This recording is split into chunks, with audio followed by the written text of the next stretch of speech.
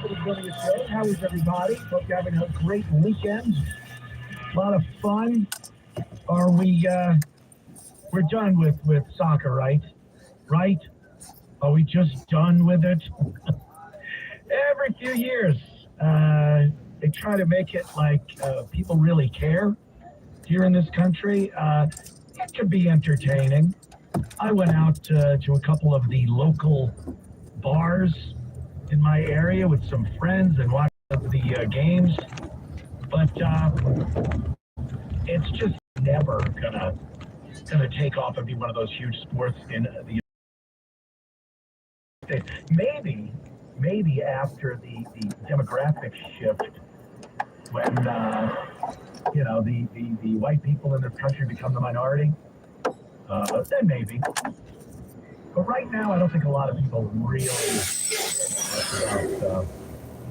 about soccer.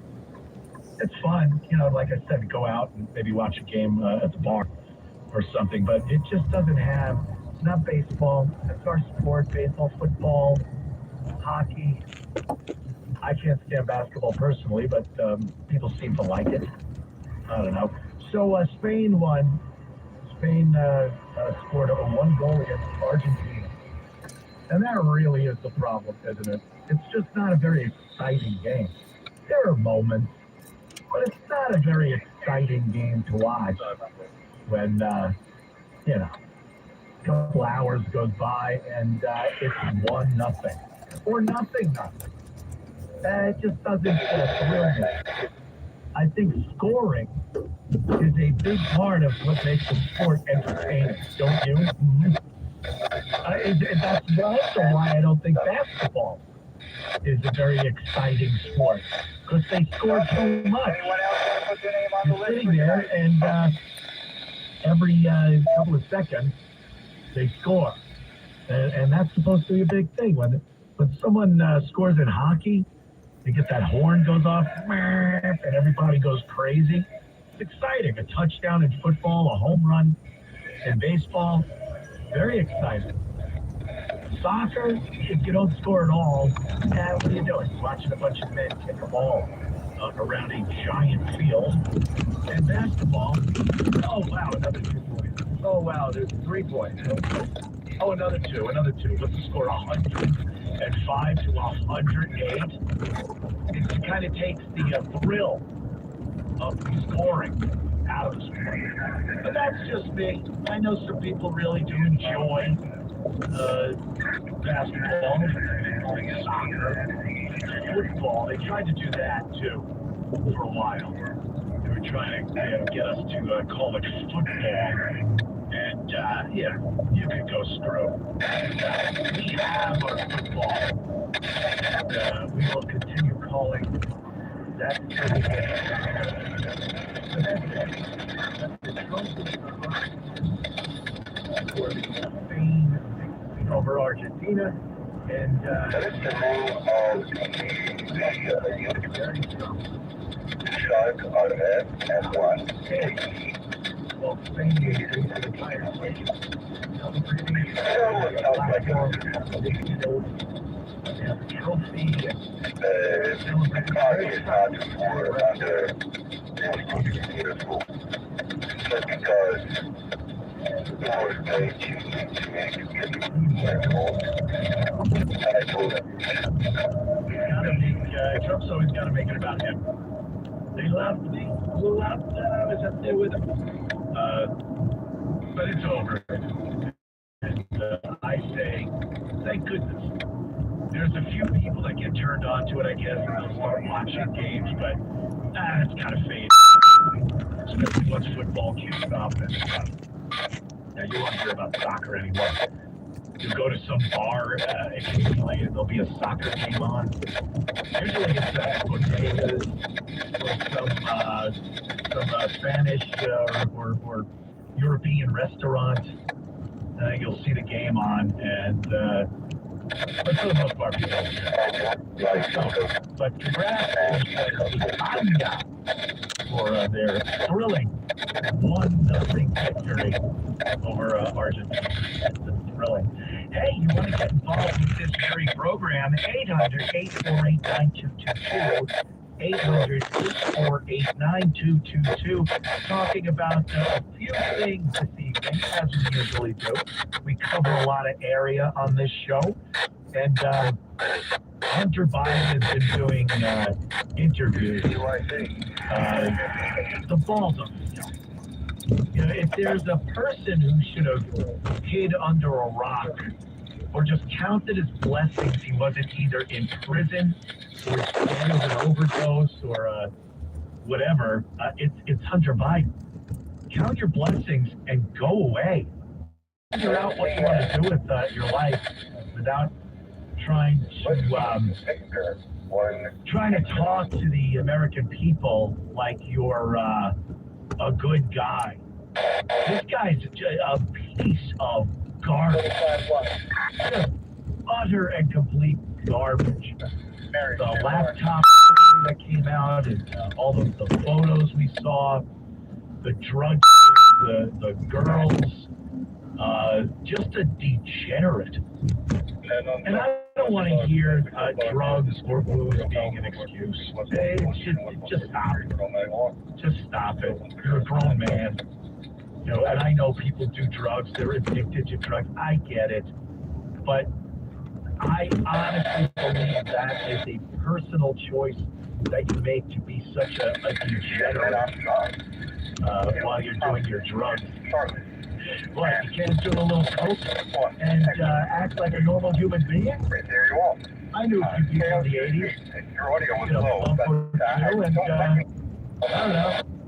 They acted like themselves, but just this fed up a lot more energy, it seems. But this Hunter Biden is out and about, bashing the Trumps, talking about the Zorba Danny, crazy Zorba Danny. No one wants to hear Hunter Biden's take on politics, that's for sure.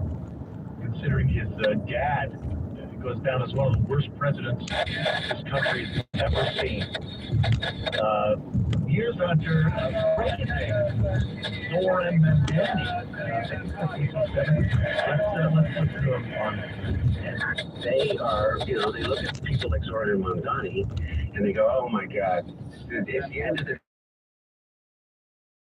I look at Zoran and Mamdani and I go, there's a leader. I completely agree. Every single thing that they talked about was, you know, people are going to flee the city and they're going to go crazy and you know they are. It's the worst thing that could ever happen. And you know the Democratic Party is going to be tagged with this Muslim blah blah blah blah blah. And here he is, and he made promises, and you know what he did? He kept them. Yeah, he kept them. Mm-hmm. He's lowering rent.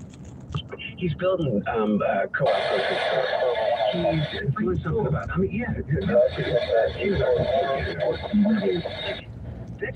that's what people will care about. They care about that. He doesn't throw anybody. Really, really good. Really good. Wait. First of all, he's been in there, what, 6 months? Let's be real here. What do you think he's been doing? The keeping promises? What? The one store? Thank God he can't keep his promises because the free busing, did he keep that one? That's a disaster in the making if he ever does do that, which he won't. It just costs too much money. He lied about it during his campaign, and there you go. People bit. They bought his line of crap and voted for him. The state-run grocery store? Yeah, there's one. Good for him. What is it really going to do? Is it going to shut down other grocery stores? No, it's just another one of these socialist programs that he wants to put in place that really aren't going to do anything, positive or negative. It's just a show. Like, look what I'm doing. People leaving the city? Yeah, Hunter Biden. They are. How do you deny that?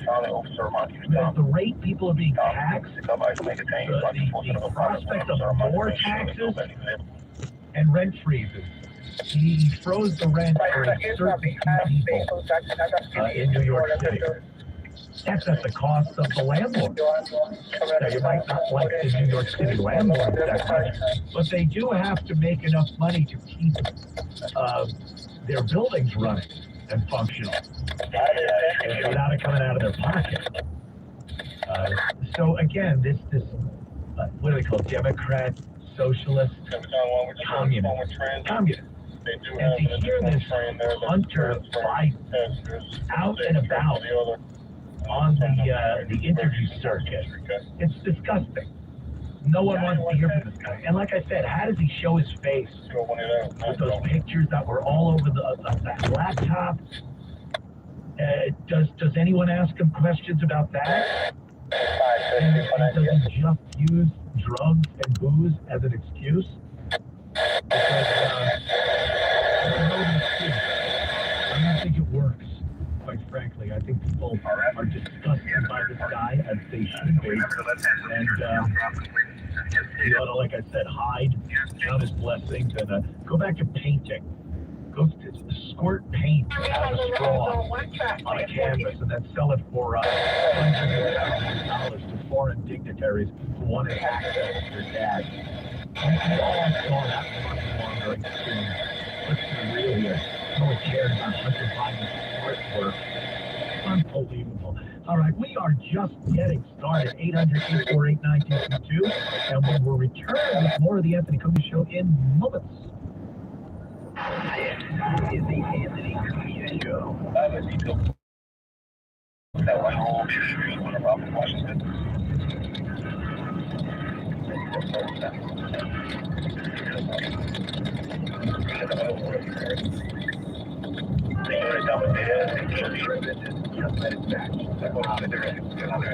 Everything you do.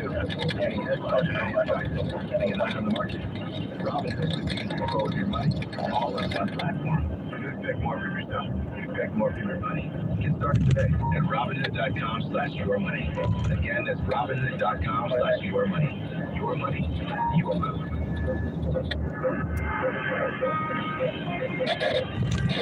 Identity theft can cost more than you think. Bring investing tax returns, for lawyers. That's why LifeLock is backed by the $1 Million Protection Package, which covers up to $1 million for stolen funds, fees, and experts and lawyers, and out-of-pocket expenses. Don't face the burden of identity theft alone. Protect your future and finances with LifeLock. Join now. Save up to 30% off your first year with promo code BECK at LifeLock.com. 1-800-LifeLock, promo code BECK. LifeLock.com. Terms to apply.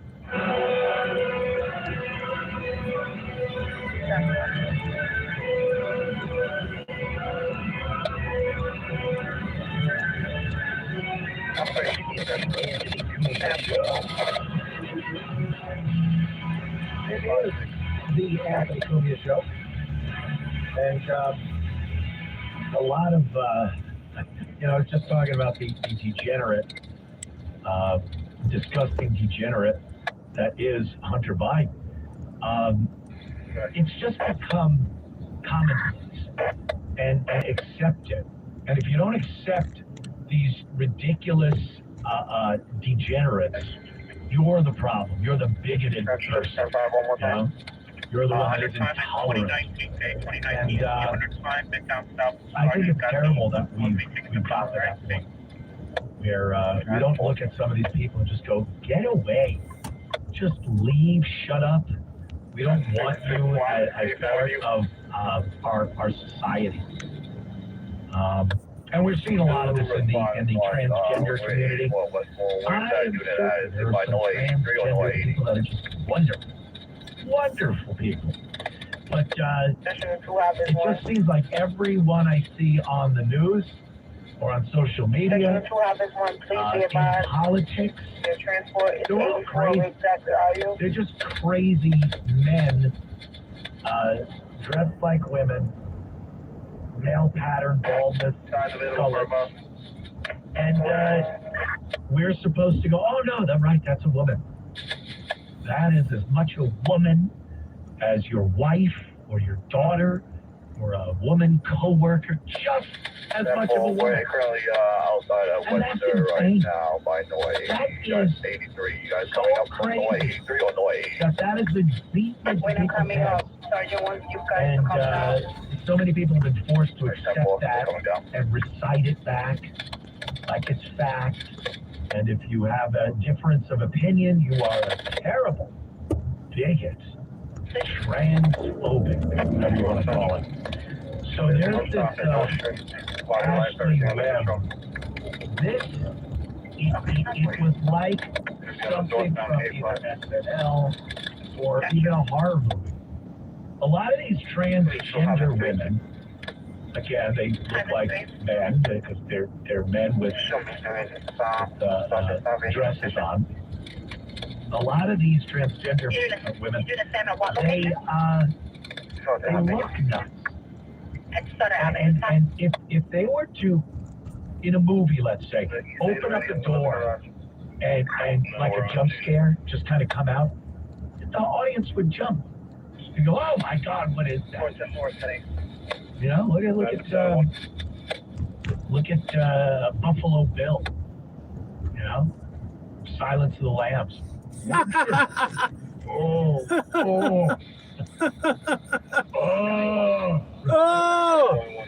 That was scary. He was a scary person. And a lot of these guys, they're scary looking. And I will not be party to the degenerate fantasy that they are women. And they must be treated as such and addressed as such. It's insane. So, you know, Graham Parker has to bow out of the main Senate race. He was the Democrat with the Nazi tattoo, and then they said he sexually assaulted a woman. It was just a thing to get him out of there. So they have a bunch of candidates, and they were doing a debate, the Democrats, and Ashley Webb is one of these candidates. And this just, this guy looks like Meatloaf in a dress. Either the singer, beloved late singer Meatloaf, or literally a Meatloaf in a dress would look prettier than Ashley Webb. So Ashley is in a debate and being asked questions. And here is one of the responses. This is nuts. Let's listen to Ashley Webb. There it is, AC2. Oh, I ran for office several times. No, I didn't run. I'm a songwriter, and then I write my own books, and then as far as my transparency, I wouldn't lie to the people, and I wouldn't deceive the people like we're being deceived right now. Like, you know, I just smoking mirrors, like what's going on with ICE. And I suppose the biggest thing is, like, I'm just an angry citizen now, and if I got elected, I'd be an angry senator. Grandpa, Eddie, where's Spot, Eddie? Well, I am an angry person. What the hell? And really looks like me in a dress. Yeah. Absolutely. It was right. It was right. And then that was the question, what do you feel qualifies you to be a senator from the great state of Maine? And, well, I talk, I write music and books. Yeah? Make sure everybody has their tracking What the hell does that mean? What is that supposed to get you? That you do that stuff? And I don't deceive people. I'm not a liar.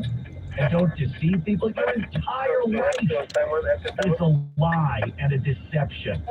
You're very bad at it, because I don't think you're fooling anybody. But you're certainly trying. And a whole life of yours is a deception. Here is another clip Like coffee from today. Ashley Webb. Thank you. I don't even know what to say about this one. Let's listen though. Another Ashley Webb clip, AC3. And then with the trans community, like, we're being dehumanized.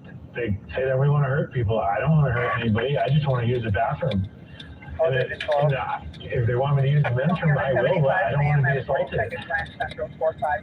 Yeah, there's a problem, and it's, you don't know which bathroom to use. Maybe since you're a man, you should use the men's room, and if you're going to be going out, and maybe you could dress, like a man. Maybe you got to understand that you are mental. You have psychological problems.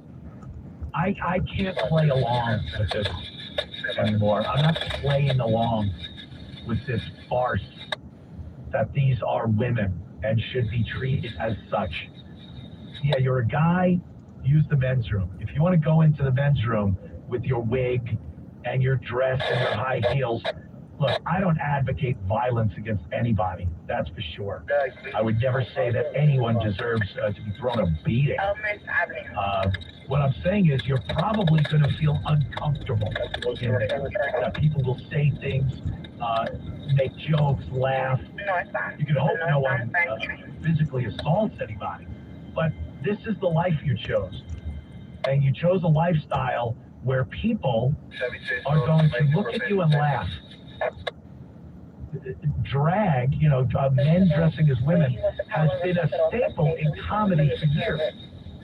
Because it's funny to straight men to see a guy in a dress and to go, oh, this must be some form of comedy. Because there's no way that this guy thinks he looks like a woman. And I certainly am not going to play the game and lie to myself that this is a woman. Klinger from Mad is a great example. Klinger goes to Harry Potter's office in his dress, a big floppy hat, and the canned laughs were going on. Laughter abound. Because it's funny. So this guy, Ashley Webb, good Ashley. If you want to go into the men's room, well, that's on you. First of all, yeah, you shouldn't be allowed in the women's room, or locker rooms, or anything else that are dedicated spaces for women who want privacy in those spaces. You should not be in there. So if you want to use the men's room, you're going out to a restaurant. How about you put on a pair of pants and some shoes? Don't wear a wig. Don't wear makeup. And then you can use the men's room, and no one's going to bother you. Oh, yeah. We're live. That's who you are. We shouldn't have We're to live. play your stupid game. You're abroad. We're going to get my... Plenty of phone calls. We're going to get my chicken. More of the Anthony Cook Show. Station built just for you. We're going to get my chicken. New York Defenders. We are a ball fight. An American original. Talk Radio 77 WABC and WABC.com. That chicken is so good that I can taste it in my mouth already. Reflect the policies or positions of WABC Radio, its management, or its I can taste it ahead of time. I can taste it. I can taste it ahead of time from my memory. With entertaining and informative talk 24/7, 365. More 77 WABC listeners. And listen to 77 WABC than any other station.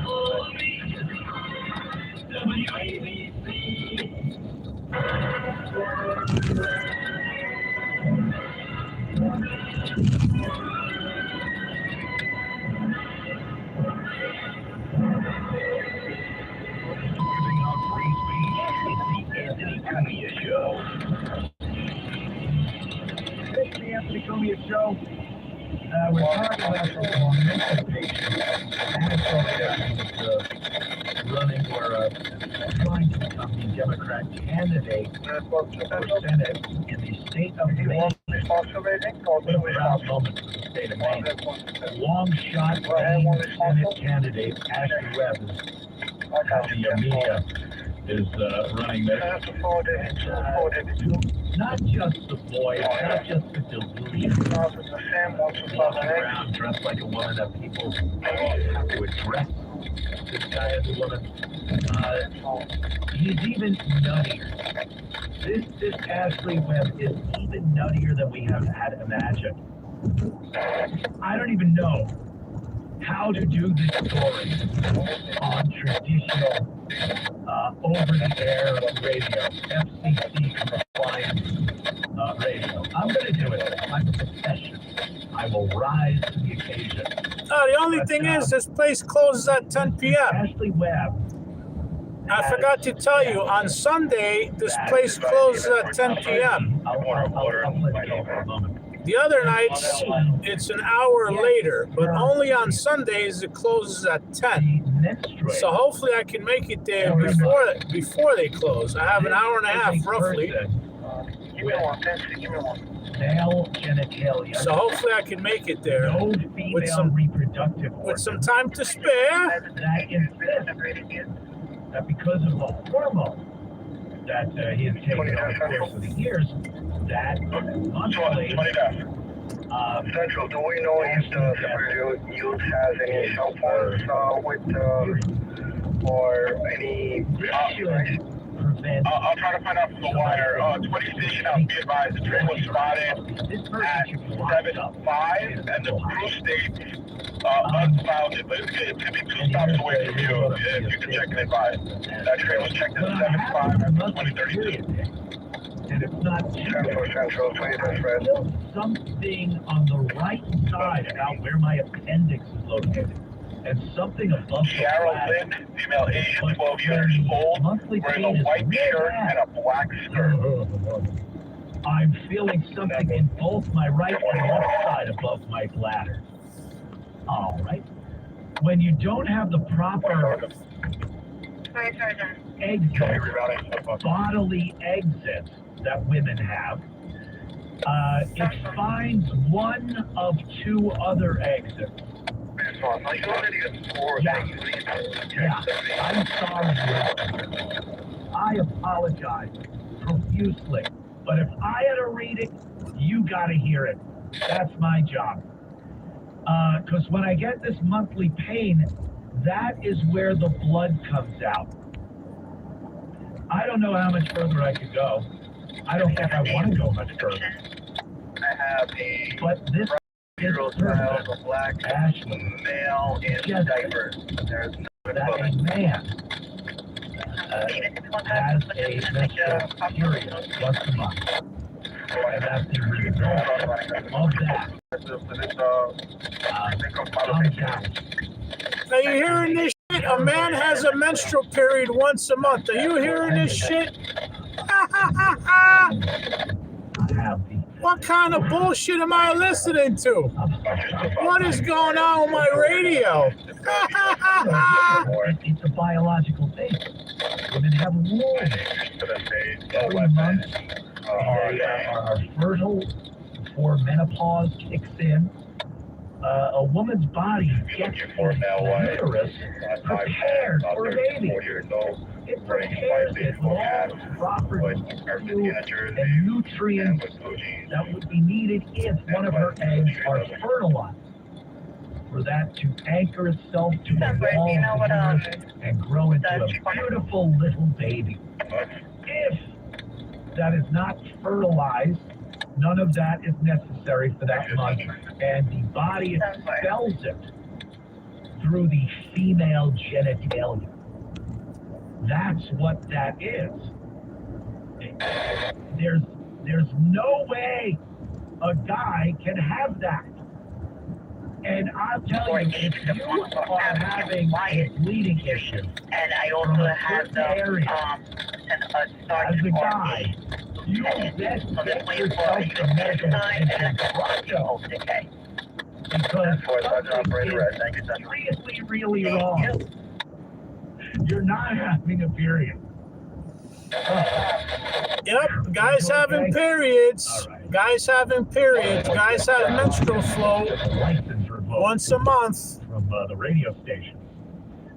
Could you hit the continue button on the phone, please? I have flow, but I have flow out of the butthole. I have flow out of the butthole. I don't know about all that menstrual flow they're talking about. I have butthole flow. Long Island, New York. What's up, Justin? Hey, Anthony, how's it going? I have butthole flow. I don't know about that menstrual flow they're talking about, 20 man. years, and I just see it every week. That's some weird stuff on the radio going on around here. I know you're against this new Odyssey movie that has come out due to some of the casting choices, but I genuinely think you are missing out on a very well-made movie that I know you would like. I know you like good movies. And I just, I think it's going to be, I'm not saying I can't see either, but there's so many good movies this year that this movie has great special effects, great sound, great music, and really good acting. So I really think if you see it in IMAX, you might like it. Yes, you know what? I probably will. I'm not that nuts when I'm like, I don't like the idea that Helen of Troy is a black woman, or that one of these mythical warriors is a transgender gentleman, a little minute, minuscule transgender woman man walking around. I get it. I probably would like the movie. I do like movies like that. My problem is, and it wasn't even that they chose those people to cast. My problem is, it will immediately remove you from the movie.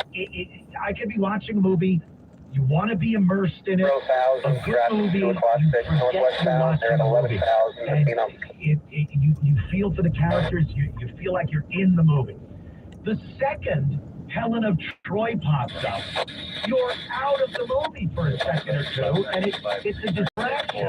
Why the hell would you do that with your own movie? You're watching, you're loving it. Oh, look at all that traffic. Luckily, I get off on the exit right before all that traffic hit. Look at all those red lights. You see all those red lights? Like a Christmas tree?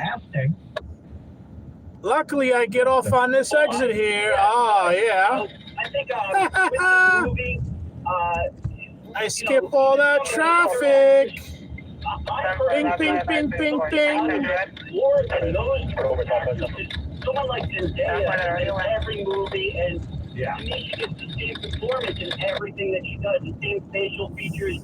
So having a megastar like that, I think they could have actually cast somebody that is unknown in that role. Continue listening to you like I do every single week, because you're the man, dude. I do appreciate that, my friend. Thanks for the phone call, and thanks for the support. I appreciate it. What about the other guy?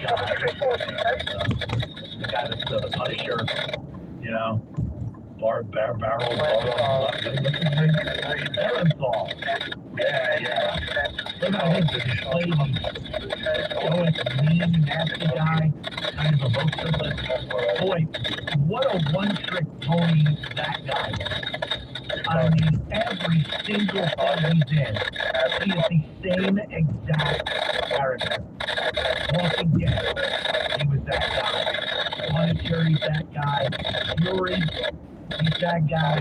And I've seen the trailer for and he seems to be, God, talk about overrated as far as acting goes. I like Matt Damon. I think Matt Damon's a legit actor, He does a good job. Depot's up there. We tried to call back to the voice. Yeah, you can't get there from here. Yeah, it's a crazy state. I assume they were kind of, backwards country kind of a thing, but the liberal take on it. Boston used to be pretty conservative, and they were really segregated along racial lines and class lines. You know, you got your Irish Saudi and your Italians in the north. Most people don't go into other areas unless there's a reason to.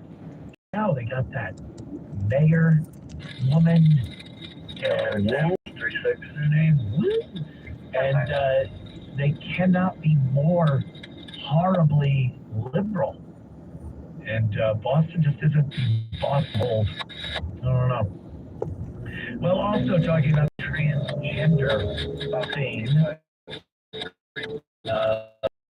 Women's Tennis Association, WTA, has implemented sex screening for all players to preserve the integrity of women's professional tennis and to maintain fair competition conditions for all players. And I guess tennis stars Martina Navratilova and Christy Everett were involved in having this done. They've been very outspoken in their advocacy of women in women's sports. And of course, the Supreme Court making that decision that the state has the right to determine if they want women to have to compete against men in their sport. And as we've seen over and over again, it is not fair. And their only excuse, when you have people that are advocating for transgender women in women's sports, all they can say is, well, there's not even that many. Well, we had an hour and 15 minutes, and now we have an hour and 13 minutes. Transgender women athletes have an hour and 13 minutes. Women athletes. It's like, oh, come on. But where I'm at now, I think I'm going to make it. I think I'm going to make it with time to spare. I'll tell you one thing. I think a girl that has been working her whole life in her sport and was hoping for a scholarship to go to college or a spot on the Olympic team, I bet they care how many are playing against them when they get left out. Would have made the cut to be to get a scholarship, go to a college, or go to the Olympics. I bet they're not squabbling over, well, there's only that many. Yeah, one is too many if you take your spot that you've worked your life for. That's another thing. These women train. You see, when they become successful Olympic athletes, and the Olympics does the retrospective on their life, they have film or video, depending on how old they are, of them as toddlers, practicing, doing the sport. Their parents driving them all over the place to have them train and become the best at their sport. And then some guy, a year or two. Oh yeah. Well, we got an hour and 10 minutes now, and I know I'll make it. I know I'll make it. There, middle finger. I know I'll make it because we're kind of getting close now. We're closer than we were when we left the city. The entire life of work that these women put in is just wiped out. But don't worry, there's only a few. That's their big excuse. How about if you're so good, you compete as a guy? Yeah, you compete as a man. How good were you on the track and field team in high school? Most of these women, trans women, we got these stupid stop signs here. They were terrible. We got these stupid stop signs. I almost missed that one and I almost blew it. Class of sports. I almost blew right past that stop sign. Ridiculous. And I'm glad the Supreme Court made that decision. And I'm glad the Women's Tennis Association decided that they won't be partaking in that nonsense either. All right, we'll be right. Let's see how many of these stupid stop signs you have here. All right, this is stop sign number 2.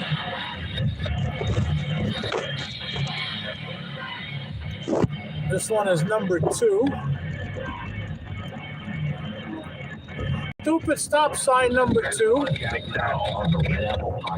Now we have stupid stop sign number 3. My friend Lewisburg, we're headed for some trouble here. The country's divided. Stupid stop sign number 3. And a lot of the things that the left are mad about. Look at this. Stupid stop sign number 4. This is stupid stop sign number 4. President Trump has given with regards to the need to protect our borders, to stop illegal immigration, and that's not. We're up to number 4. Uh-oh, there goes number 5. You see it? Laws that govern the United States. Maybe if people could learn civics and understand what's what, then they would know how This to is respect the changes that stupid they want, stop rather sign than number bullying 6. and demonizing the people that are here to protect America. Download all of Red Apple Media's podcast right now through your favorite podcast platform.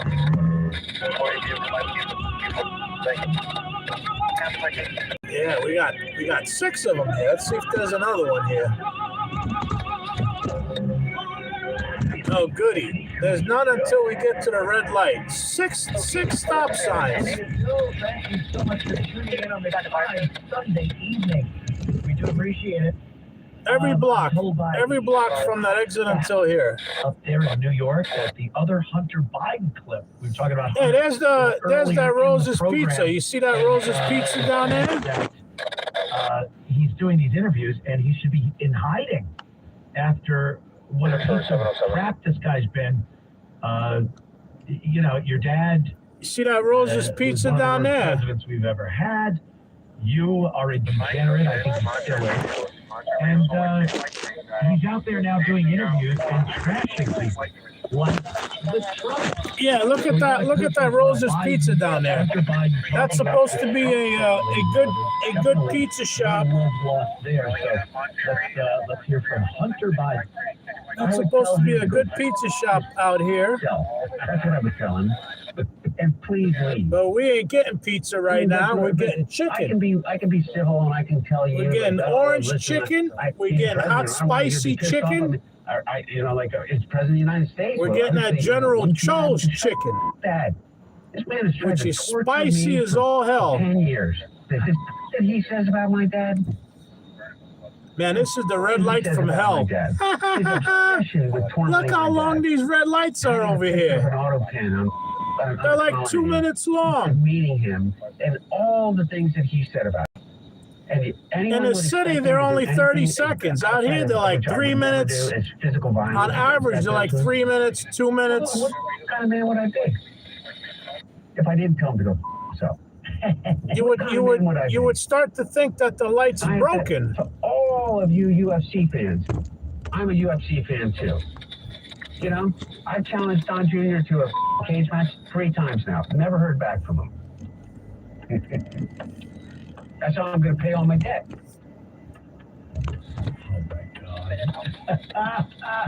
Oh, look at that. There's a China buffet here. China buffet. And there's the 39 cent, Said terrible things. The auto pen. 59 cent, 79 cent, and 99 cent store right here on the corner. President of the United States. Because it certainly wasn't him.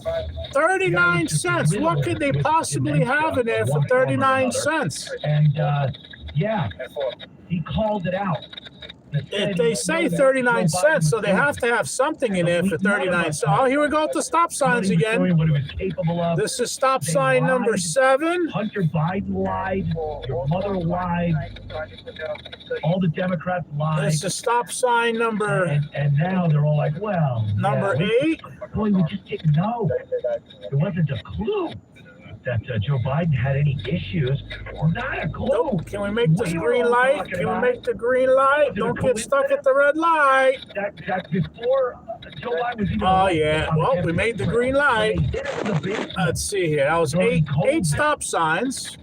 We were all going, this guy's that crap. 6 plus 2. He doesn't know what he's doing. He's in the throes of Alzheimer's or something. And then just coincidentally, that happened. The last year he was in office, the last 6 months, he actually did get some type of dementia, and you people started to notice. Or, let's go reasonable. How about you lied, you knew just like we did, it was very obvious, and you didn't say anything. And because Trump pointed it out and said this guy is absolutely not fit mentally. Oh yeah. Well, we're on the freeway. The problem. We're on the throw the F word around. semi off-grid freeway to he was saying stuff about wanting where to the fight, place is where I'm going to get my chicken. Oh yeah. Eric. And now we got to go on this freeway a couple of miles. Degenerate. We got an hour and 3 minutes left, and we should make No one it. has any respect for this guy. We should make He's it a with at joke. least a half hour to spare. He's a joke. So You apparently had a pretty respect-worthy brother. maybe 40 minutes to spare. You know, we never saw what Beau Biden could have been. I think I can make it there in 15 minutes. System and whatnot, but If traffic is this light, you know, and I get a lot of the green lights, I should make it there in 15 minutes. He has sex with the guy's wife. Holy moly! Could that be the worst thing? 10, well, maybe 10 to 15 minutes I should make it. So look at the time. I think It's 8:57, 8:58. F his wife. And then he So let's see, 10 to 15 minutes. Down in New Orleans or something. Arkansas. It's all the same to me down there. That whole coast. IHOPs, I'm telling you, yo, all these IHOPs her away. are empty. Every single IHOP I pass by for last year. Doesn't deserve to be cast aside because the drug-addled father was banging a stripper, and now you're just taking no responsibility in helping this kid out, and the entire Biden family is just abandoned that kid. Just garbage. The whole Biden family, trash. And Hunter fits right in on that bill, doesn't he? Back in a Station built just for you. Entertaining talk, information, and New York opinions. It ain't going nowhere. The world famous and American original. Talk Radio 77 WABC and WABCRadio.com. WABC New York, WRCR Haverstraw, and 107.1 WLIR Hampton Bays. This is the Worldwide News Network. I'm Ken Rhodes.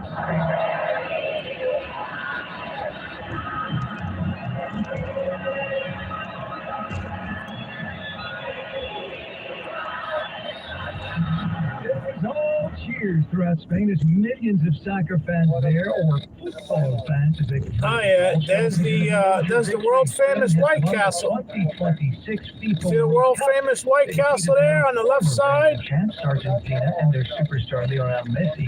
That's Diarrhea Castle. In extra time playing to a packed house of nearly 81,000 at New York, New Jersey Stadium, and with 1.8 billion viewers around the world, this was That White Castle is Diarrhea Castle. the first way back in 2010. President Trump and President Gianni Infantino presented the players from Spain medals and the coveted FIFA World Cup trophy. President Trump then, during that presentation, was quite happy to him. He says the real winner of the tournament may be the United States of America. Yeah, we were soccer country, and I think it's going to remain. And many on both sides of the aisle have said the U.S. hosting the FIFA World Cup has largely been a success. Tragedy in northern Iraq as a U.S. service member was killed, a second injured Saturday while disposing of an unexploded bomb from a downed Iranian attack drone. That, according to U.S. Central Command, also gave an update on Iranian ballistic missile and drone attacks on Friday that killed 2 U.S. service members and left a third missing. News Nation's Hannah Brand. The president telling me he finds it very sad. He says it's a very sad thing. We hate to see it happen. But then the president told me it's in service to our country. They're never going to allow Iran to have a nuclear weapon. And that's a line we've heard from the president before. We know that is his driving force that he has repeatedly said when it comes to this war in Iran, and I quickly asked him what he thought of Iran also saying this weekend that it no longer plans to follow that memorandum of understanding. The president telling me I couldn't care less. Now, U.S. military officials say unidentified remains have been found in Jordan. It has not yet been confirmed whether those remains are those of the third missing U.S. service member. Ukrainian President Volodymyr Zelensky said today that Russia had launched one of its largest ballistic missile attacks. The primary target was Kyiv and the surrounding region. Zelensky urged allies to speed up deliveries of previously agreed upon air defense packages, saying that interceptor missiles were needed, quote, literally every single day to save lives. He said Ukraine would continue to go after Russia's oil sector and supplies for its occupied forces. This is the Worldwide News Network.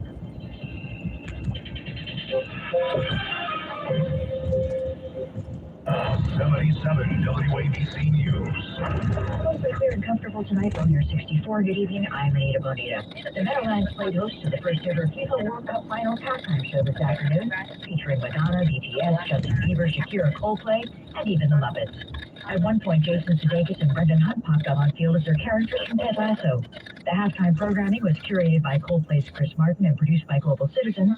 There was also a guest appearance by students from PS22 on Staten Island.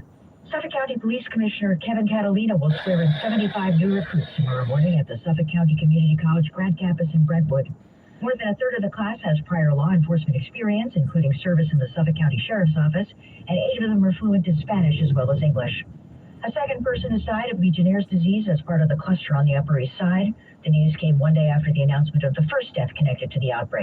Health Commissioner Dr. Alistair Martin said that the department's aggressive strategy of testing, enforcement, and remediation appears to have stopped the source of exposure. He added that they'll continue inspecting every cooling tower that tested positive.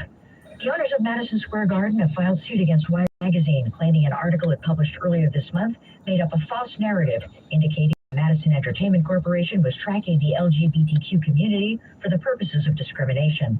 The suit is asking for compensatory and punitive damages, as well as the correction or retraction of the false and defamatory statements and implications. New Jersey's new e-bike law took effect today after the expiration of a months-long grace period. The new requirements are among the strictest in the entire country. E-bikes in the Garden State are now regulated under rules like those governing mopeds. Riders under the age of 15 are not legally permitted to operate the vehicles, and helmets are mandatory for all operators. Those who don't comply with the new mandates face fines of up to $50. I'm here. E-bikes taken away by local law enforcement. From the WABC Weather Desk, mostly clear tonight, low around 64.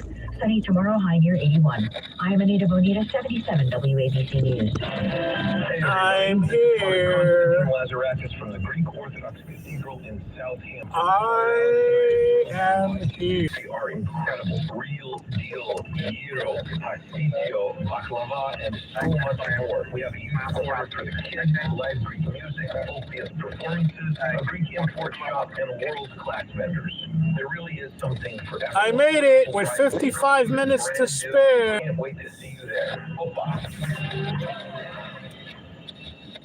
And now it's time for the Cat's Corner. This is John Katzmatidis with the Cat's Corner. The real heroes of the American economy for many, many years, 100 years, 200 years, has always been small business. The family restaurant, the hardware store, the local contractor, the dry cleaner, all these are small businesses. And you need to go about the enriched community. Kelly Laufer, who is the small business... I'm going to go inside and get my stuff, and I shall be back. ...lend money and create more small businesses. Now, let's surround the new companies that are coming back to the United States of America. President Trump says he's got commitments for $19 trillion in new businesses. Well, we need small businesses to work to make...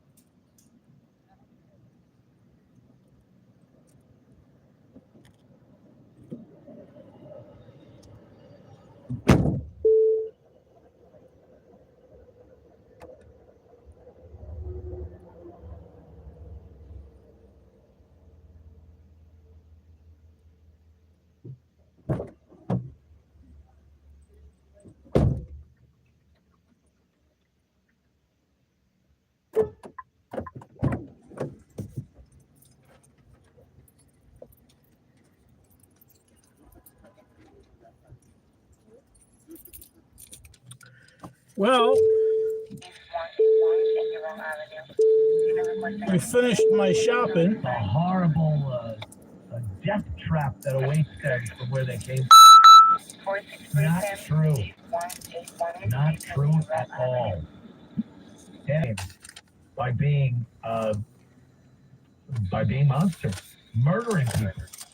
Yeah. It's going on as we speak, and I couldn't be happier that we're heaving their asses out of this country. Right? Richard Gere could heave his ass toward us. You don't want Trump hurting anyone's feelings. Back in a minute. Listen to this podcast now On the Red Apple Podcast Network. Dominic Carter, City Hall. John Mancini, the mayor, do you think the blood of NYPD officers is also boiling? And that's the last thing you want. And that's the last thing you want. And the mayor just is not standing behind anybody. All right, so we're back from the store. New York, I don't think it's going to survive 5 years. I really don't think it'll survive. Download all of Red Apple Media's podcasts right now through your favorite podcast platform.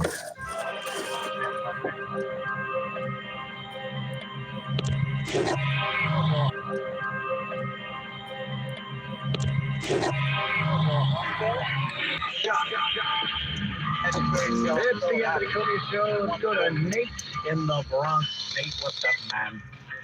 Say to my son this morning, hey, I only have 4 weekends So pretty much, And I said, I realized, oh, I don't have 4 weekends left. and After that, before I get to my comment, I want to point out that We got the 3 salads. You see that?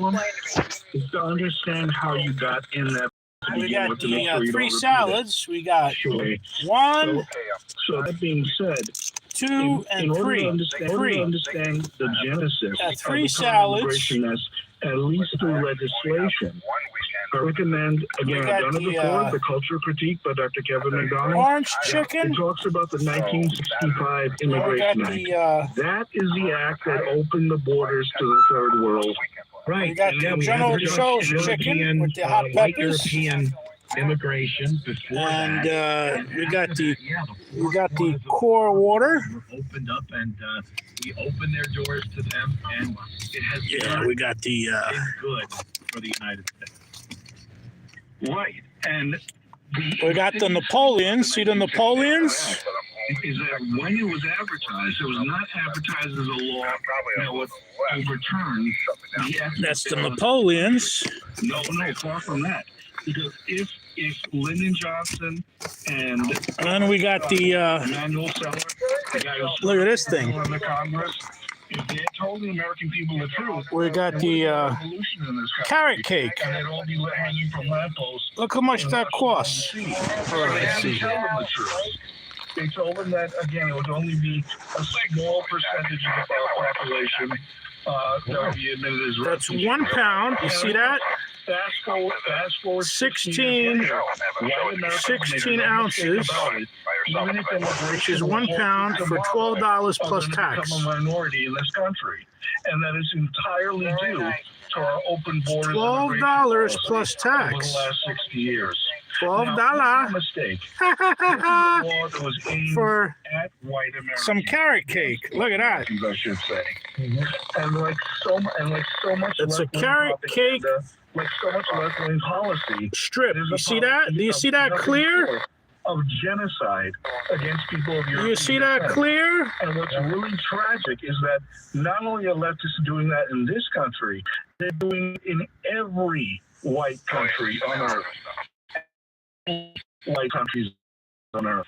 China is in inviting the third world into its borders. They don't get castigated as racist. Japan is inviting the third world into its borders. Yeah. They don't get denounced as being nativists or xenophobes. It's only whites and Europeans that are designated as if you go to a college course, Yeah, and we have a half hour to spare. college student, I got all this stuff with a half hour to spare. all the undergrad classes are in humanities, all the undergrad classes in the humanities, number one, you don't need to write, and number two, all the indoctrination sessions White people are. We've seen that. I'm just reading all the. We've seen it because. I'm reading all the messages here. So I got the 3 salads. I got the Napoleons. I got the carrot cake, 1 pound. About it, you say, hey, I don't like the. Oh, and you missed the. Names, the great replacement theory. Hold on, let's put this. Let's put these salads over here. But I got them leaning on the door like they're gonna fly out of the door. You're talking out your, rear end, and this isn't happening. Yeah, let's put the. And then when someone Put the carrot cake over there, gets up and goes, and we got the. in a couple of years, white people will be in the minority in this country. We got the General Cho's chicken. How are you applauding that? You see that clear? I think that's a good thing for not only the country but for you. The General Cho's chicken, which is $10 a pound, Let's be real. And they're plus tax, and we got the sesame orange chicken. You see that? If you want to know exactly Sesame orange chicken and General Cho's chicken. General Cho's chicken is a little darker. one look at what's going And on if you can see, let's see, you see that? murders of the Afrikaners, You see that? the street crime. You see that red? You see that hot red pepper there? Like gangsters in the streets That's of Johannesburg and other big cities in South Africa. That's the chili pepper. You see that? That's the chili pepper in there. If you don't do something. Where's Chili Bono pepper and all equals those hot other pepper. bands that played We're Not Gonna Play Hot pepper. And then you got the sweet orange chicken. Stars Against Apartheid. And that chicken is going to go inside those salads. Playing apartheid this, and we're not playing. And now we got to. South African theaters anymore. And Now we're going to shut the flash off. South Africa turns into one of the biggest garbage crap holes in the world. Is Bono go down there? Why there's no apartheid? All the other bands that were involved in the making of the anti-apartheid videos and songs, do they go down there? Are they still being booked down in South Africa to play some of the venues down there? No. They got their. So we got all that food. Destroyed a country, and they just go to the next thing. Thanks, Nate. Appreciate your call. We got all that food, and now we're going to look for a. Well, now we're going to head down to Long Beach. Maybe entire country rallying behind that. But first, before we play any of his presidential aspirations, let's listen to Don Lemon again. Just like Richard Gere, they have something in common. Something tells me might not be a gerbil with Don Lemon, but you get my drift. He says that MAGA are a lot like anyone? Yes, that's right, Nazis. Of course. Yeah. What else could they possibly be like? We're going to go to Long Beach here. You think that once Donald Trump is gone, it's the end of MAGA? I don't know if it's the end of that sort of attitude. I mean, the MAGA is the closest. That's what MAGA is, because most intelligent people, logical people, when they get new information, and if that information is negative or not factual, then they change their minds. Where they go, oh well, I wish I had known better, and now that I have this information, then I can readjust. No matter what no matter how many facts and how much information you give them about this presidency, about the policies, they don't change their mind, because they're really not voting for the price of eggs. They're voting for white supremacy. They're voting for power. They're voting to have a preeminent voice. They're afraid of, they've been co-opted by many people in the Republican Party and Donald Trump to think person is taking your job. Oh, yeah. That person is the reason that you don't have the Long Beach. Long Beach, just like Long Beach in California. California ain't the only one that has a Long Beach. We got a Long Beach over here in New York also. Really? And I think that the Long Beach in New York is actually kind of special because it's an island. Really? It's an island, unlike California. Nazis ever. California, Long Beach is. The cameras that go to these left-wing protests and meetups, and they will not allow. It's actually nice and cool tonight. It's nice and cool. The temperature in my of these people. And my truck is hovering between six and fresh. We finally got some fresh air tonight. Or would you want people to know that, especially your opponent? We finally got some fresh air. Debate is about. If someone with a microphone comes up to me and I'm very passionate about an agenda that I support, and I'm educated and knowledgeable about it, That's what I hate to say. chomping at the bit. Switch lanes? To let people know, hey, I'll talk. Let me talk. Here's how I feel about this issue. They don't want to talk to anybody, and if they do open their mouths, they're imbeciles. They're complete idiots.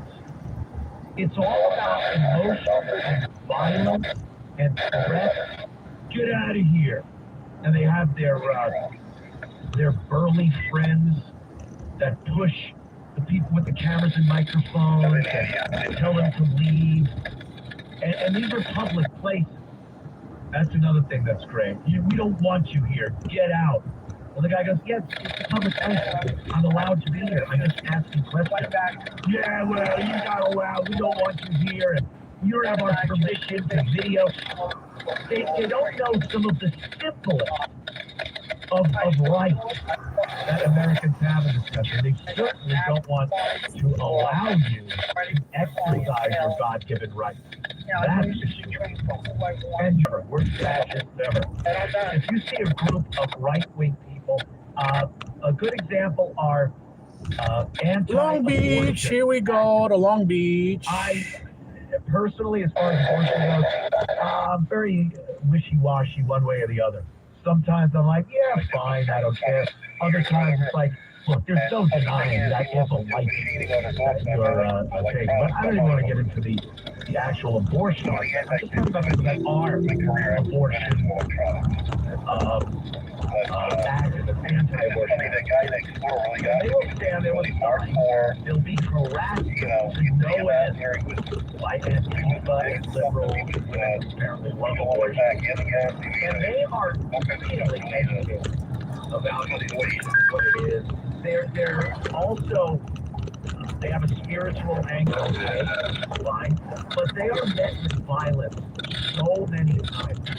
And they are wide open to be able to want to speak with people that don't agree with them. They don't chase people away. Yeah, I'm anti-abortion. They want to talk. They want to inform about their take on it, their stance. But the left stands, they do not want to allow to hear opposing people.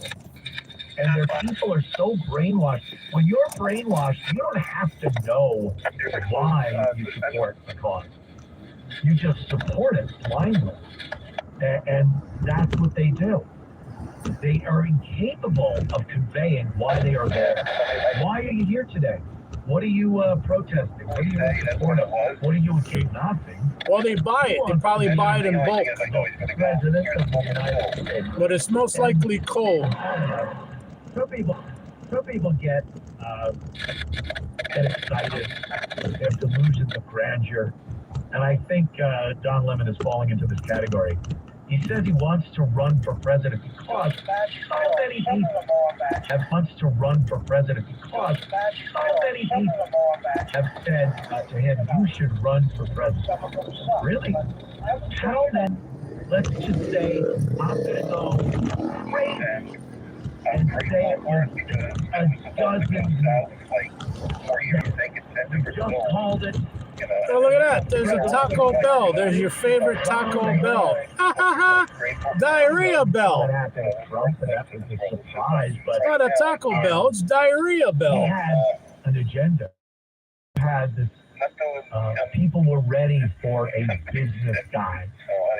They wanted someone that wasn't a politician. They wanted, and he fit the bill of what a lot of people in this country wanted as a president. Do you really think Don Lemon fits the bill of the majority of Americans? A dozen people, if that, is probably 3. and they would probably all have a team bath together, quite frankly. So here's Don Lemon saying that he is ready to announce his candidacy for the United States. Don?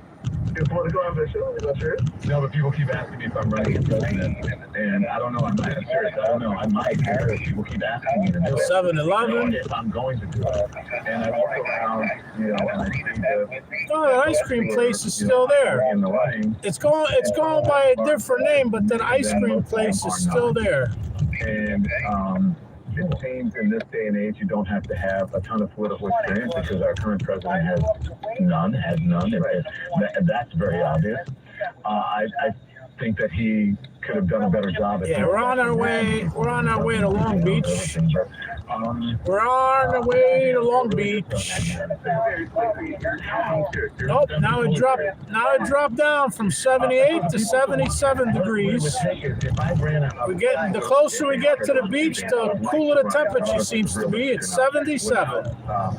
Lucky number 7. I would like it to be a voter citizen-driven campaign for as much as it can be. Maybe at some point I might have to take a donation. I would rather not do that, but I would rather the people of the United States say, that's the guy that we want. I'm going to give him $5 or $10, something that doesn't break the bank, because I know that the economy's tough. The current president is not doing a great job for working class people, for the American economy. He's doing a fantastic job for his rich friends and for people who happen to have 401ks and investments. Doing a great job for those folks. I'd say us folks. I'm included in that. I'm the beneficiary of his tax policies, but I don't think it's fair for the working class people and for the average American. Some of your money went, Let me dig into this for a second, though. Have you looked at the logistics of doing this? Have you looked at potentially putting together an exploratory team? How far entertaining? I stuck my toe into it, if you want to put it that way, or I dabbled. People who have been in Harvard for what would it take, when would I have to get in to do it, and I'd have to be really serious about it. And then they tell me, you can't tell these types of stories during dinner parties if you want to be president of the United States. But I'm saying, because I like to have fun. Yeah, we know what that means. Sticking his toe in.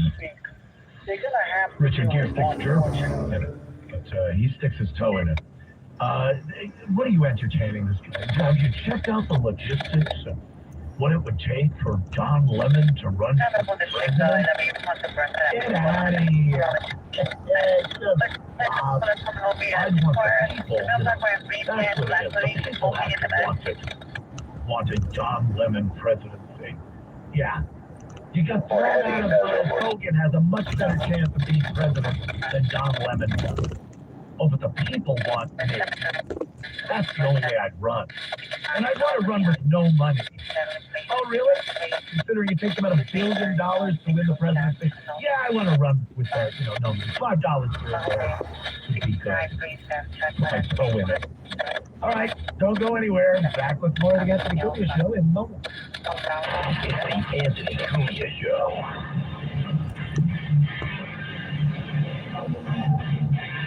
Big jump probably send in Delta, Jordan, and still ahead of time. Built just for Knock out a lot of stuff. Information. News sources, and we'll cover the That cop there in the right lane.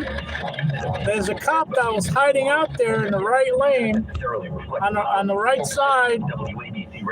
On the right side, he was there. He was just waiting to see somebody speeding. Because you can only go 30 here down to the beach. Down to the beach, you can only go 30 miles an hour. As you see so many signs that say 30 miles an hour on the side of the road. So many of them. Serve the people for the past 104 years. Nobody does it better for the love of community, country, and common sense.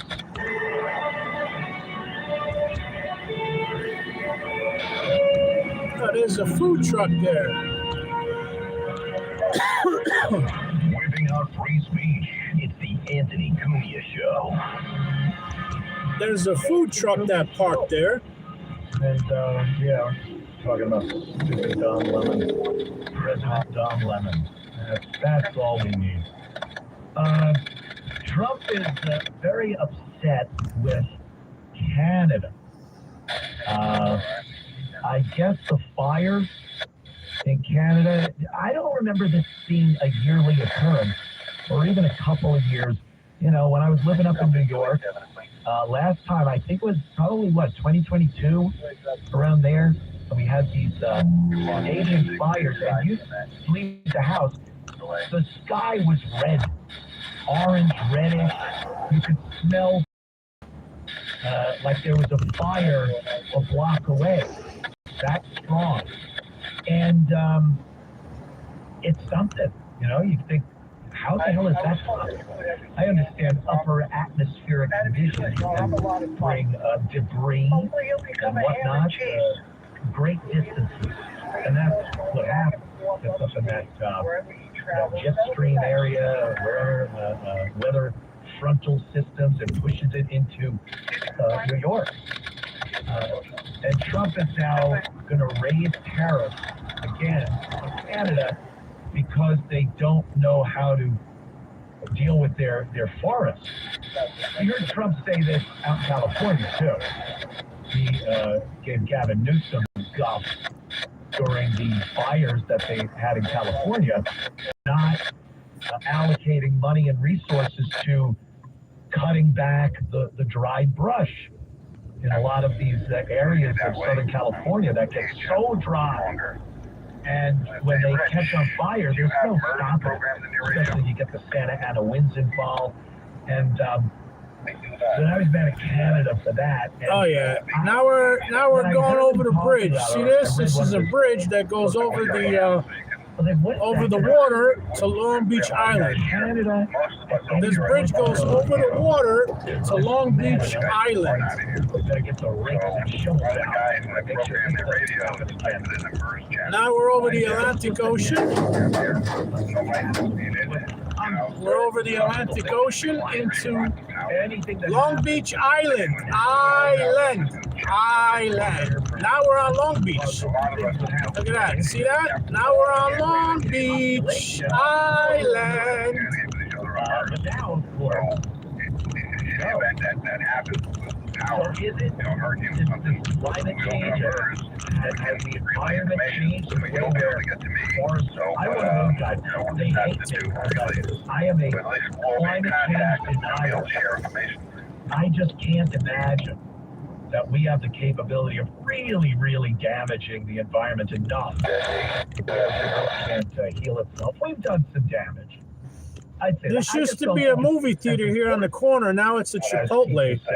And I don't think it's the United States' responsibility to be the world police as far as paying the bill for things like climate change.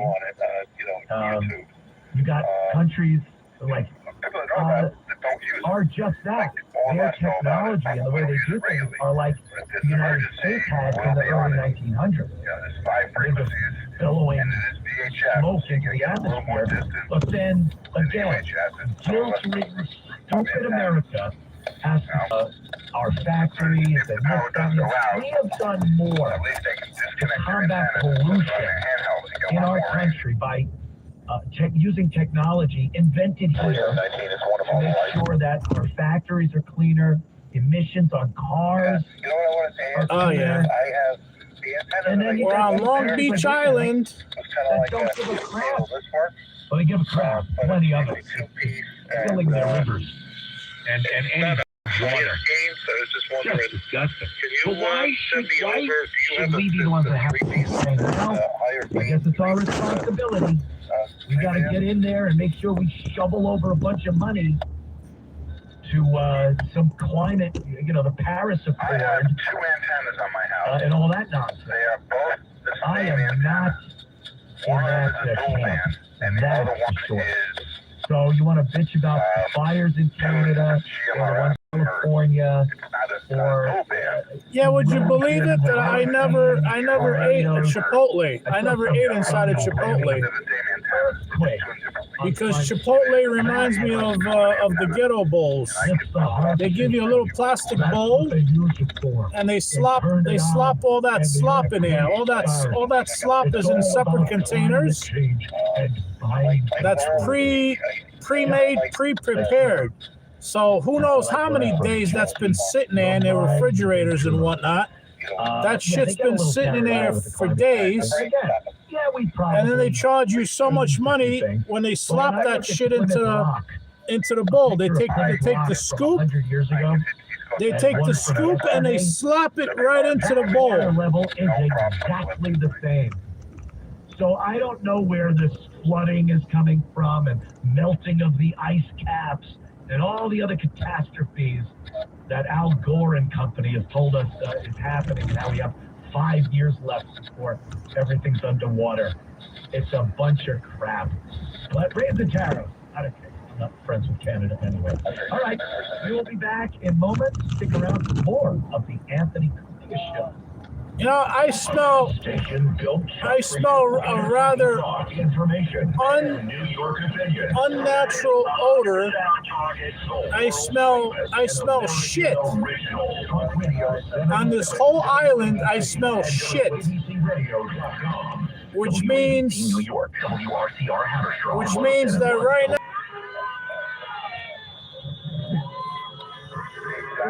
right now, they're releasing the shit into the ocean, and boy, does that shit reek. In spite of the now that shit stinks bad. It reeks. Including having one of the greatest players, estimated 1.8 billion watched around the world. The final score: Spain 1, Argentina 0. President Trump and Chief of President They have all these restaurants on the left side of the road, and a couple on the right side also. It's one of the greatest events of any kind ever held. So we're really happy that it did so well. And all over the world, people have come and they've loved our country.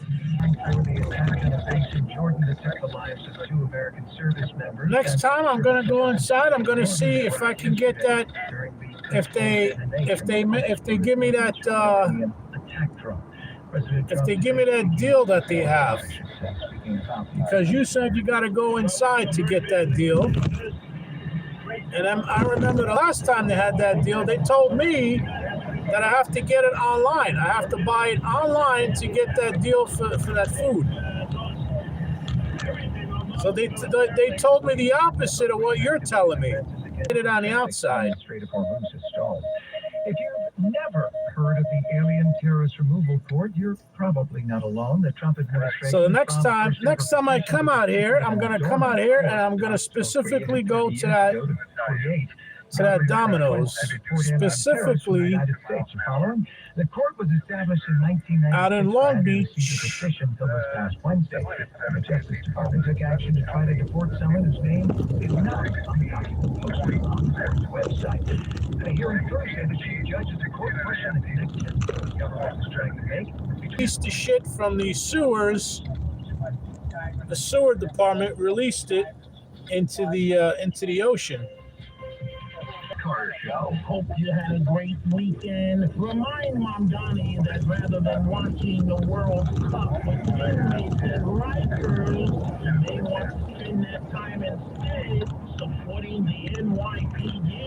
That's coming up at 11 p.m. tonight with me, Donnie Carter, 77 WABC. 77 WABC News. Oh, July 19th. That's today. Governor Sherrill said earlier today that means that street is closed today. Consul generals, ambassadors, and heads of state from around the world attend these meetings, and they've had the opportunity to come here and see New Jersey. They've been hearing from a lot of their citizens about how great their experience has been here in New Jersey, and so I've been setting up follow-on meetings so we can continue to suggest that they invest in New Jersey. 3 state lawmakers will visit the Horizon Juvenile Detention Center in Lot Haven tomorrow to investigate recent reports of sexual assault, overcrowding, and unsafe conditions. South Bronx Assembly member Amanda Septimo will be joined by State Senators Jose Serrano and Luis Sepulveda to inspect the facility, where 11 people were stabbed during a confrontation last month. Assemblymember Septimo said in a press release that lawmakers have an obligation to see the conditions firsthand. The legislators say they'll meet with reporters after the inspection to discuss their findings. There's been a second death announced in the Legionnaire's disease cluster on the Upper East Side just one day after the report of the first.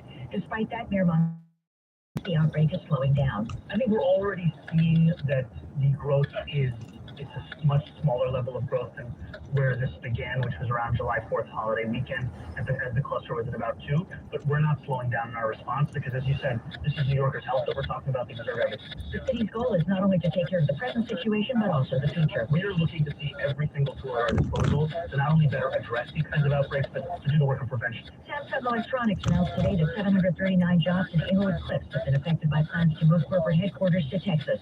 While the majority of people received relocation offers, some were let go. Samsung moved to new offices in New Jersey less than a year ago. From the WABC Weather Desk, mostly clear tonight, low around 64, sunny tomorrow, high near 81. I am Anita Bonita, 77 WABC News. This is Sydney Friends in the Morning in 60 seconds. Hey, it's Noam. You missed the show? Well, here's what happened. The great Laura Trump. It's really crazy to see, and if you look especially at the Democrat Party, I think they hope We got idiot drivers. First of all, this is distasteful. She's helping, and she should not be in public office. I see Paul around the state all the time, and he's winning in upstate districts on the island. He's winning for the Republicans. I mean, he's the only thing going on to help, like, our candidates for Congress and other offices. Sid and Friends in the Morning. Listen anytime. 77 WABC Radio.com and the 77 WABC app. Coming over list number 1 about America. President Ronald Reagan once said, All great change in America begins at the dinner table. 77 WABC agrees. Serving up food for and bringing you entertaining and informative radio since 1921. Did I mean this? I've seen a lot of my friend, it's due process. the art of the deal. From our dinner table to yours. Thank you for listening to 77 WABC.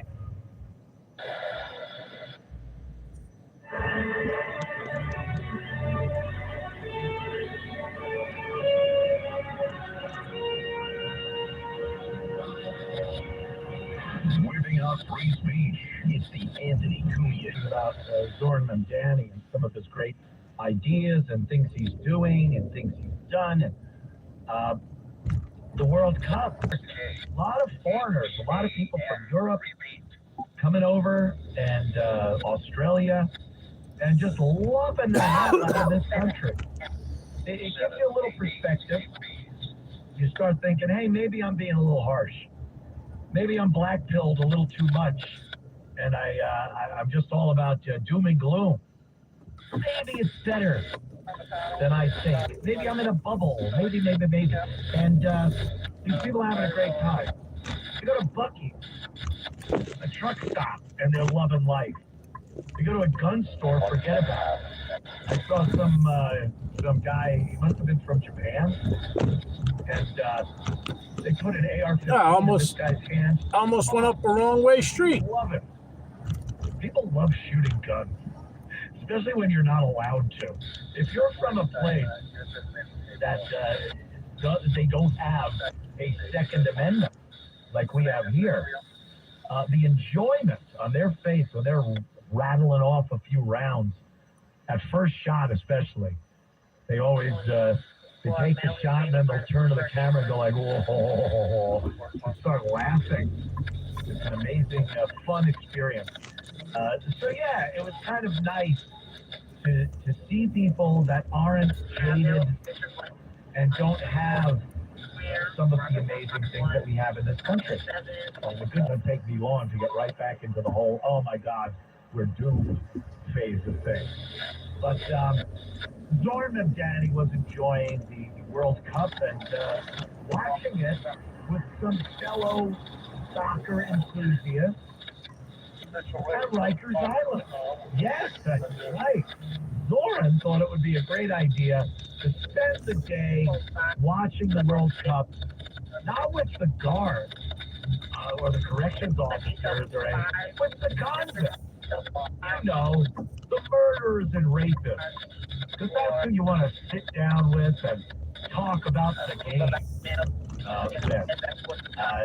This is so typical of a commie like Zoran Mamdani. You'll see the prisoners as the victims of the oppressive system. And then it's like, no, I'm the guy, I'm the voice for these poor people that have been locked up. Many of which I'm sure he thinks they've been locked up illegally. There's some grave injustice that took place. So he decided to sit down with the prisoners at Rikers and watch the world become. What a guy. Let's hear his take on that, shall we? I hope that this shares with people who are incarcerated here on Rikers, if they too are part of New York City. The World Cup has been a magical moment for the entire city. These are New Yorkers, and they will be New Yorkers when they get out of Rikers. They're New Yorkers today, and they'll watch this. Make sure that we can celebrate this moment together. Celebrate this moment together. Want to make sure they can celebrate this moment together. Because New Yorkers, and they'll be New Yorkers when they get out. Is that a good thing to say? Is that a selling point for New York? Hey, don't worry, people. The convicts, the murderers, rapists, people that rob and assault and burgle, the carjackers, the arsonists, they'll all still be here when they get out. Don't worry. We're going to pack the streets with some hardcore criminals. And that's really what it is. Because Rikers isn't full of people that are there for smoking a joint on the sidewalk. Wow, well, finally that shit smoke cleared up. Be out a couple of hours later. We've seen this happen. You really have to be a problem for them to toss you in Rikers at this point. So it's not, you know, I'm not sitting with hard criminals here. This guy forgot to pay his Easy Pass bill, and he's here at Rikers. That isn't happening.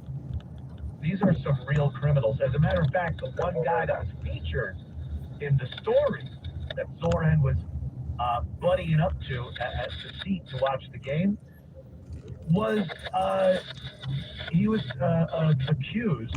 He hadn't been convicted. He was awaiting trial on abusing children. And there's Zoran. Hey, let's watch the game, shall we? Let's watch the game. There's a guy, he was waiting for the part at the beginning of the game where the soccer players walk out with the little kids. Hey, when does that happen? Is that the beginning of the game, Zoran? I love that part. When they bring the little kids out. Zoran's like, great, you'll be in New York when you get out, right?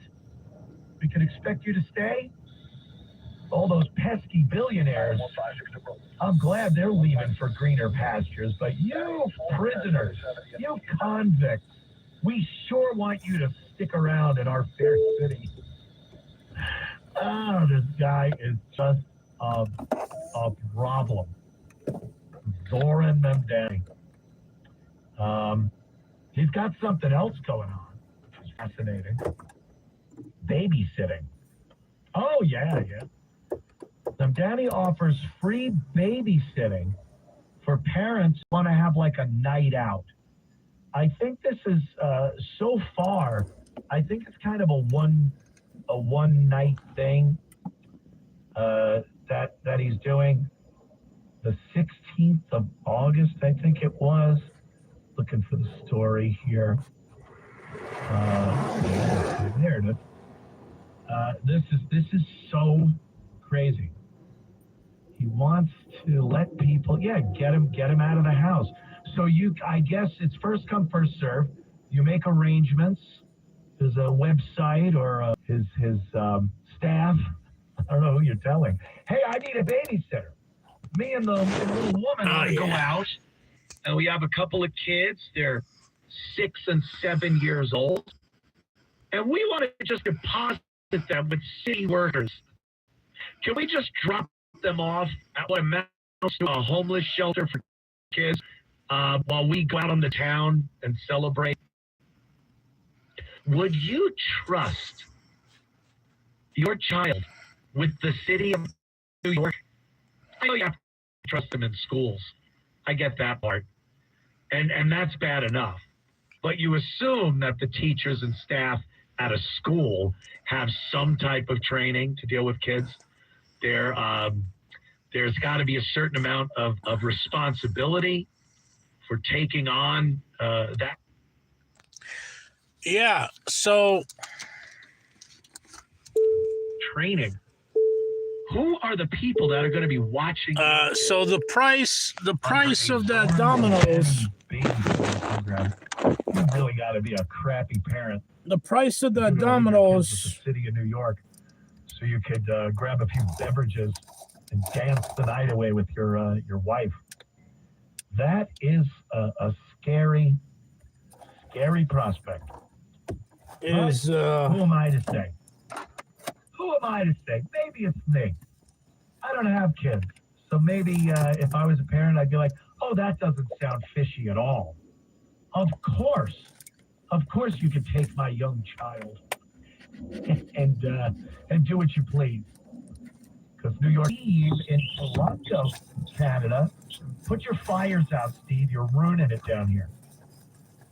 Yeah, Anthony, before I get into my main point, I just want to congratulate you on your continued success and any future weekday projects. Wink, wink. Oh, I don't know. We're loving life here on Sunday evening. But, we never know what the future holds, especially in the business we call show. Thank you. What's up, Steve? Well, I'm watching Sunday Night Baseball, the Dodgers versus your Yankees, and it goes to a commercial for Progressive Insurance. Mm-hmm. Now, you've shown these television ads before of a man breaking into a house all dressed in black, and he is clearly a certain race. Now, this one features the lovely Flo, the chubby, aesthetically challenged spokeswoman for many years, sitting in her chair reading a book, while this guy dressed in black is stuffing all her stuff into a sack. Now, here's the kicker, Ed. He's not wearing a mask. No? No, he's not wearing a mask. And this is followed by Farmers Home Insurance Company with a very good-looking black gentleman, well-dressed, sitting behind the desk, selling us home insurance. Now, the guy not wearing a mask but burgling Flo's house, what persuasion was he? Well, I think it's commonly known as Caucasian. Yeah. It's such an obvious agenda when they do that. I guess they don't want people to say, oh, really? You're stereotyping? But they always put a white guy as the bad guy. And then the cops come in and they're black dudes or an Asian woman and a black guy.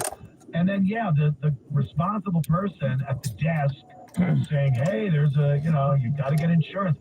I'll be the black guy or I'm opening up all my foods. White men, straight white men, let's say, they can cast them as the worst people on earth. And they know this, so they do it. It's a form of indoctrination and brainwashing because statistically, I don't think there's a lot of white dudes burgling people's houses, but it's part of the greater overall agenda, Steve. Yeah, certainly is. I don't know about you, but I, for one, am just absolutely ashamed of myself for being Caucasian. Yeah, we should be. We're all amongst the worst people ever if you watch movies and commercials and listen to Washington and celebrities. But thanks, Steve. Appreciate that. I have noticed. All right, don't go anywhere. Back in a flash. This is the Anthony Cumia Show.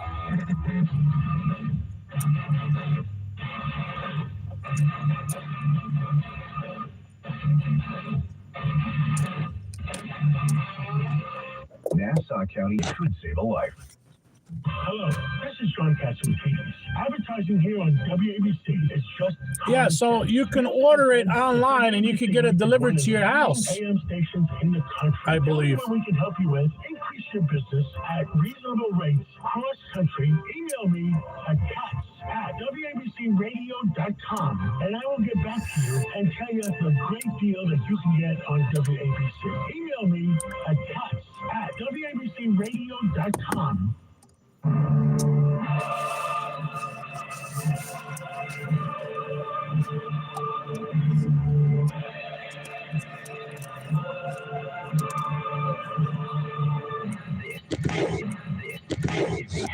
Cumia Show. The Anthony Cumia Show. And the last See, this is the this is my salad. On last week's show right here. This is my vegetable garden salad. Look at those onions. And just a bad look. Do you see those onions, middle finger? Some of this financial business dealing. Do you see those? Things. And of course, everyone knows. You see those onions there? Oh yeah, look at that salad. Hell, anything would have changed my mind voting for Donald Trump and not Kamala Harris. Look at that salad. Now look at that. Transpired that would have made me vote for that. Look at this woman. chicken. Look at those red peppers. They're spicy peppers. Overall, over the first term and the couple of years in this term, almost. I think look at that. He's doing a good job. And look at that orange chicken there. Look at that. Correct. There are certain things that's I'm the not orange happy about sesame at all. chicken. Brought up the Iran thing, and I said I just that's do the not orange know sesame chicken, and this is the I don't know what this war. this is the all spicy about. chicken. Look at those. If I don't it's think you about the understand how nuke, hot Iran and spicy have a these nuke. peppers are. That makes sense. A rogue nation. If But they're good. They're hot and spicy, but from they're getting good. Their hands on atomic weapons. But that sucker slipped down there. Look at that. That sounds like a cause that you could get behind, considering their sponsorship of terrorism over the course of decades now. Them having an A-bomb would be an issue. See that? All right. We supposedly bombed all of their nuke sites. Oh, that's a hot and bunkers spicy and pepper. And, there were intelligence reports that Don't be fooled. put the kibosh on their nuclear Don't program. be fooled. Refining And this thing is uranium loaded to up make with a it whole bunch of them. grade, is not going on. We got all kinds of It leaves a utensils here. pretty Look at that. We got the sizable footprint for our we got the forks and the intelligence plastic. technology to pick up. It would be very difficult for a country to start refining We got the uranium spoons. into weapons-grade uranium. We got the without spoons to eat the figuring it out. So if Napoleons that's taken care of, and the try to keep the Straits of Hormuz open. and the carrot cake. All right, once again, America's got to be world police. This seems Oh like yeah. it should Well, be let's go to eat right now. We're gonna go eat right All now. the people in the region. And then if we're keeping these Straits of Hormuz open, why are we bombing Tehran? What I don't understand this. We're not getting answers really. I'd like more answers. I would like to know absolutely why we are there, what we're doing, and what the end game is. It's on again, off again. Let's be real. How many times have we heard a treaty with ceasefire? It's written down. It confuses people. They have no real faith in what's going on to get behind it and go, okay, here's our goal. He's pushing toward it. So I don't know. I don't like that. The other thing that I'm not so long ago, even before The Apprentice, things like that. So you knew about Trump, business guy, developer, and you knew that this guy had business dealings, and when he became the president, that he would have to push those business dealings off and not have a personal hand in them. His kids, Don Jr. and Eric, can run his various businesses, and they're allowed to make money.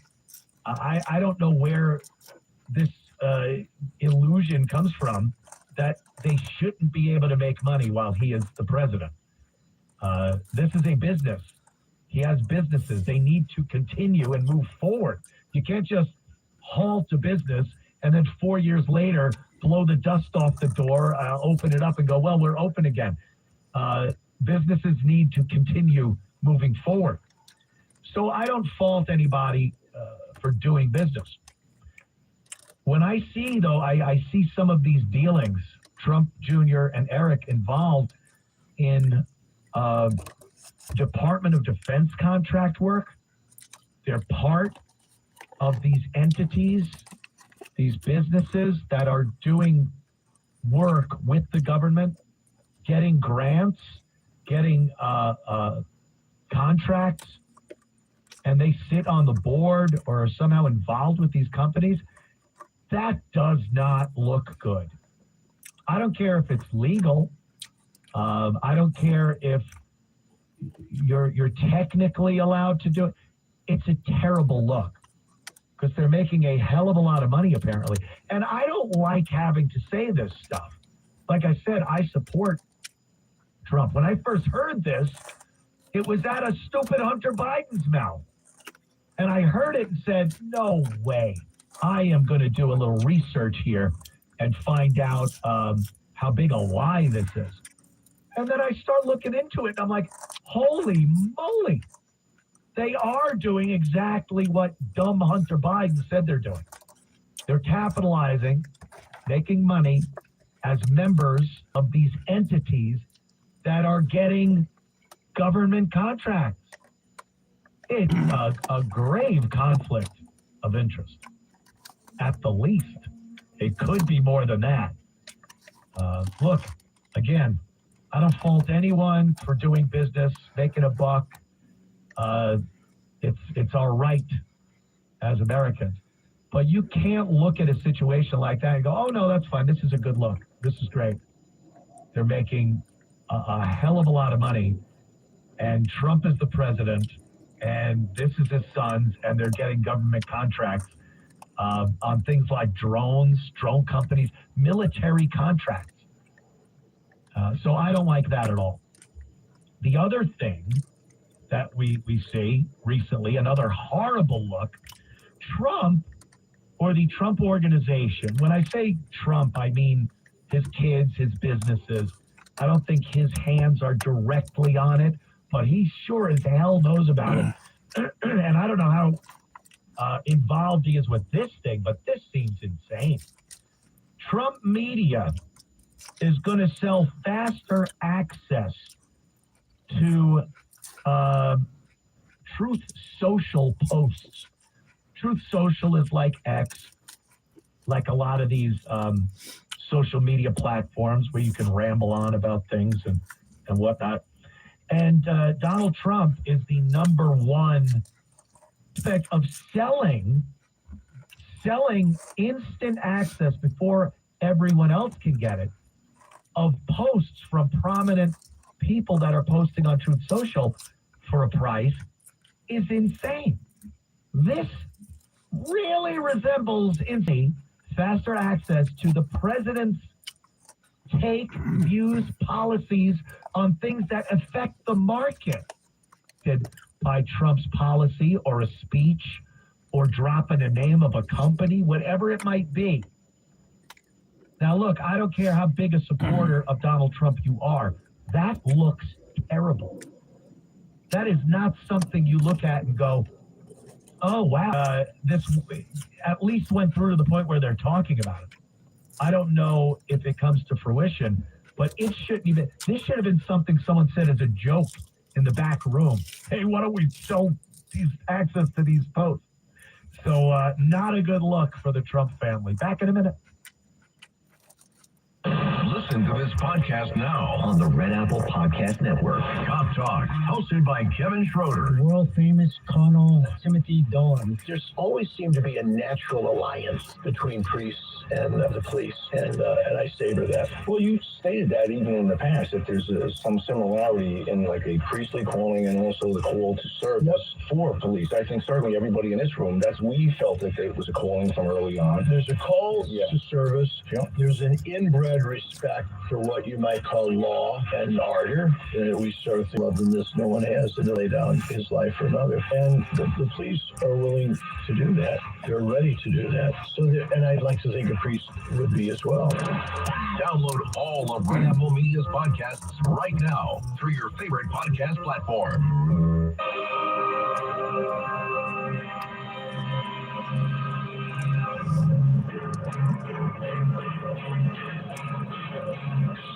It's the Anthony Cumia Show. They were doing what they were paid to do. Shock.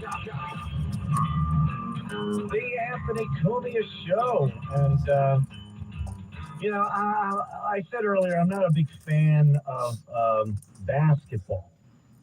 I just don't find it exciting.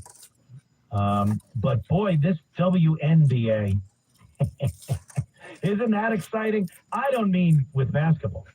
Not at all. I mean with the shenanigans on and off the court going on in the WNBA, women's basketball. They're just terrible. What's that girl named Reese? You know that one? Back at Mission Control? This is how much I don't know about it. She got eyes like a flounder. Angel Reese. Yes, eyes like a flounder. Angel Reese. Yeah, apparently one of the coaches for an opposing team felt that they didn't call Angel Reese for a foul. And then she said on mic, they were mic'd up or a microphone was pointing in her general direction. She said Angel Reese is a protected species because the refs, the officials on the court protect her when she fouls people. She seems to be constantly hitting people. She hits more people than baskets. That's what I know for sure. She's really terrible. She goes in for these crazy layups and just misses. There's a couple of girls that are pretty good, I guess, but she's not one of them. But she's outspoken. She's a loudmouth, and she seems to get a lot of attention. But this coach said she is a protected species. Well, oh my goodness gracious, did everything pop off? They've suspended the coach for a game. The coach had to give one of these groveling from the bottom of my heart apologies.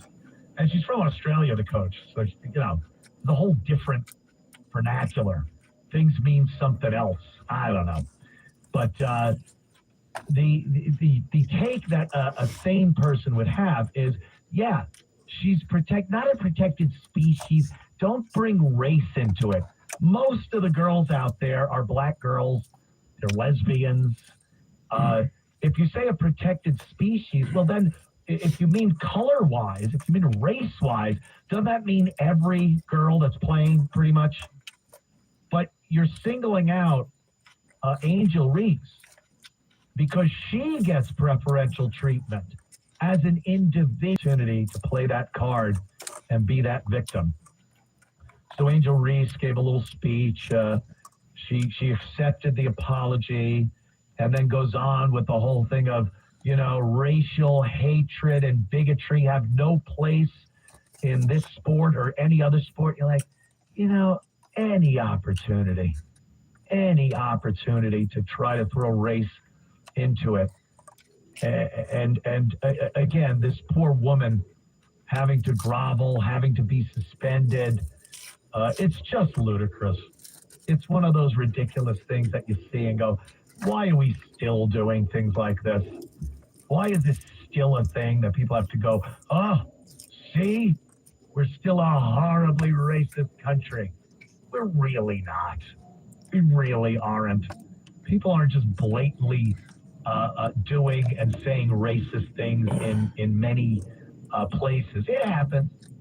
It happens as much as it happens with anything. Encompassing issue that we have in this country is insane. It just isn't happening. So to see it happening again publicly with something like this in the WNBA, but again, it makes it exciting because the game certainly isn't exciting. That's for sure. How about Larry, Staten Island? Larry, what's up, man? Hey, how you doing, Ed? Good, buddy. Let me just start out with about Sonny Hottown. We just got off a major celebration of this nation's 250th birthday.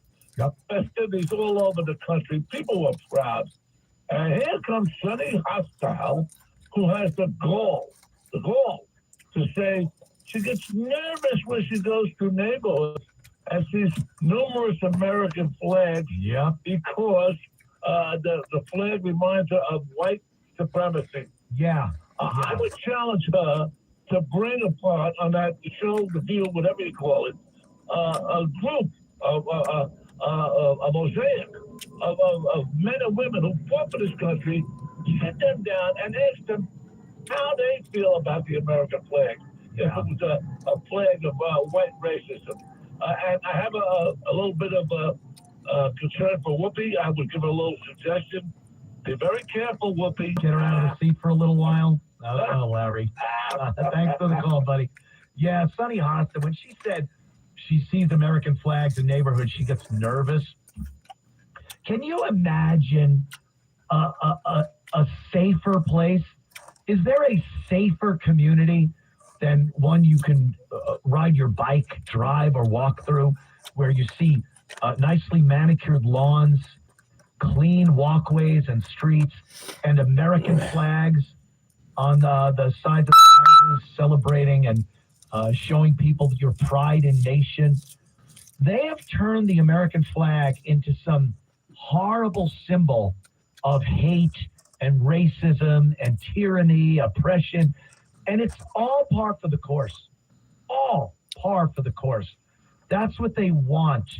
Any sense of nationalism is looked at as one of the worst things you can have in a country.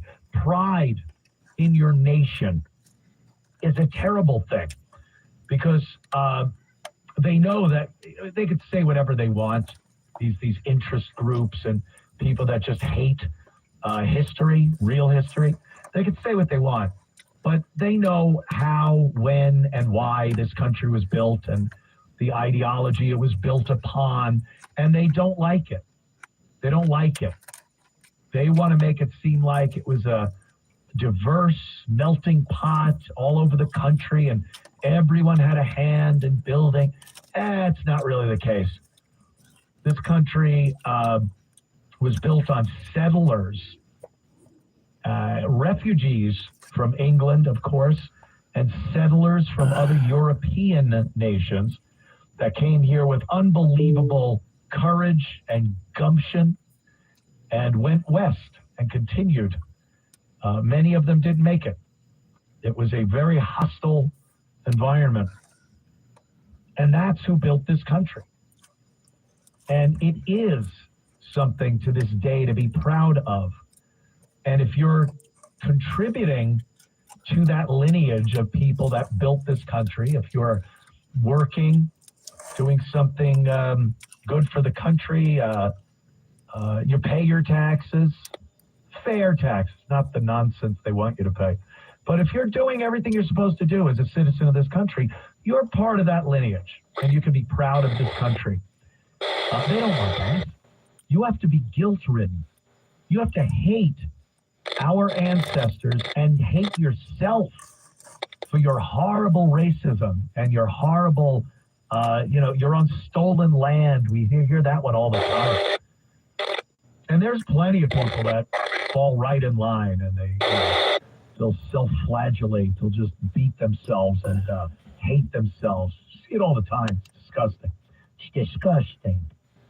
But what are you supposed to do? You can't tell these people anything. They've been brainwashed. So we're in a couple of different camps in this country these days. I am firmly seated in the proud American camp, and I have hope that we can get back to some of the traditions and some of the ideology that made this country great, that enticed those settlers to come here and in the face of danger, move west and build this great nation of ours. Thank you. Thank you. And now it's off to Washington. We're going to go to Florida and St. Louis, and we're going to go to Ohio. And yeah!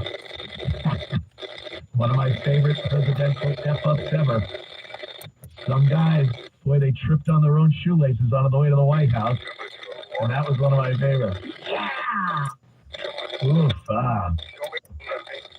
like Dukakis. Remember him with a big dumb tank helmet on?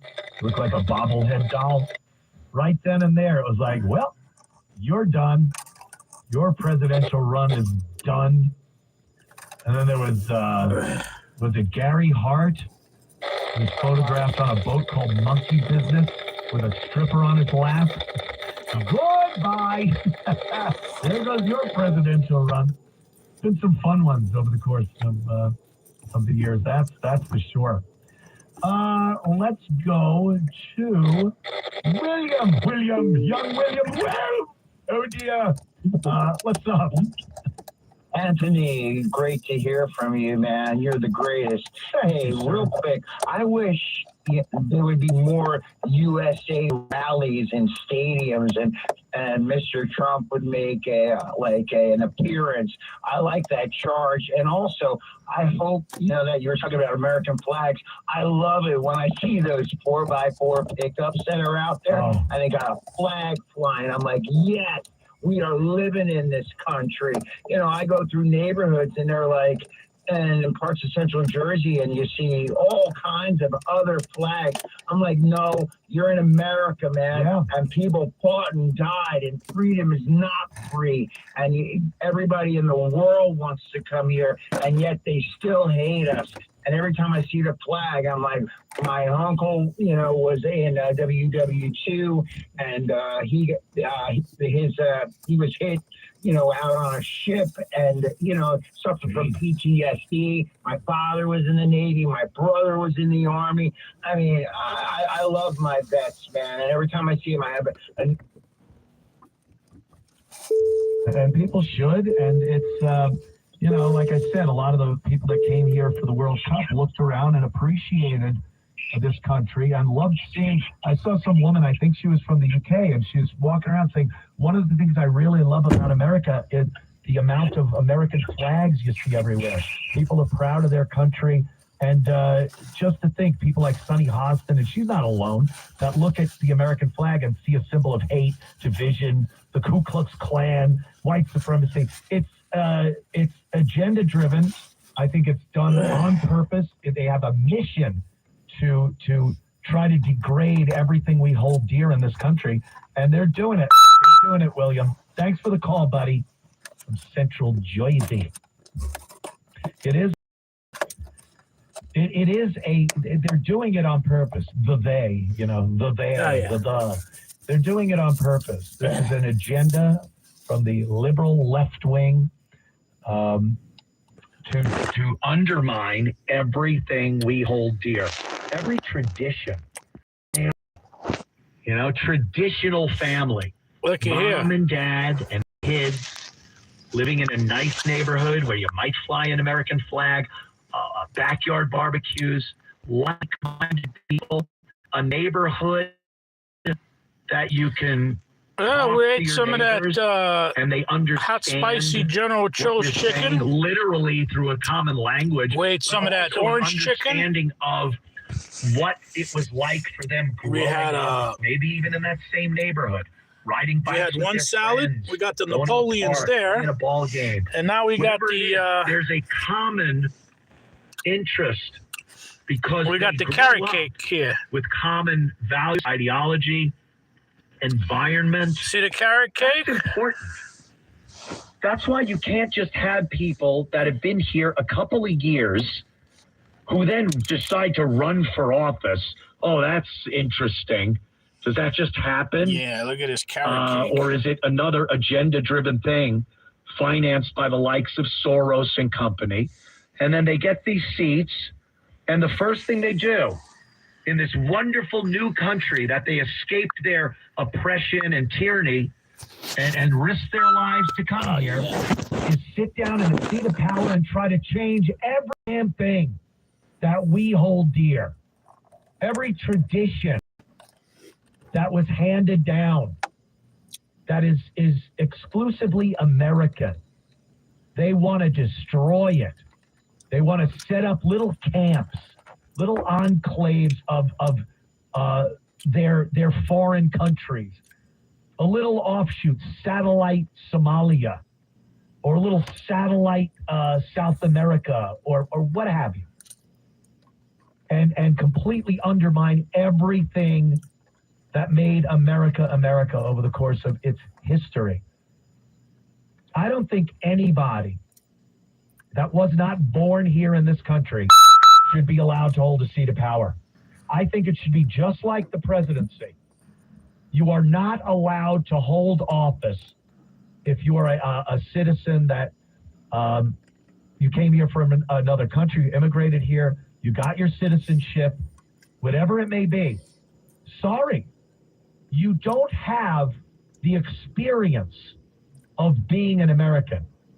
Growing up as an American, how much did you learn from the time you can remember anything as a small child up until you were 18?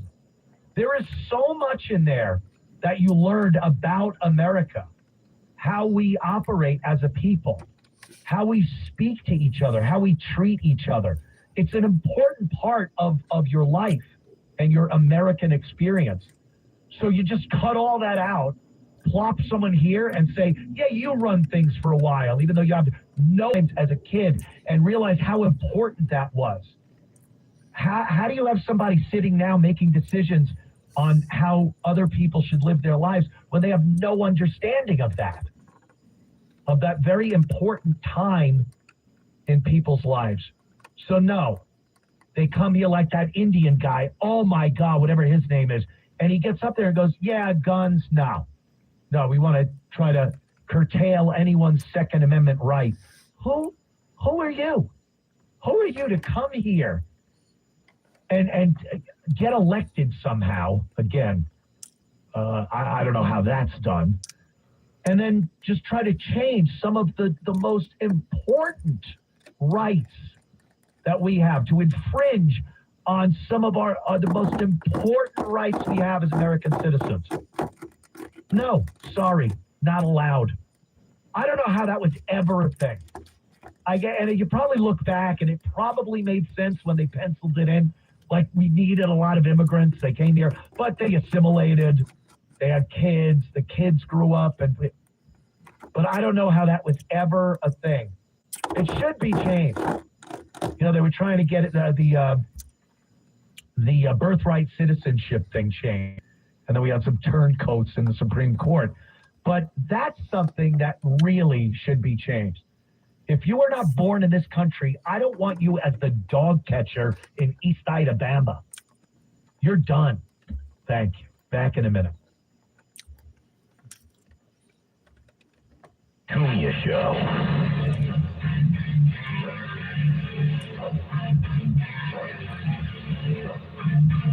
One of the great things in my career that I'm proud of.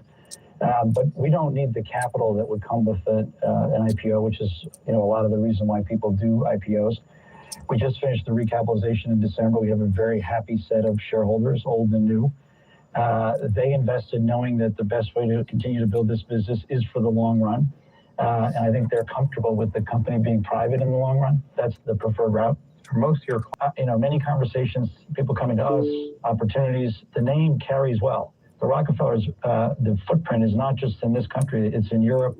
The wealth creation in this country, David, continues to be, frankly staggering. And the number of families that we can serve in this country and the number of places. Now, there are these growth cities in this country where there's a tremendous amount of wealth being created.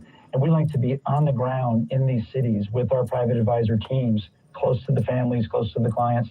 So there's been such a significant opportunity here. We've stayed focused on the U.S. Suppose I say I watch this show and I've heard about your firm, but I don't know if I'm wealthy enough to be eligible. How much net worth does somebody need to qualify to be have their money managed by you?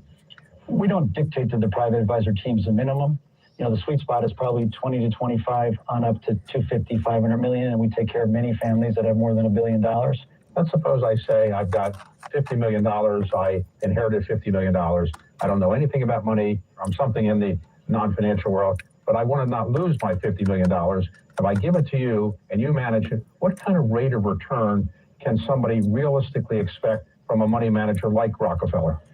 Well, remember, we're primarily on the wealth management side, so it's open architecture. We're providing the advice on which investments to go into. most of our clients we help put into third-party firms that are on our investment platform. And we do a lot of diligence on making sure that we bring in the best outside firms for every single micro strategy you can think about. We're trying to put them in the best possible position. So if it's 50 million, it's preservation of wealth. The private advisor team will be working with them on a portfolio that might be more skewed on the fixed income side versus equities and alternatives. But we work backwards from the needs of the client and the family, and we emphasize open architecture and independent advice here. Let's talk for a moment about the United States economy today, which obviously is important if you're in the money management world. Are you worried about the rate of inflation in this country? I'm most focused on the fiscal situation in this deficits annually, and there seems to be no impetus to change that. It's approaching 40 trillion in debt. You're very familiar with all the different benchmarks. We spend more on interest than we do in defense. And that obviously could have rate implications over time. It's a fantastic amount of money to have borrowed, even for an economy this robust and this big. That does worry me, and that could feed into the inflation side. The specific inflation question, David, there's a couple things that make it a very complicated picture for Kevin Warsh as he steps into it at the Fed. The first is AI, which is being implemented everywhere. I mean, every private and public company is trying to figure out how to use the tools for greater productivity. And these large language model companies like Anthropic are working with a lot of these companies, and it's moving faster than even I thought. That could have a depressing effect on prices. You could have a productivity pop coming out of that, and it could, make things cheaper as the agents start to be embedded in more companies. So he's got to look at that. Then he's now got an energy shock. So it's he's got an ongoing, significant fiscal deficit, which, clearly could put pressure on rates, particularly on the long end. So I think it's a complicated picture. It remains to be seen exactly how he starts to play this. How do you think money management, or particularly your type of money management, will be affected by AI? I think that the front end of our business, the client interface, because the work we do with families, there's a lot of complexity. You're dealing with the human beings. The front end will continue to be our private advisors and their teams. I think we can make them more efficient. And I have said before that if we have a private advisor today that has 20 clients with $100 million, 20 families he or she's taking care of, and 5 people on his team or her team, they could have 40 clients with $100 million, $4 billion of client assets, and 5 people on the team in 3 or 5 years. So I do think it's going to make our advisor teams more efficient, our whole team, our whole firm more efficient. The great thing about being in a growth firm is that means that we can, hire people, but, we don't have to rationalize the way a lot of these big firms will have to do it. So if you look in the future, what is your biggest worry about for the U.S. economy? I worry about is the fact that we've got the most transformational technology that we've ever seen, you and I or anybody, in the form of AI. And it's going to affect every aspect of our life. More jobs weren't created rather than the ones that were lost. So net positive on jobs. And I think that ultimately that could be the case here, but we may have a transition where agents are able to do things before we have new jobs created. So I think the transition coming from artificial intelligence is likely more comprehensive and impactful than the country is yet ready for. So let's suppose somebody is at Colgate now, a young professional, man or woman, and a young student, I should say, and wants to get into the financial service world. Why would they want to come into this business?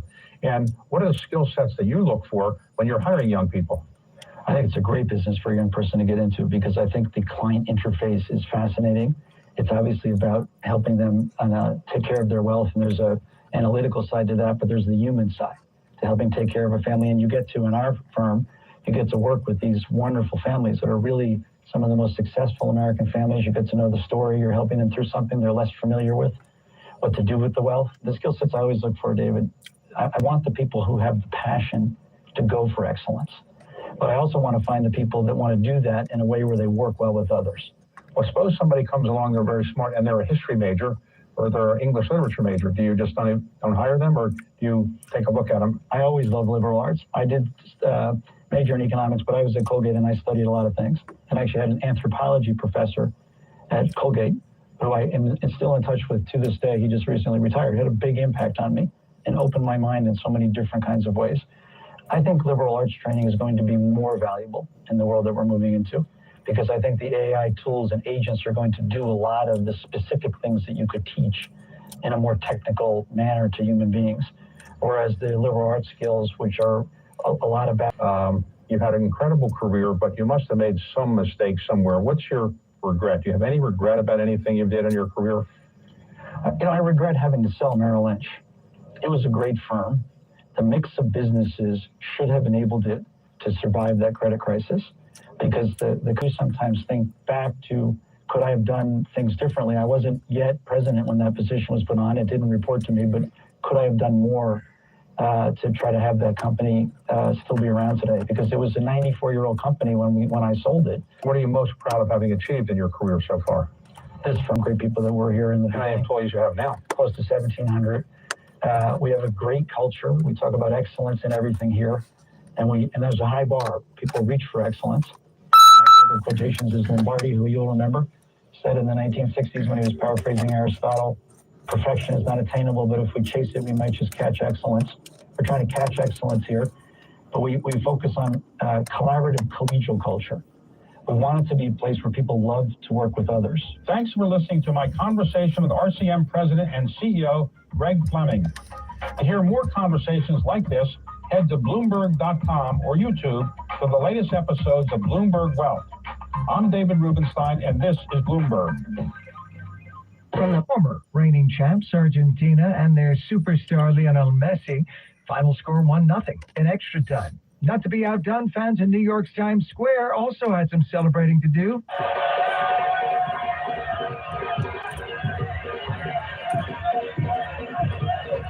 That's been going on for a couple of hours now, playing to a packed house of nearly 81,000 at New York, New Jersey Stadium, and with 1.8 billion viewers around the world. This was Spain's second World Cup, the first way back in 2010.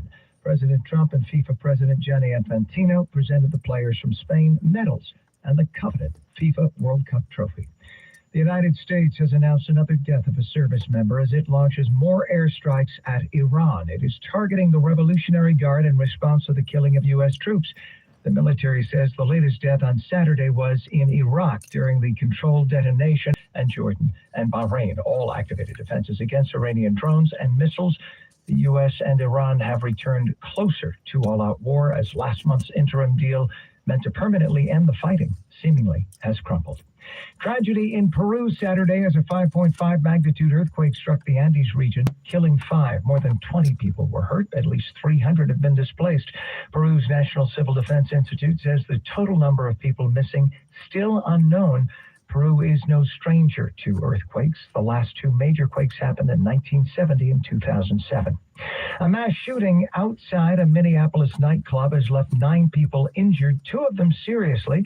Police say the shooting happened about 12:30 Sunday morning outside Rain Event Center. Everyone is expected to survive. Minneapolis Mayor Jacob Frey, in a statement, called the shooting intolerable. No arrests have been made and police are investigating.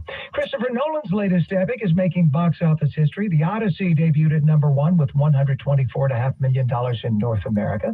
The film also earned $140 million overseas, making it Nolan's biggest worldwide debut ever. The movie was shot entirely on IMAX and sold out showings at IMAX theaters nationwide. Should keep that momentum going all through the week. This is the Worldwide News Network. 60s. Plenty of sunshine, a few afternoon clouds on Monday. Highs will get up into the lower 80s. Clouds start to increase Monday night as a warm front starts heading our way. We'll drop to around 70 at night. For Tuesday, plenty of clouds, becoming humid as the warm front moves through. Showers and thunderstorms are likely mostly during the afternoon and evening hours. Temperatures will top out around 80 degrees. Lots of clouds around on Wednesday, a few sunny breaks. Another round of showers and thunderstorms expected mostly in the afternoon ahead of a cold front. Another warm and humid day. Temperatures will get up into the lower to middle 80s. I'm Scott Kaplan, and that's your Bloomberg 3-day forecast. Now back to the latest headlines from ABC News. As thousands hard hit by torrential rain and flooding clean up in the Texas Hill Country. After a weekend of severe weather in the Northeast, another round of strong storms taking aim at the Southeast. The tri-state taking the brunt on Saturday. Streets turned to canals, cars pushing through the floodwaters. In Woodside, Queens, residents wading through knee-deep water. ABC's Morgan Norwood. Spain beat Argentina 1-0 in New Jersey to be the 2026 World Cup champs. Mounting pressure, ABC's Alex Brichet. New York became the first state to halt construction of new large data centers, the governor imposing a one-year moratorium. In Gray, Texas, just outside of Fort Worth, residents have filed petitions to recall their mayor and several city council members after the city annexed property for a new data center site. The debate now making its way to Washington. President Trump blasted the move by New York's governor, Trump touting one of the biggest driving forces in the future for jobs are data centers. Both the taxes and jobs amount to liquid gold. While enthusiasm for AI might be high on Wall Street, investors will be looking to see if AI-related shares recover after sinking Friday on fears of overvaluation and Chinese competition. Earnings season continues after hearing from banks last week. This week, the focus shifts to tech, industrial, and consumer giants like Tesla, Alphabet, Intel, IBM, General Motors, and Verizon. ABC's Dave Packer, Chuck Severson, ABC News. Bloomberg Radio, on demand, and in your podcast feed. On the latest Balance of Power podcast, we talk with Elon Goldenberg from J Street as the U.S. escalates the war with Iran. We are really back to the beginning in many ways. What I argued for, and I did spend years looking at different scenarios and planning for these possibilities at the Pentagon. And when we really looked at what happens at the end of a war with Iran, or how 90s, where at the end of it, you're going to have a wounded regime, but it's still there. In some ways, it's weaker, but in many other ways, it's angrier. And then you're just in a new normal where you have instability and bouts of violence, and a war starts every few weeks, or small wars, and maybe it's not full war. Just this is the new normal. And that's absolutely what we're doing. But actually, the one thing I'll say is it's actually a lot worse than what I'd even predicted, because the one big difference is Iran has a lot more leverage over the Strait of Hormuz and has been able to grab that leverage as a result of this war that none of us really anticipated was going to be as effective. We thought they'd be able to try and close it and use it as a tool, but their ability to sustain that leverage and control of it over time has really been a wild card and has made things even worse. So I thought this was a terrible idea from the start. That's what I wrote at the very beginning of the war, for precisely these reasons, that there's no positive way to end this in a way that works for the United States. But it really has turned out to be even worse than I thought it would. Hear the full conversation on the latest edition of the Balance of Power podcast. Subscribe on Apple, Spotify, and anywhere else you get your podcasts. Plus, listen anytime on the Bloomberg Business app and Bloomberg.com. You took the first step and quit smoking, but even former smokers may still be at risk for lung cancer. That's why SafeByTheScan.org makes the next. Visit SafeByTheScan.org for a simple quiz to see if you're eligible and talk to your doctor about screening. SafeByTheScan.org is brought to you by the American Lung Association's Lung Force Initiative and the Ad Council. Now, a sports update on Bloomberg 1130.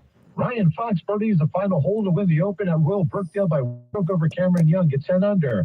That's Fox's first career major. Spain is the World Cup champion, a 1-0 win over Argentina in extra time as Ferran Torres scores the 106th minute. Yankees split a doubleheader with the Dodgers, losing game 1 8-2, winning game 2 2-1. Meanwhile, the Mets a road win at the Phillies 6-1. That's your Bloomberg Sports Report. I'm Dan Schwartzman. This is Bloomberg Business Week Daily, reporting from the magazine that helps global leaders stay ahead, with insight on the people, companies, and trends shaping today's complex economy, plus global business, finance, and tech news as it happens. Bloomberg Business Week Daily with Carol Master and Tim Stenevec on Bloomberg Radio. Hi everyone, welcome to the Weekend with One Business Week, a high-stakes week both globally and up on Capitol Hill. In the Middle East, first of all, a fragile June ceasefire between the United States and Iran hit a major roadblock following a heavy new wave of U.S. airstrikes on Iran. The strikes are part of a bombing campaign that President Donald Trump says will continue until Iran stops attacking ships in the Strait of Hormuz and agrees to open the waterway. A developing story big time as we wrapped up. We should point out there were strikes kind of going on all around the region. It was just not working out as everyone expected. And gotta also mention all all the big Wall Street banks reported earnings, and let's just say there were lots of superlatives when it came to many of the results. For the latest on that and the ongoing U.S. war in Iran, head over to the Bloomberg and to Bloomberg.com. Also a focus this past week, newish Fed Chair Kevin Warsh making a highly anticipated debut on Capitol Hill. He faced tough questions from lawmakers when it came to inflation, monetary policy, the economic impact of AI, and more. Meanwhile, on Wall Street, chip stocks had quite a week, riding a roller coaster of sharp sell-offs, followed by a strong tech rebound. Ups and downs, roller coaster, I think, is the right way to describe it. It is. And this hour, we keep an eye on those chips, plus chocolate and Barbie. It's all in the 10 stocks to watch this quarter, thanks to our Bloomberg Intelligence team, who have identified the most interesting companies from their group of what they call high confidence. We sit down with Peter Jobs. He's the Chief Risk Officer over at Kalshi, on the company's latest tool that plots the future price of computing power. Plus, as the summer heat continues to break records, we address a hotly debated question in the modern corporate world. Is it ever okay to in the office? We're talking about, I feel like, mostly for guys here. Yeah, I'm wearing shorts right now, so. I know you are. Women can kind of get away with lots of things of showing legs regularly, but I don't know. With guys in shorts, I guess it's a whole other thing. Bloomberg Pursuit's editor-at-large, Chris Rauser, says, yes, it's okay to show a little leg for men. He'll explain a little in semiconductor chips, the pricing power of global chocolate, and the next chapter of Barbie. Helping us break it all down is Tim Craig, Bloomberg Intelligence Global Chief Content Officer. He joined me alongside Bloomberg News credit reporter Emily Buffet. So these companies are all part of a broader group of ideas that we have on an ongoing basis, an actively managed group of ideas we call focus. And they're differentiated from what the market seems to be discounting. And I think they can be differentiated. The third leg of this is there's catalysts ahead that we think will change the market's mentality. And with this group of 10, it is whittled way down. These are 10 across the globe, positive and negative, across sectors that we think have particularly notable catalysts coming up in the third quarter. So it's not the be-all and end-all, but it's certainly a high-profile topical list of 10 companies to watch.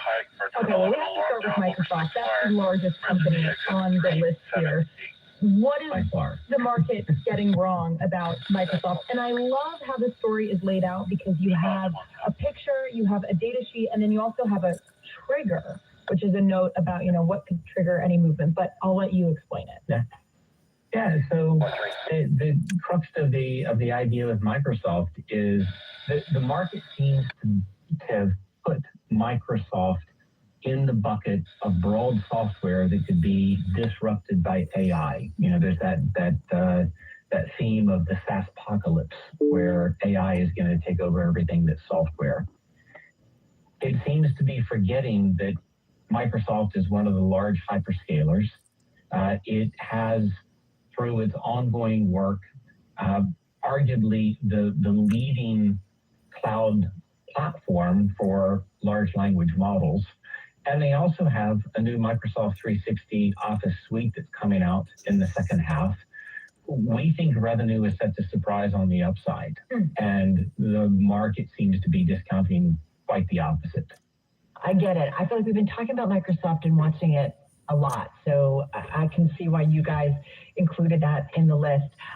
Where shall we go next? What's the name that maybe either surprised you or you think maybe, I don't know, that you find of interest? Well, I think one way to think about this, the last couple of times we've had conversations, there's been AI-related ideas. We've talked about some of the big chip companies before. We've talked about other hyperscalers. But we're always looking for the undiscovered AI plays, or the second derivative, if you will.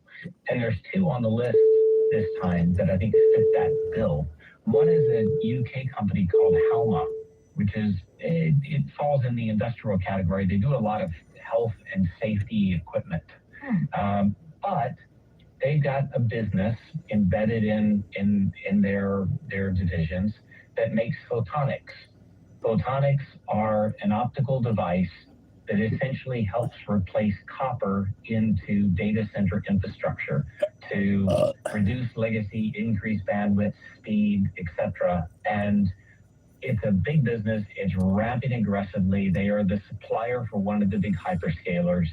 And we don't think that it's baked in to what the market thinks. Second one is Telecom Malaysia. Space. It is space constrained.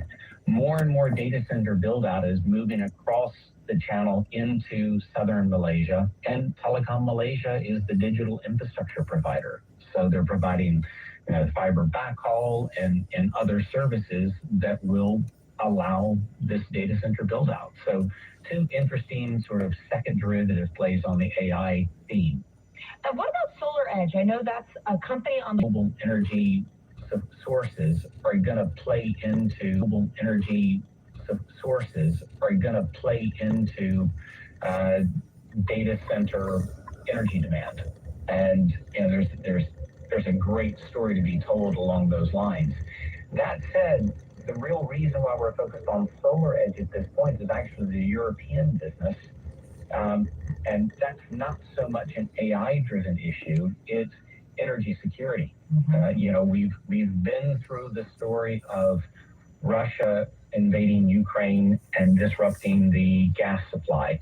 We've now been through the story of the Middle East conflict disrupting gas supply. Europe has been twice bitten and is thinking very actively about how to do more in terms of driving energy security. Solar is one of those elements.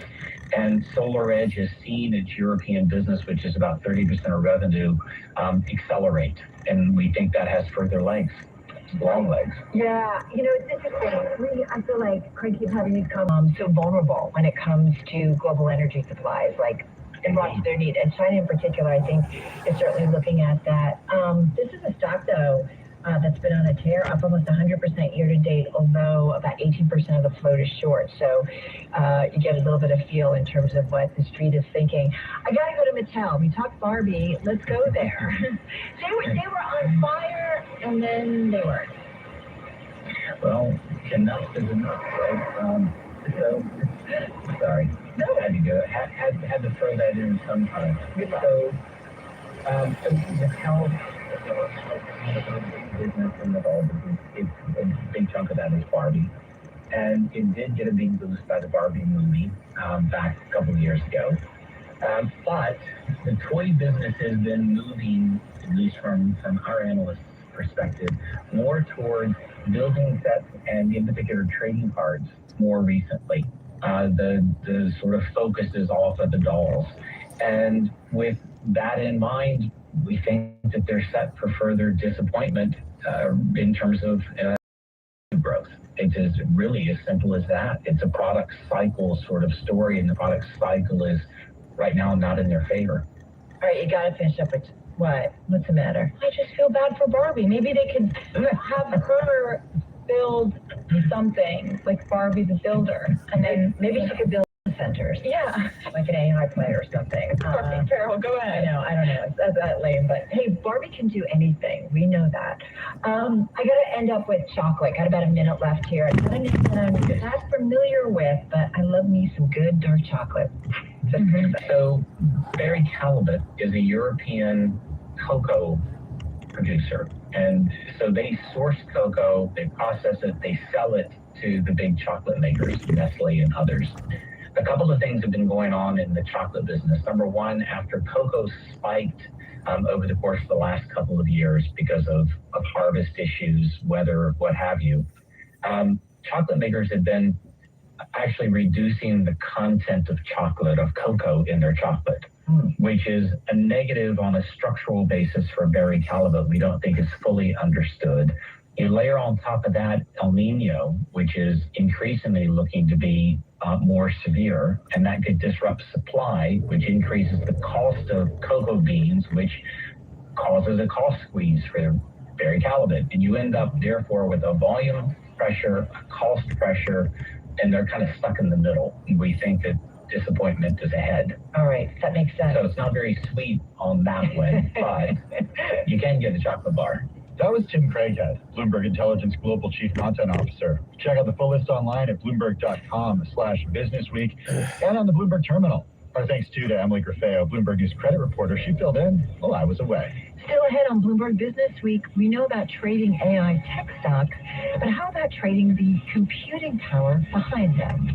Kalshi ramps up its effort to build markets for just that. We check in with its chief risk officer next. This is Bloomberg.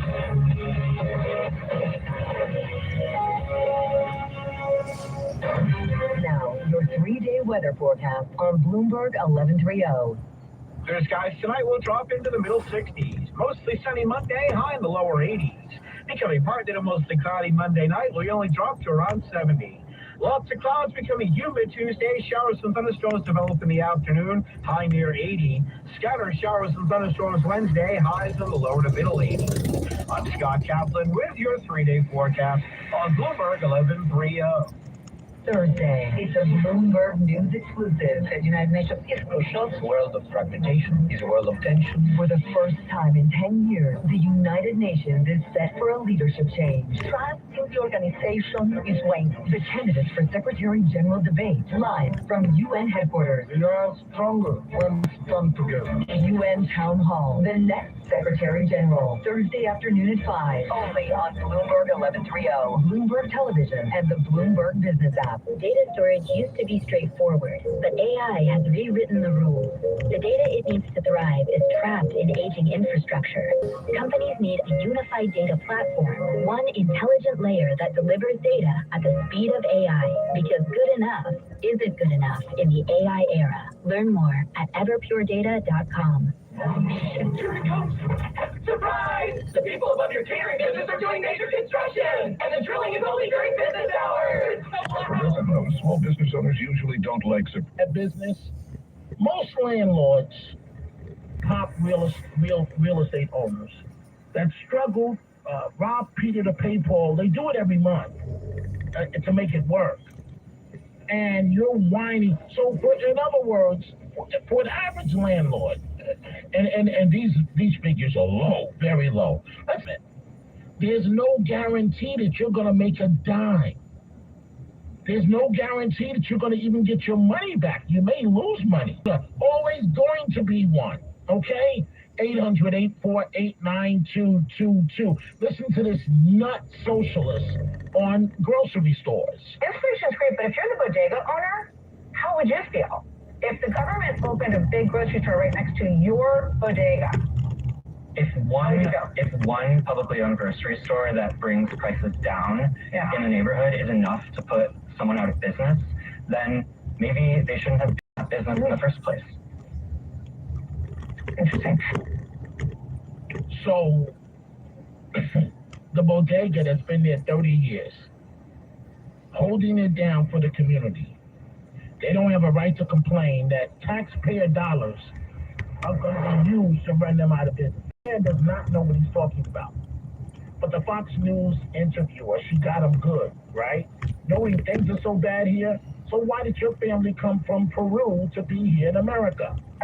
Your family came here from Peru, really in the middle of the heat of the Shining Path. They were Maoist, communist guerrillas in Peru. So why did your family come to America? The economic situation in South America and in Peru was in a really bad place.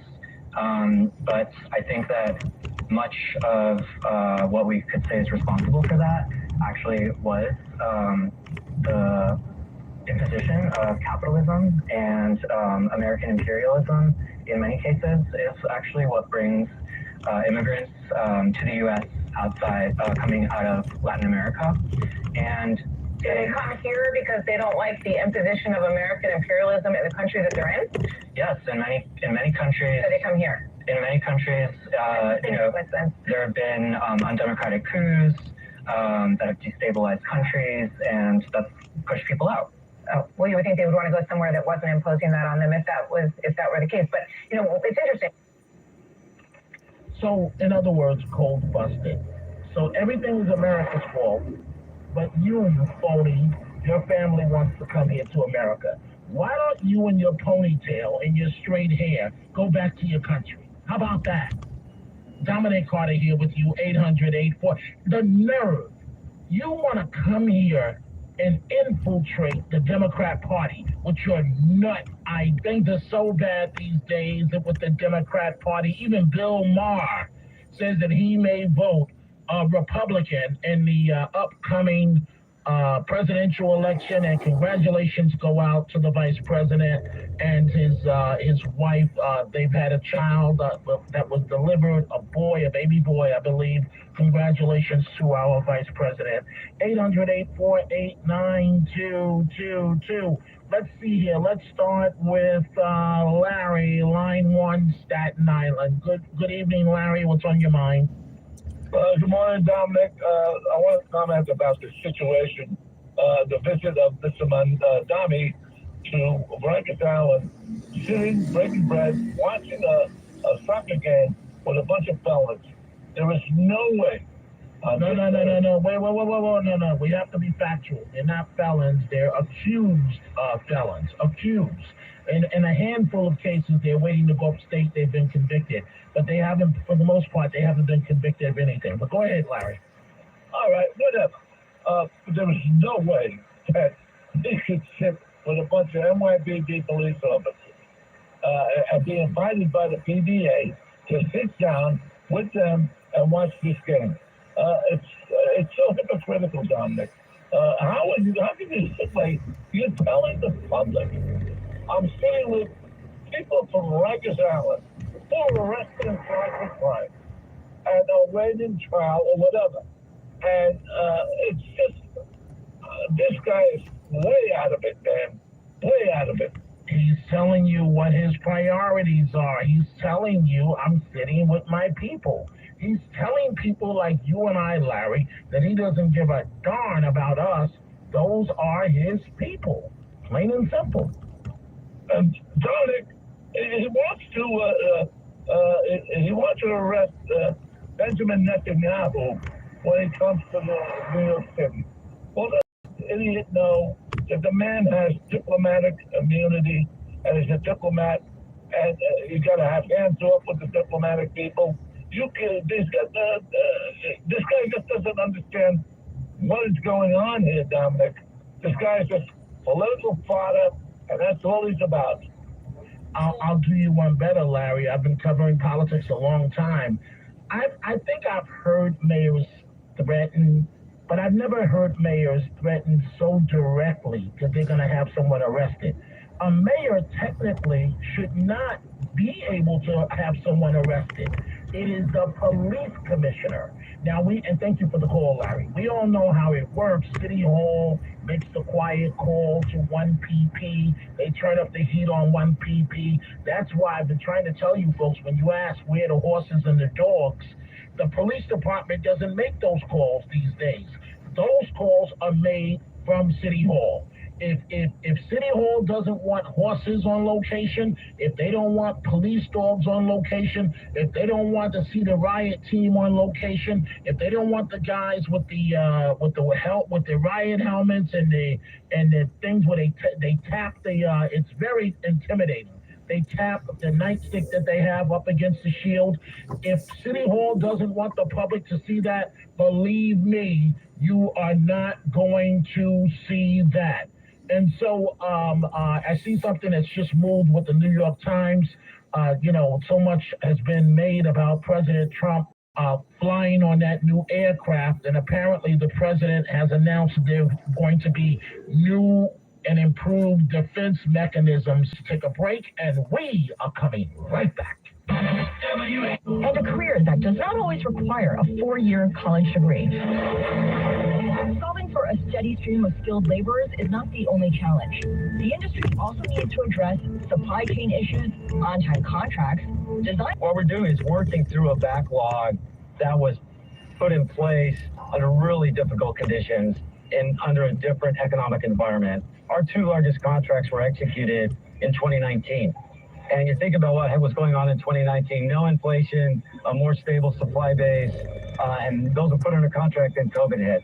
And so we had the supply chain impacted, labor impacted, made it very challenging. So we're working through those. But the ships that are being put under contract now are putting under contract and schedule performance and schedule predictability, assuming what the supply chain can do right now, assuming the constraints we have in our shipyards. If you were advising policymakers, lawmakers, the Navy, what would be one policy recommendation that would increase U.S. ship output? Yeah, be on time, make sure the funding arrives on time, make sure the supply chain is safe and can meet the requirements, and we don't get behind before we start.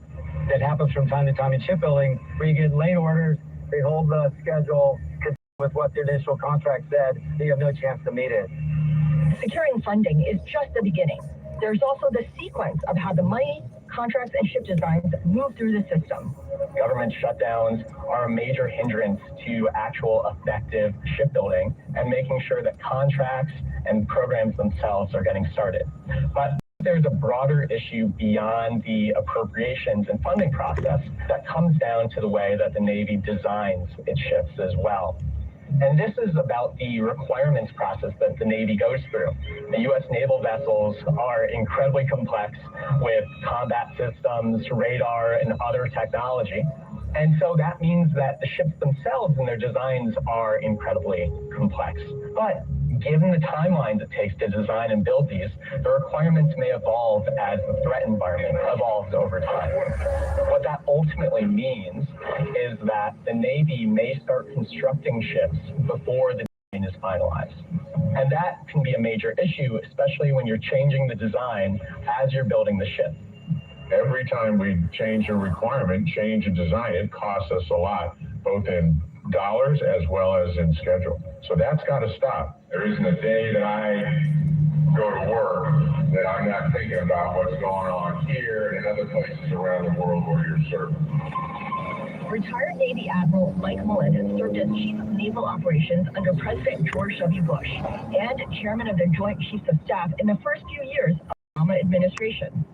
I think the biggest challenge that the Trump administration is going to have is execution and staying, within budget and staying on schedule and holding people accountable.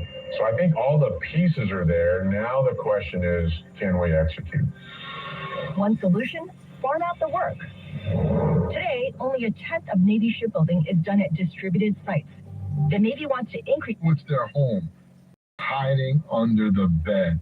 Right there, you should not, if you're an upstanding young man, you would not be doing that in somebody else's house, in your supposedly called girlfriend's house, when you're not invited and you gotta sneak in. Now you're hiding under the bed. Now, with the situation, do I think she should have shot the guy? I don't know about that. But I could understand her being upset. But shooting someone, unless they were breaking into the house or attacking or something like that, you just find somebody hiding under the bed. Now, if you're going to claim that you don't know how they got there or who they were, and there more to the story that we don't know of, that could lead to her being justified. But you just can't shoot someone given the reasons that we know. That's just my opinion. Kick him out, maybe do something else, but shooting someone, that's serious. What do you think? You haven't done that. Yeah, that's why I'm looking at you the way I'm looking at you, because it's a tough call. It really is a tough call. Especially, let's be honest. Let's be honest, Matt Blaze. These girls these days are just as bad as the boys, if not faster. And mommy has talked to her till she's blue in the face. You're not allowed to have sex in my house. You're not allowed to have sex. You're not allowed to have sex. You're not allowed to have sex. Yes, mommy. Yes, mommy. The moment mommy leaves to go to work, here comes daughter with a short skirt, doing things that she's not supposed to do. Possibly. Mm-hmm. Let's listen to one of the television reports from Tennessee. This is a case of what would you do? A mother came home and found a man hiding under her young teenage daughter's bed. So she shot and killed him. And now she's charged with first-degree murder. Good evening, everyone. I'm Darcy Thomas. And I'm Louis Gold. And Fox 13 is not naming the mother in this case because that could identify her daughter. Now, we have learned she had just arrived home from work on Travis Road in the Walker Homes community when police say he shot the man. Fox 13's Troy Grant joins us live at a nearby police precinct. Troy, some people that you had a chance to talk with today say they believe that the mother was justified. They did, and neighbors also said there were other younger children in the house at the time, some even as young as just 2 years old. Now, in that affidavit, the mother said she did what she had to do as a mom. As a parent, you protect it. And when a situation comes up like that, you just react. And that's exactly what a told police she did when they responded to her house in the Walker Homes community early Thursday morning. Police say they found Rodarius Morton laying near the woman's front porch dead with a gunshot wound. Now that mom is charged with first-degree murder.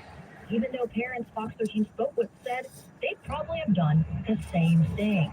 If someone came into your home and they weren't supposed to be there and they was running out and... On social media, Fox 13 wanted to learn more about your rights to protect your kids and why the mother was charged. Legal expert Andre Warden said, if the mother alleges, hey, look, I was in a heat of passion, you've heard that phrase, then it may not be a first-degree murder case, but they have charged it as such. There are a few factors laid out in the affidavit. First, the daughter allowed Morton in her house through the back door.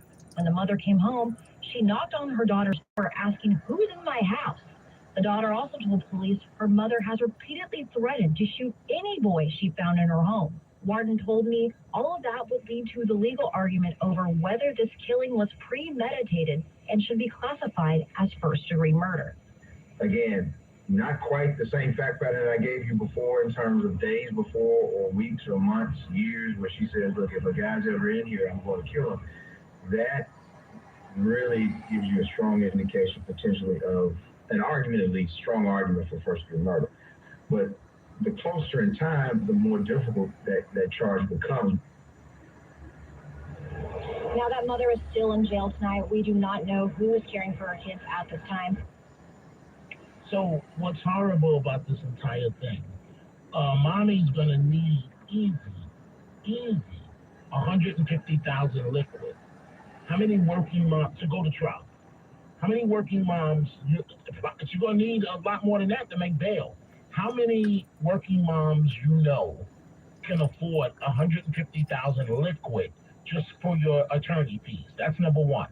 Let's say she lucks out, Matt Blaze, and she gets somebody to do it pro bono. That's not going to happen. But let's say she gets someone to do it just for the media, because a case like this is going to be worth a lot of money to a lawyer, because you're going to be in the headlines, you're going to be in the papers every day. Right. But it's already premeditated because your 13-year-old daughter, who doesn't know any better, said, mommy threatened to shoot. That's premeditation right there. Okay, now mommy was saying it for the right reasons, to keep her fast daughter from doing things that she shouldn't be doing, Right. But it's just a mess. And the other kids are probably going to go to ACS, whatever it's called in Tennessee. And that system is a mess. I don't know, Matt Blaze. Yeah, I don't know. it's 11:40. I don't think she should have shot the guy. But it's easy for me and you to say that. You get going to work every day, this fast daughter of yours, doing these I things. just had to deposit like we said, I had to deposit some liquid gold. From the other daughter, boys messing with your 13-year-old daughter.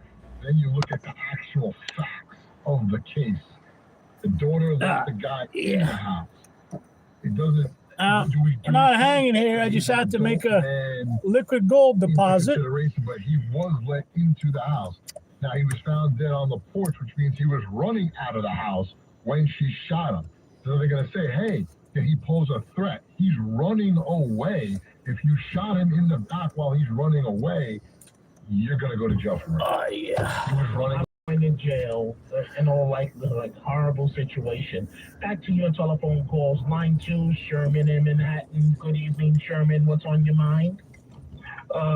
Here's the deal. I'm going to reserve an outcome judgment until I see a picture. Oh, I just barely made it. Great show. This show is good for your health because it's always about the truth I want to see a picture of the young lady. Yeah, she might be 13 physically in terms of when she was born, but she might look 16. Did I see what alien spaceship?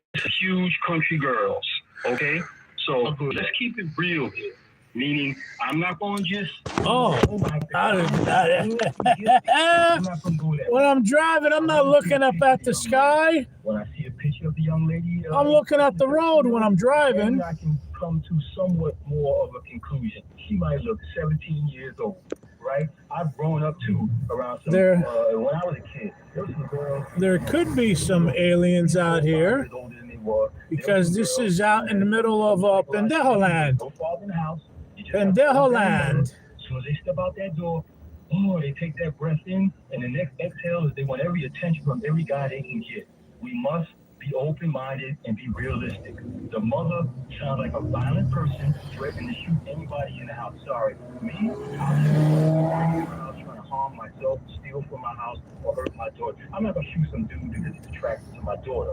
Now, if he's under the bed, I probably have a... All right. Well, we drove out of Long Beach. I'll take his picture. We drove out of Long Beach. We're no longer in Long Beach, and now we're driving. We're cruising on the main island. On the main island. Not Long Beach Island, but the main island of Long Island. You see, so the more deeper you go into the truth, the more interesting it gets. We can't just assume because it's a guy all his fault. Because some women, some girls are liars, and some of them want some attention at any cost. So we have to be realistic about the whole situation. And this is right. Everybody needs therapy, especially people. Wow, that car stinks so bad. You shouldn't have children, especially some woman who's always threatening to shoot somebody. All those cars in front of me stink so bad. I don't even know which one it is. It's like they all stink so bad. Like they're all burning their engines up there. It smells like bad engine. My car never smelled like it. As a matter of fact, none of my cars smelled like that. None of my cars smelled like that. All these cars smell like poopy diapers. And this is exactly why I have never bought a used vehicle.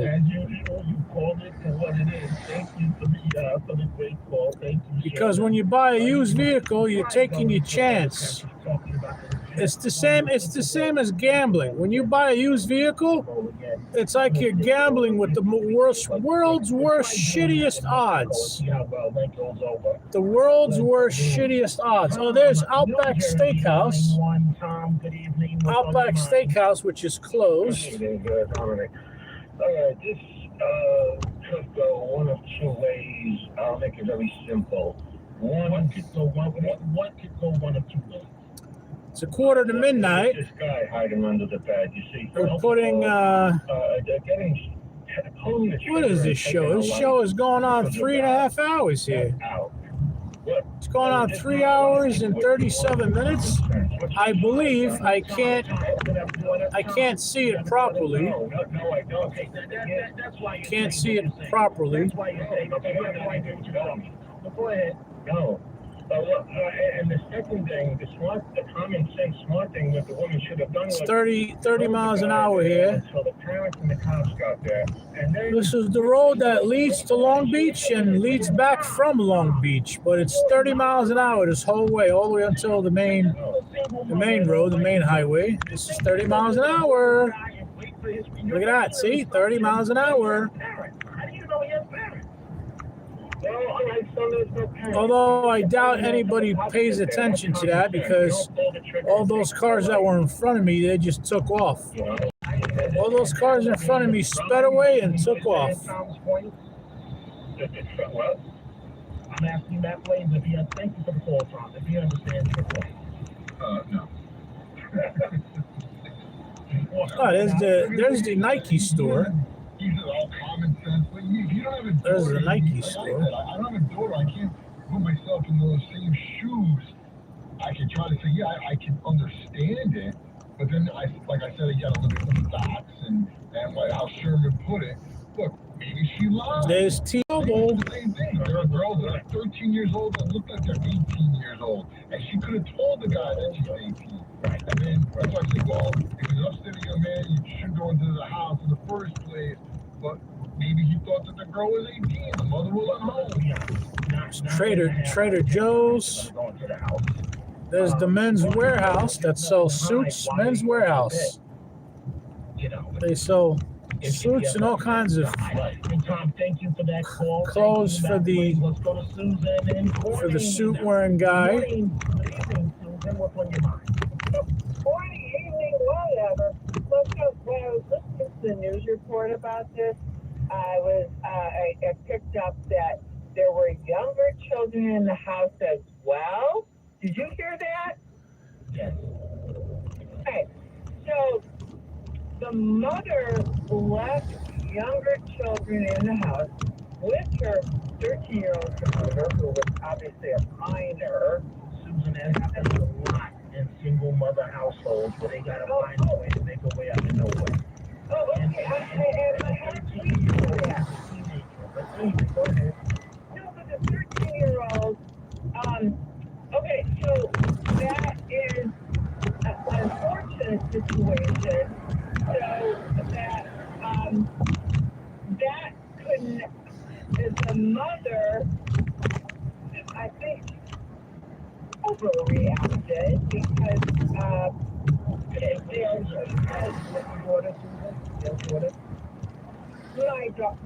my folder, there's nothing ever I didn't get a clear answer. Yeah, but, okay, so do you understand what this mother was going through? Well, yes, but not that I would think, because I would think that you gotta have like some kind of a and answering of the two of them together. You don't just murder someone because what if this time that mommy caught some guy in the house? Well, we don't know that, but the same guy don't. But I'm telling you, for her to go to this extreme, for her to threaten prior that she would shoot a male, something has gone on in that house. But then you have to have some kind of supervision for your children if you're going to work. But if you're not listening to this season, I got to take a break. You'd be amazed to find out the amount of households where the teenager has to watch the younger children because mommy has to go to work. And on that note, it is time for a break, and we are coming right back.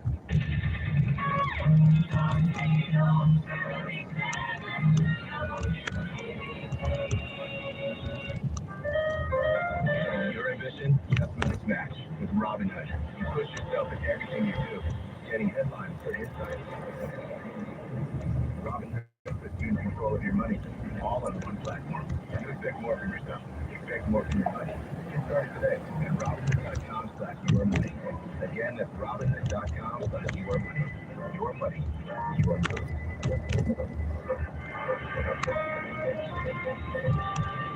Identity theft can cost more than you think. Brain investment accounts, stolen tax returns, lost wages, expenses to lawyers. It's a lot. That's why LifeLock is backed by the $1 Million Protection Package that covers up to $1 million for stolen funds, fees, and experts and lawyers, and out-of-pocket expenses. Don't face the burden of identity theft alone. Protect your future and finances with LifeLock. Join now. Save up to 30% off your first year with promo code BECK at LifeLock.com. 1-800-LifeLock, promo code BECK.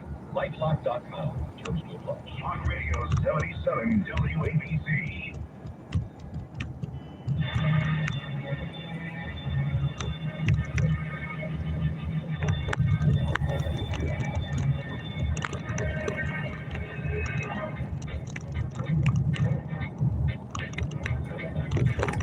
That will be managed, and I do believe the economy remains incredibly resilient.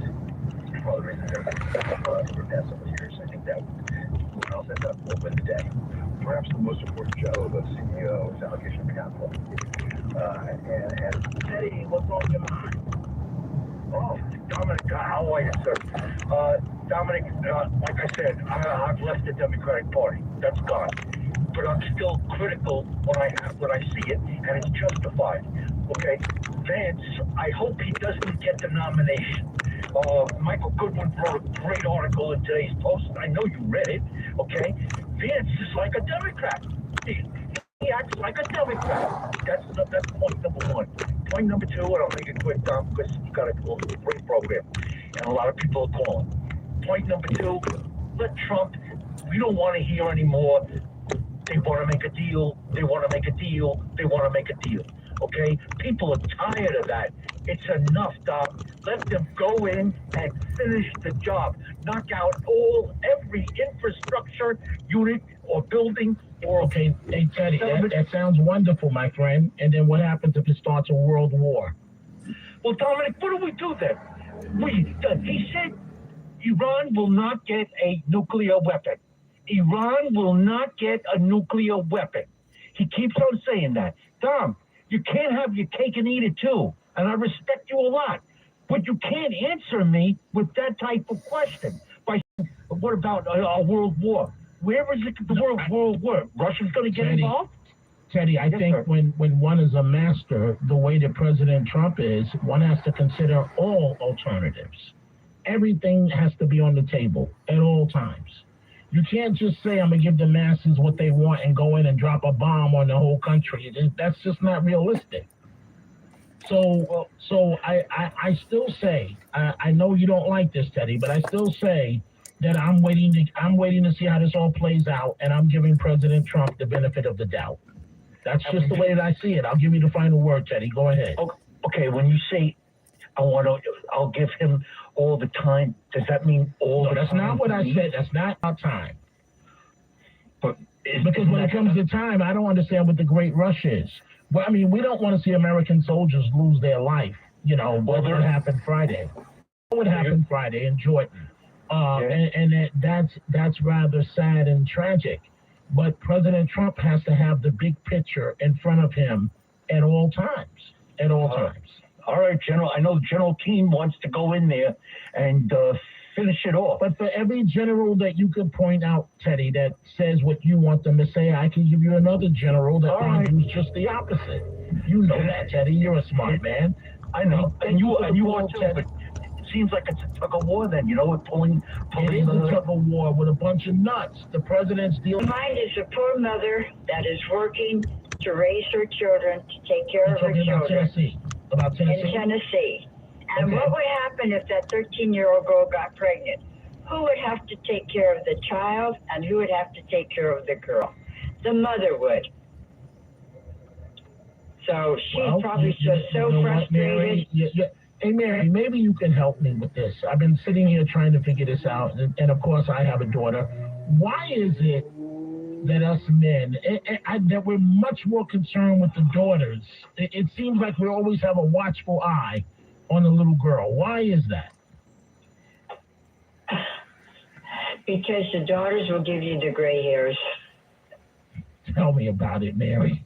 Tell me about it all. And now my daughter, Dad, did you have to say that? That means that the people know you're talking about me. You're saying bad things about me, Dad. I mean, you can see it sometimes when you go to the store and you see this a little girl, 2 or 3 years old.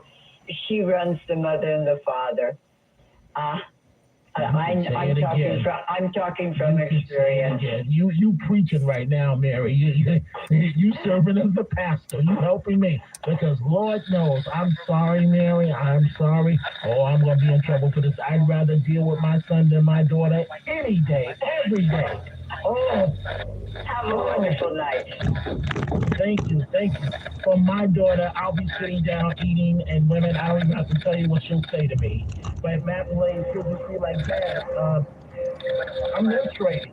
And start laughing while I'm eating. Just to see the look on my face. Oh, God. Yeah. That's my world. That's my world. I always knew I had kids, and if I had a daughter, I knew I would lose my mind. I would be like every other father, like, you're not leaving the house until you're 29. Oh, and they have so much mouth, and oh my I can just imagine, Daddy, can I have that, and that costs you thousands of dollars. But I better shut up. Because this is a no-win battle for me. Let's go to Dominic. Line 3 in North Carolina. Dominic, what's on your mind? Yeah, Dominic, you two were calling saying it's okay for the mom to shoot the 20-year-old. I wonder if they are okay with the honor killings too, because that's essentially the same thing. So I think when you substitute emotion and things like honor and so forth, you don't have America anymore. You got almost what we're fighting in. You can't have people killing 20-year-olds willy-nilly like that. That's crazy. Right, well, that maybe perhaps that's why mom is charged with murder one, Dominic. She gets convicted because she's guilty. Not murder one. I don't think she should get murder one. Now you're gonna say grandfather sings those years temporarily motion, but if she said, and they can prove that she said that if she found a guy in there, she was going to kill him. So that makes it very difficult for her. Well, it makes it more difficult for her to get off. I would imagine it's going to get pleaded down. Is what I would think. Yes, well, not just the prosecution charge for first degree murder. Because ultimately, he's hit or everything. He's going to take a plea. Feel for the lady, she's probably struggling to keep her job. I gotta just say, you don't know that. You don't know that. This mom may be nuts for all you know. No, I don't think so. I don't think so. I've seen the situation. I've seen the pictures, and she seems like a struggling black woman that was trying to keep everything afloat for her family, and now it's all downhill. And they're going to use the statement of her daughter to try and nail her and murder one. We're going to have much more on this and other news coming up. We see all your telephone calls coming up. We're going to take a break. Hour number 1 is done. We're coming right back. Talk Radio 77 WABC. Listening to other radio stations. A content company doesn't become really tech native. Message to Profit is a nationally syndicated radio. And Cheryl Lynn Galimo. Original music, Don Bador. Sound effects, David Zorn. Part of our 24/7 online streaming. Go to newssounds.org and click where it says Oh my God, here for a long time. Best players in the world showing out in Chicago? Unbelievable. Say less. These ladies bring it. Who all gonna be there? Asia and Stewie? I'm in. Oh, this is what the fans want to see. It's time to lock in. WNBA All-Star Game presented by AT&T, July 25th on ABC, Disney Plus, and the ESPN app. This is Freddie and Harry on ESPN Radio and the ESPN app. Global Kings head coach Chris Redmond, was there any point where you could have said to yourself, you know what, that Harry Douglas, I can see him get involved in talk radio? You hear Harry Douglas, you know he's in the room, you hear him first before you see him, like, oh, my man's right here. He's drinking a protein shake before weight day and had to do what he had to do. Check out more than Freddie and Harry weekdays at 3 Eastern on ESPN Radio and the ESPN app. Congratulations to the New York Knicks. They are the 2026 NBA champions. WHSQ and WCBS-FM HD2, New York. This is SportsCenter. They're thinking the World Cup belongs to Spain. In the championship match today at the Meadowlands, Spain got a goal in extra time and defeated Argentina 1-0. As for the Spaniards, they only gave up 1 goal during the entire tournament. And that is a record. They also picked up 7 shutouts today. Spain out Argentina 12-0 as they dominated the contest on the way to the World Cup. The baseball is split for the Yankees and Dodgers in the day-night doubleheader. The Dodgers taking the day game, the Yankees taking the nightcap. Meanwhile, the Red Sox winning streak is now at 13 after a win over the Rays 6-1. Baltimore goes to 7 in a row as the Orioles finish home to scoop the Astros with a 5-2 win. Meanwhile, the Mets beat the team making a quiet and cheerful exit from. You can see S&P futures up just over 0.1%. But we should remember this comes off the back of what was a pretty volatile week for global. The roads are nice and empty out here. Around AI capex and they're lonely and they're empty. That may go. So still waiting to see where that goes next. But what we saw from some of the major indices in the U.S.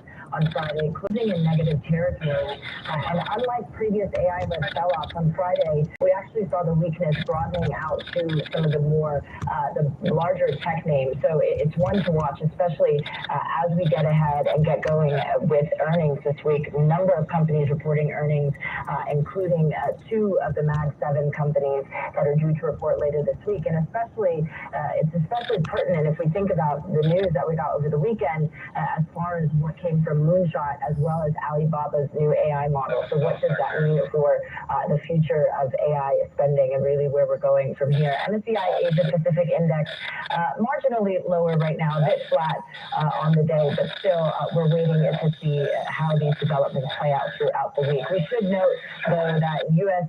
cash markets are closed for part of the day today due to a Japanese holiday. So we'll wait to see when the U.S. opens how the Treasury market is trading. Let's just bring you Brent crude. Of course, as we know, Brent crude in focus given the developments in the Middle East, jumping to its highest levels in a month. As you can see, Brent up more than 2.5% above the $90 point. And finally, gold marginally up now, up just over 0.2%.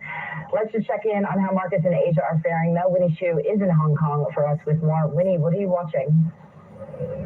Yeah, good morning, Jen. Well, sentiment is quite fragile. We have South Korea coming back from one on Friday, so a bit of a catch down there after that broad sell-off in the tech space on Friday. Now, we are seeing gains in the Hang Seng tech sector specifically, so you can see that the big question investors are asking right now really is the Chinese cheaper and more efficient AI models, the like of the one from Moonshot, the K3, is going to raise further questions in terms of how these massive spendings of U.S. hyperscalers are justified or not, especially ahead of their earnings. So that is hurting the overall sentiment, while oil prices remain quite elevated amid the escalating tensions in the Middle East.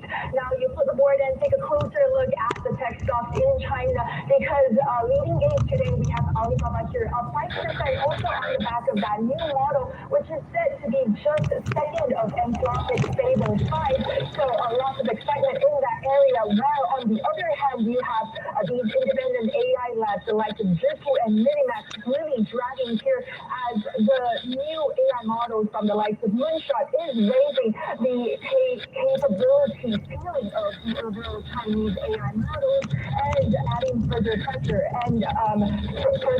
on these competitors as well. Back to you, Jen. Fascinating development there. Winnie Xu in Hong Kong. Winnie, thanks. We'll check back in with you in a bit. Let's get back to our top story, though. The U.S. and Iran traded fresh attacks over the weekend, with Washington announcing a third troop death in 2 days. Oil is higher on increased tensions and adhere to the terms of the peace deal, while President Trump says the conflict is about ending Iran's nuclear ambitions. It's a far bigger job that we're doing. We were doing a little job of stopping them from having a certain capability. Now we're just ending it. It's really not the same thing. What we're doing now is we're ending where they can have a nuclear missile. Joining us now is Stuart Livingston-Wallace, Bloomberg's executive editor for the Middle East, North Africa, and Russia. Stuart, thanks for joining us. What exactly did we see in terms of the intensity of these strikes over the weekend?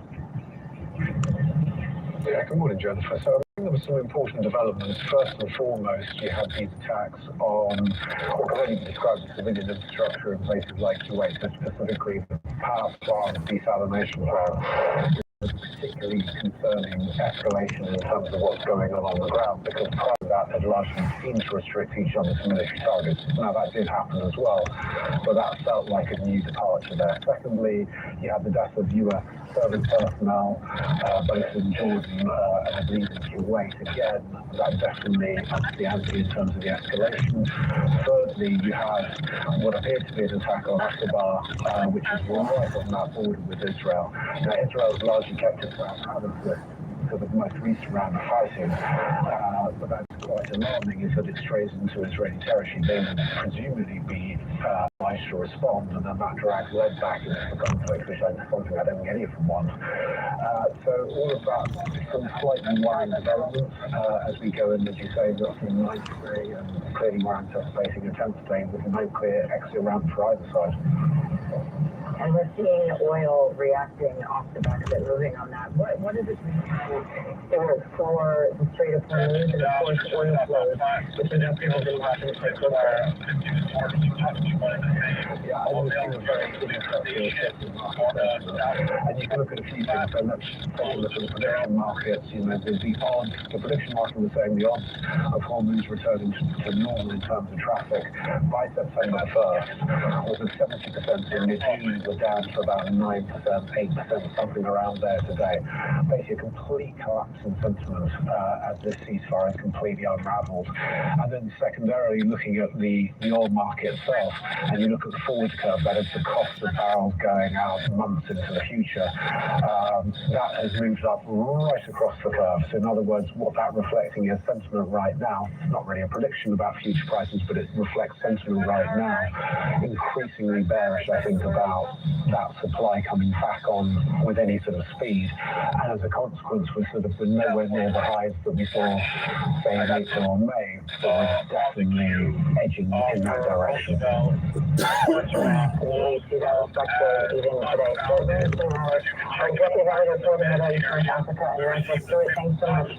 Service members killed in action. One remains innocent. Two others were wounded. And so, Americans being urged with caution to travel to the Middle East. And I've told this story before, and I recall out of the 4 trips that I've made to Israel, the one where I had the most solidarity with the people of Israel was at the time the bombing, and I believe it was bus number 18. And it was the second time I believe that the bus had been hit by a terrorist bomber, and the incoming mayor of New York City, Rudy Giuliani, decided to go, and I was assigned to travel with him. And I'll never forget, I had never seen 16-year-old female soldiers at bus stops with semi-automatic rifles. And at every bus stop in Israel, there was a young soldier, because they go in earlier in their military, and military service is mandatory, which is a good thing in Israel. And, you know, to go to get on the bus, and a young lady in a uniform is looking at me, and she's got a semi-automatic weapon. And, you know, people make a big thing about racial profiling in America. Let me tell you something, folks. When you're worried about a suicide bomber, okay, I can only speak for myself. I was looking at everybody on that bus like they had a bomb that could blow up. Old ladies, young people, and think about that. The people of Israel and a pizza shop had also been hit. And we went to the pizza shop, and then we went to 1 or 2 of the hospitals. And there were so many patients with limbs missing that they were in the hallway, literally in the hallway of the hospitals of Israel that we visited. 72 degrees now, 72 degrees. And you talk about King Mamdani, America, the mayor of New York City. Every September, the United Nations has their General Assembly here in New York. And world leaders, whether they're liked, whether they're not liked, they come to New York for the gatherings at the United Nations. Mamdani ran on a pledge that should Prime Minister Netanyahu step foot in New York City while he was mayor, that Netanyahu would be arrested on the spot. It's posturing, but the fact that this guy is still talking about this is reckless and dangerous. Now, Now the Prime Minister says he's not worried about it. The Prime Minister sat down. We did a telephone interview the other day with my New York colleague, Sid Rosenberg. And said he's not worried about Mamdani, that Mamdani is siding with Hamas. And it sure does look that way. But Mamdani sitting down at the New York Times has the War Department of New York City. Now imagine how much money that costs, right? Looking at whether or not he can order Netanyahu to be arrested. I believe that Prime Minister Netanyahu belongs in The Hague. He's a war criminal who has been charged by the International Criminal Court. And what you will find is that is an opinion that is held by many purely because of what his actions have wrought over these last many years. I've also said that I will follow the laws that we have here in New York City because I believe that there's an importance in following the law as a leader who presides over our city, and that's something that I plan to do. Meaning? I'm sorry, I don't understand what that means. That whatever the law allows me to do in New York City, that's what we will do, but we won't be writing our own laws to that end. So, Mamdani, you know what the laws of New York City allow you to do, and thank you to that New York Times reporter. She was trying to get him to hang himself. He wouldn't take the bait. To put it out in his own words. Mamdani knows that the United States is not a party to the International Criminal Court and does not recognize its authority. But because they're saying what you want to hear, that's what you're going with. And it's reprehensible what you're doing, Mamdani. It's reckless, and you're going to get somebody killed. Because one of these nuts that's listening to you make that appeal might take it upon themselves to settle the problem. It's reckless what the mayor of New York City is doing. We see your calls, 800-848-9222. The situation in Tennessee. Those of you listening to us right now in Tennessee, you probably know what's happened in your state in terms of a mom has been charged with first-degree murder. 71 degrees. Home and apparently temperatures dropping. Went from 78 to 77 to 74, 72, and right now it's 71. That implies that they had oh, it's nice and cool outside. When mom came home, I don't even have to run the air conditioner. I got the windows open. This shooting took place here at around 1:40 fresh air. a.m. and it happened at this home right across from me on Travis Road. Now, this all happened after a mother found a man in her house. She says he was hiding under a child's bed. When police arrived, they found the man dead near the front porch. Now, the woman, 36-year-old Kendra Scott, now faces multiple charges, including first-degree murder and employment of a firearm during the commission of a dangerous felony. The man who was shot has now been identified as Redarius Morton. According to police, Morton was invited by a child to the home and came in through the back door at 1 a.m. The arrest affidavit says when Kendra Scott came home, she was heard banging on the front door and yelling, "Who's at my house?" Once the child opened the door, Morton was found hiding under the child's bed. As Morton was leaving the house, both Scott and Morton went out to the front porch, and that's when a juvenile said she heard a gunshot. Morton was found shot in the back of the head. Now, I spoke with one neighbor who said she feels bad for everyone involved. Well, downstairs, my mom going to jail. With the whole family walking away. And I get that. Still bad for the mama. Still awful. So perhaps mom should have thought more. She's 36 years old. Let's go to your telephone calls, 800-848-9222. I'll get Matt Blaze on this at the bottom of the hour. Let's go to Elizabeth in Sparta, New Jersey, line 2. Good morning, Elizabeth. Good morning, Dominic. You're wonderful. Listen, this 13-year-old caused the problem as well. She should be held responsible too. She contributed to it. I don't care whether she's retarded or something else. Did the man break into the house or did the child does this man in at 1:30 a.m. in the morning? It's so bizarre.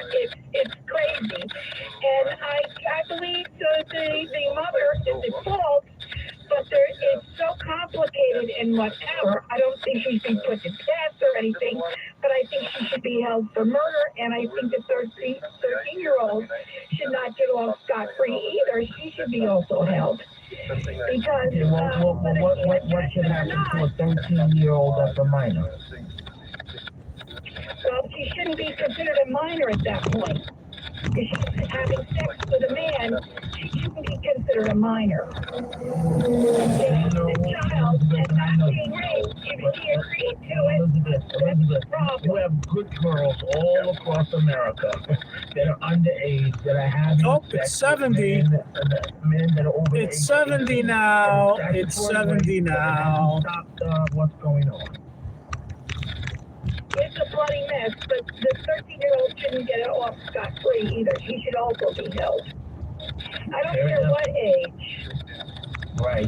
I just don't know what to do to a 13-year-old because their lives are going to be ruined forever. The kids, if they're not going to go to a family member, they're going to be wards of the state of Tennessee, and mom is done. No matter how you look at this, her job is gone. She's still in custody. She's probably not going to make bail, and she's got a mountain of problems ahead of her. Let's go to Simon, line 3 in Brooklyn. Simon, what's on your mind? After the arrest of the people, Benjamin Netanyahu, Prime Minister of Israel, I think it's a bogus charge. You all know it's like that doesn't even make sense. When a country's trying to protect themselves from all these radicals and killers and suicide bombers going on for many, many years, before October 7th, like you said, you went to Giuliani. The world forgets what happened 9/11 when we lost close to 4,000 Americans, and everyone, it's like amazing. Like it's the only country which is a solid country, which is in the Middle East, which is an incredible country, correct? And I can understand him because he comes from there. And that's why he's looking at it as a whole different kind of whole aspect against our city, against the Jewish people in our city. It's frightening what happened over there. Disgusting. Simon, thank you for the great call. Let's go to Joe, Trenton, New Jersey, line 4. What's on your mind, Joe? As far as Netanyahu wanting to arrest Netanyahu, I think that Donald Trump should be on the phone with them prior to anything, any kind of incident happening, and lay down the law. No, President Trump doesn't have to lay down the law. Let me tell you how this is going to go, Joe. Mamdani, when he's done posturing, he's going to save face by saying the Law Department has informed him that he can't have him arrested. The president, I don't think Mamdani has the cojones to upstage Trump and arrest war between the White House and the mayor of New York City. Hey, Tom, can I make a quick comment on that? As long as it's quick, I think she was charged with first-degree murder, which is premeditated. That makes it sound to me like she went and caught this kid in that room another time or several times. It's possible, but no, but Kill you?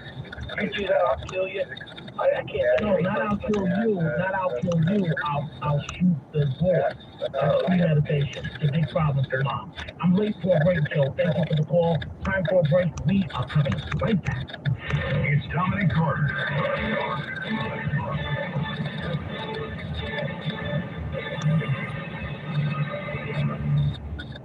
Your health matters. Now, here's Yana Dorillis. Here's a prescription worth enjoying. Music. Science confirms it calms the nervous system, eases pain, and even improves memory. So go ahead and turn it up. But all music is not equal. Choose smooth, calm tones. Try jazz, classical, or natural sound. And don't overlook your shoes. Good arch support protects your feet, joints, and back every single day. Your foundation deserves the best because your health matters. I'm Yana Dorillis for the Worldwide News Network. Big news for men's health. The FDA is proposing to lift long-standing restrictions on testosterone therapy, saying that science no longer supports keeping millions of men from treatment. That could really, genuinely help them. And today's easiest health win, just 5 minutes of stretching, better circulation, and a calmer mind, and a body that's going to thank you for it. Your health matters. Now go take care of it. I'm Donna Dorillis for the Worldwide News Network. This is Moving America. Here's Jake Novak. Okay, now for a little auto sales hall of shame for the first half of 2026. These are the vehicles that are seeing the slowest sales according to the industry tracker Car Edge. The top slowpoke is the electric Toyota BC Woodland. The top slowpoke is the Toyota BZ Woodland, with just 73 units sold in the last 45 days and more than 36 months of inventory sitting on dealer lots. A close second is the plug-in hybrid Nissan Rogue, with about 35 months worth of units on the lot. Rounding at the top 5, or bottom 5 more accurately, are the Aston Martin DBX, the Bentley Continental GT, and the well-reviewed but still slow-selling Kia EV6, an embarrassing standout for the otherwise very hot Kia brand. But those companies' pain can be your gain. Now that you know which models are selling the slowest, you can probably drive a hard bargain. With Moving America, I'm Jake Novak. This is Moving America. And this is the Dominic Carter Show. 77. Wow, 36 months, 3 years. Some folks still they got Toyota sitting there 3 years on the lots waiting to get sold for 3 years. Here is just one example of many on social media. Network television has more power than the President of the United States. President Trump wanted to address the Americans, and networks, ABC, CBS, and CNN, said we don't want the American people to hear what President Trump has to say, so we're not going to air his address to the nation. We're not going to. Thank goodness for independent media, because we were able to hear what he had to say. And he didn't say anything controversial. He was telling us about the Save America Act that has been passed that prevents any election tampering or fraud of any. He wants the elections to be safe. Why would the media, the left media, not want us to know the whole point of that Save America Act? Why is that not a nonpartisan conversation? It doesn't matter whether you're Republican or Democrat. Don't we all want our elections to be safe? Why would specific media, news outlets, decide that they're not going to air that? Bill A wants to talk to me and you about the Save America Act and how he wants to make sure our elections are safe. They're like, they muted him. They muted Trump. And I have one thing to say to those networks and CNN. Dominic says, why don't you go sit down? Folks, you can always listen to the Dominic Carter Show by downloading the 7 WABC app for free, or you can stream the program live from around the country, from around the world at WABC. You got the UFO spaceship, huh? WABCRadio.com. This is the Dominic Carter Show, 77. And the politics reshaping global tech markets. I'm in Ludlow, live in San Francisco, and this is the some key reports. Everything you need to know before the markets open on Monday. Bloomberg this weekend, bringing a little Bloomberg into your weekend routine.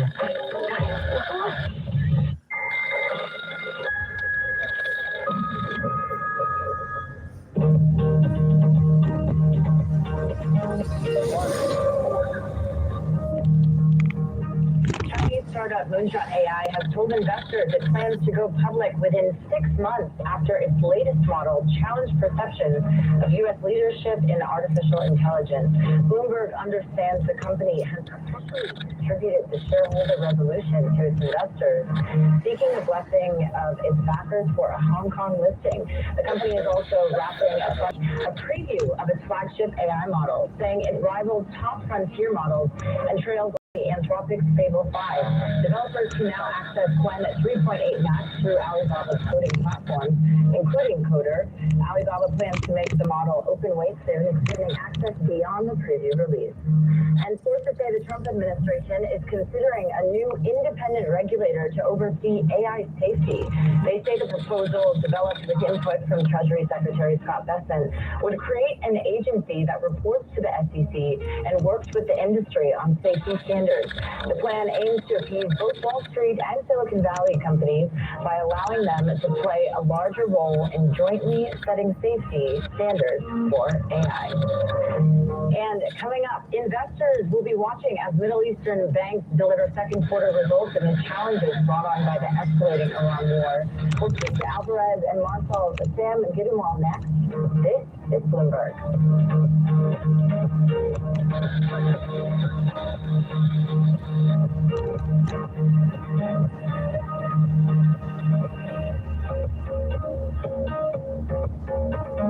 Influential conversations from Bloomberg Television. Here's Jonathan Farrell and Anne-Marie Hordern. Hello.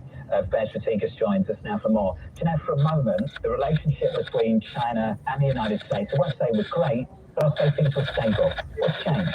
Yeah, I mean, I think that this is really important. When you heard the U.S. Trade Representative Greer talk about the U.S. and China, he kind of made that point that it is all about stability in the relationship between the U.S. and China. However, before these meetings, you do know 2 months away from the Xi coming to the U.S. It's not like we're 2 weeks ahead of this. But the U.S. does still raise some deep issues that it has with China. Obviously, IP theft is one of them.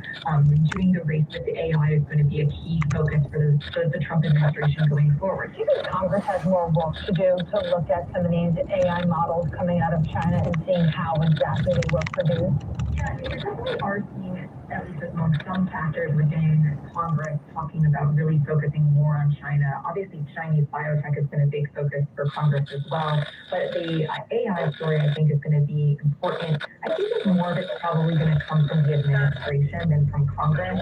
We've definitely seen the Commerce Department working more quickly when they've seen the leaders come out and being worried about what those implications can be. Hear more interviews like this one on Bloomberg Television, streaming live on Bloomberg.com and the Bloomberg mobile app, or check your local cable listings. Frontotemporal degeneration, or FTD, is a complex brain disorder where each step forward in research brings us closer to answers. Because FTD is rare, researchers often face the challenge of finding enough participants for studies and clinical trials. That's where the FTD Disorders Registry comes in. The registry makes it easier for FTD families to help move science forward. Anyone can join to stay connected to the latest FTD research opportunities. For those who are eligible, the optional registry research study offers a way to share lived experience with FTD. This helps researchers better understand the community and whether there are enough potential participants for future studies. Your privacy is protected. Information is shared only in a de-identified way, and personal details are never shared.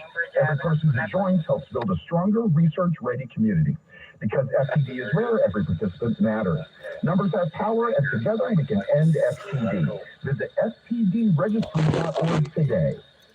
Thursday, it's a Bloomberg News exclusive that the United Nations officials world of transportation is a world of tension. For the first time in 10 years, the United Nations is set for a leadership change. Trust in the organization is waning. The candidate for Secretary General debate live from UN headquarters. We are stronger when we stand together. UN Town Hall. The next Secretary General, Thursday afternoon at 5. Only on Bloomberg 1130, Bloomberg Television, and the Bloomberg Business app.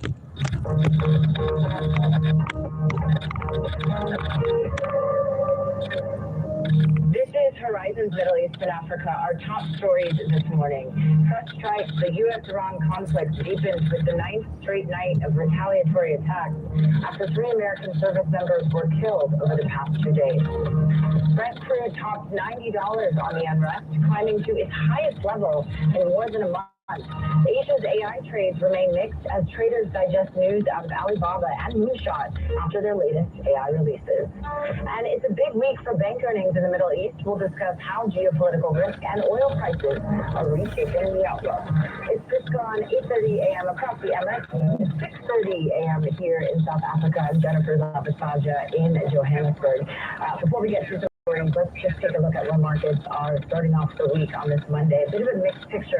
If you take a look at the board there, U.S. equity futures modestly higher, potentially recovering after what was a volatile week last week, of course, given some of the concerns still around AI capex and how far some of these companies may go. But what we saw on Friday was actually a broadening out of some of the weakness that we had seen with the AI sell-off extending into some of the other tech names, which is why this earnings week, we have a number of companies reporting earnings throughout the week, including two of the Mag 7 companies. It will be key to parse through what we hear from these companies, considering the questions still swirling around. MSCI Asia Pacific Index tilting downward, down just over 0.1% there.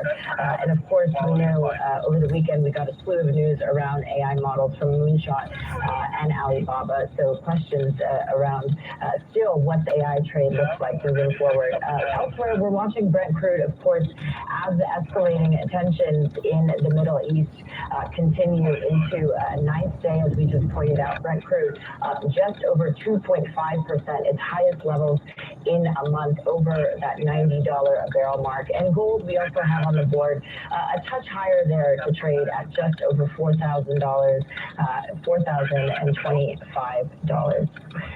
Now let's check in on how markets in Asia are faring. Winnie Xu is in Hong Kong standing by for us. Winnie, what are you watching? Yeah, good morning, Jen. We are seeing Asian stocks under more pressure today. Now, it is with the escalating tension in the Middle East driving oil prices higher, because those are also affecting how investors are now more concerned with inflation. We are seeing yields, for example, in New Zealand and also Australia higher, while Japan is on a holiday.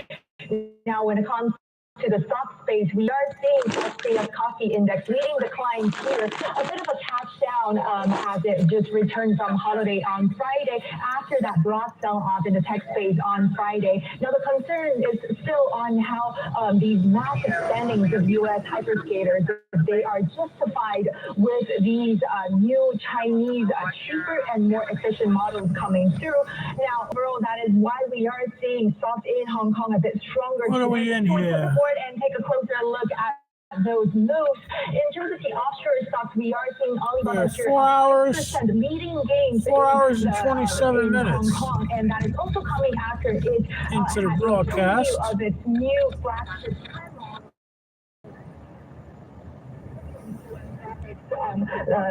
Anthropic Stable 5. So that is really showing how the development in Chinese AI space is really advancing at a very fast pace. Now, when it comes to the onshore market, also some good news here. We are looking at the gauge up about 1.6% after the major state funds revealed that they are buying more of these Chinese equities. So it goes to show how Beijing is also becoming more supportive of stabilizing the market there. We are seeing the major stock here, Maotai here, up about 5.6% after the company also started raising. Oh, it's 65 now.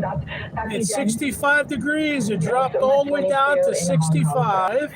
Now, to the Middle East, investors will be watching closely as some of the Middle East largest banks are set to report second quarter results this week. Geopolitical risk and oil prices are reshaping the GCC's investment and banking outlook, with Bloomberg Intelligence saying the Iran war is likely to weigh on FDI into next year. Joining me now is Sam Giddamal, Managing Director and Middle East Head of Financial Services at Alvarez & Marsal. Sam, thanks so much for joining us. Let's just start here with your expectations for how the conflict in the Middle East may show up in some of these bank earnings throughout the week. What is it that you think we might hear from some of these institutions? Good morning, Jeff. Thanks for having me on the show. So, look, I think what we'll see is actually an extension of where things have been. The first quarter really of the year was characterized by ongoing strong growth, good asset quality, supported by strong capital buffers. I suspect what we'll see for this second quarter, which we've been watching out for, as you said, thanks to the is perhaps a slowdown in the level of credit growth. We still anticipate cross-corporate markets some growth in credit, but at a slow pace. I think the other step change has been some prudent provisioning that the banks have taken and ticked up, I think, a little bit. Given your background, Sam, in debt restructuring, is there any concerns around... Very low, and have been low for a while. And I think the sectors that you would expect to be impacted as a result of the conflict, specifically the likes of tourism, real estate, construction, manufacturing, and trade, obviously, which collectively account for about 40-45% of the asset base. We'll see a bit of stress, but there is, we don't anticipate any systemic issues into the system. As I say, I think the banks are very resilient in the UAE. Central banks put in place a series of measures, right? And they took very progressive action at the start of the conflict. And the reality is, actually, we haven't seen certainly the banks that we reported about the top 10 banks in UAE by assets. Evading of that program is still there as a standby if necessary. But because of the resilience of the banks, gone into the conflict in terms of their balance sheet strength and profitability.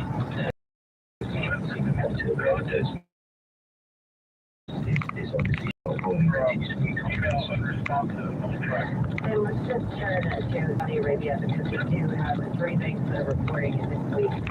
Is your expectation that we may see potentially some signs of the liquidity scarcity showing up in some of these results that we'll get? How much of a detriment do you think the kingdom is at this point as it pertains to the liquidity scarcity issue? The liquidity issue, I think you're referencing, is the fact that the overall issues will be 1% at the moment. Saudi has been. Interestingly, that actually came down as at the end of Q1 as credit group kind of helped. Sorry, so not going to credit group. So, and there is a liquidity for time deposits. So if you take those factors into account, I don't think there is going to be any marked liquidity squeeze, if you like. And I think a couple of factors to that. One is continuing retail growth.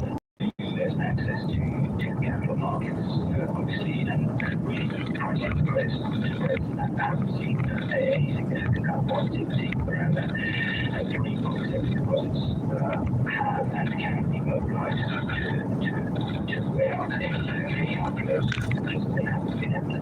I don't expect that to be there. Like a presentation for future of the week, a number of things reporting in the Middle East. Sam Gidwell, thanks so much for giving us a bit of a preview ahead of that. Managing Director and Middle East Head of Financial Services at Alvarez & Marsal. Thanks so much for your time. For more of these stories looking into the intersection of wealth and power in the region, sign up for our mini Money newsletter at Bloomberg.com.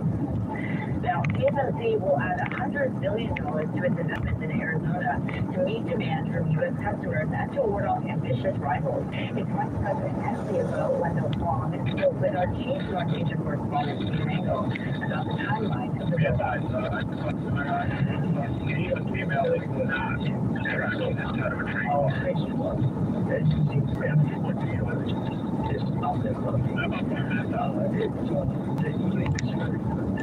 comparable to its former in Taiwan. Phase 2 using N3 technology, tools will be built in defense. Phase 3 will be N2 technology. The construction has already started. Phase 4 of the wafer fab and the first phase of the advanced packaging fab, the preparation work have started. So we're making good progress. We're pretty happy about that in Arizona. Now, at this time, we continue to see very strong demand from the customer, the multi-year structured demand. And our key customers in the U.S., these are very technology. And that's why we decided the timing of renting these new fabs will depend on the market conditions and customer needs. Have to ramp it up, but we'll do it as soon as possible, as soon as we can. How do you view the indigenous innovation growing and just stacking, like said? What do you make of the innovation and the progress China has made? Obviously, we are making good progress, but if you talk about competition, It's not just China. It's everywhere. We have a big competitor in South Korea. There's another one in the United States. But we always have competitors. We know how to compete. So it goes back to the fundamentals of this industry: technology leadership, manufacturing excellence, and customer trust. Plus, you have to have the service mentality, and then you need to be not competing with your customers. So if you put all these together, TSMC is always the first priority, first choice for our customer. Given everything you just said about your competitive advantage, how much does that give you a significant advantage over the rising competitors like Intel and also Terafab? The overall strategy for us is that we have very strong conviction in this mega trend, and we're doing everything we can, wherever we can, to expand, to support the customers' growth, and also demonstrate that we do not intend to leave any food on the table to anybody else. That was TSMC Senior Vice President and CFO Wendell Huang speaking with Bloomberg's Stephen Engel there. Now coming up, the UK is set to usher in its 7th Prime Minister in just over a decade. We're live from London with what to expect when Andy Burnham takes the helm today. This is Bloomberg.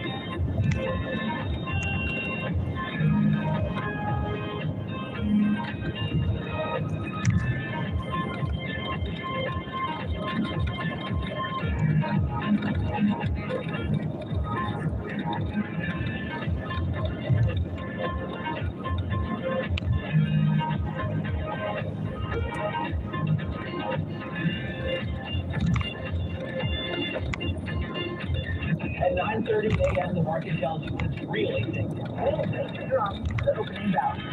Analysis of the forces driving the price action. Focusing investors on what really matters. Where the money flows, which markets are changing. Your first company, NASDAQ. Like, let's buy the Max 7 or AI. That's a really compelling story. This is where your trading day begins. It's open on Bloomberg. Investors, top executives, global innovators. Join me for in-depth conversations with the biggest newsmakers on the day's top stories. Insight with Hudson Honest. Bringing you up-to-the-minute geopolitical news whenever and wherever it happens. I'm Tyler Kendall in Geneva, Switzerland, and this is Bloomberg.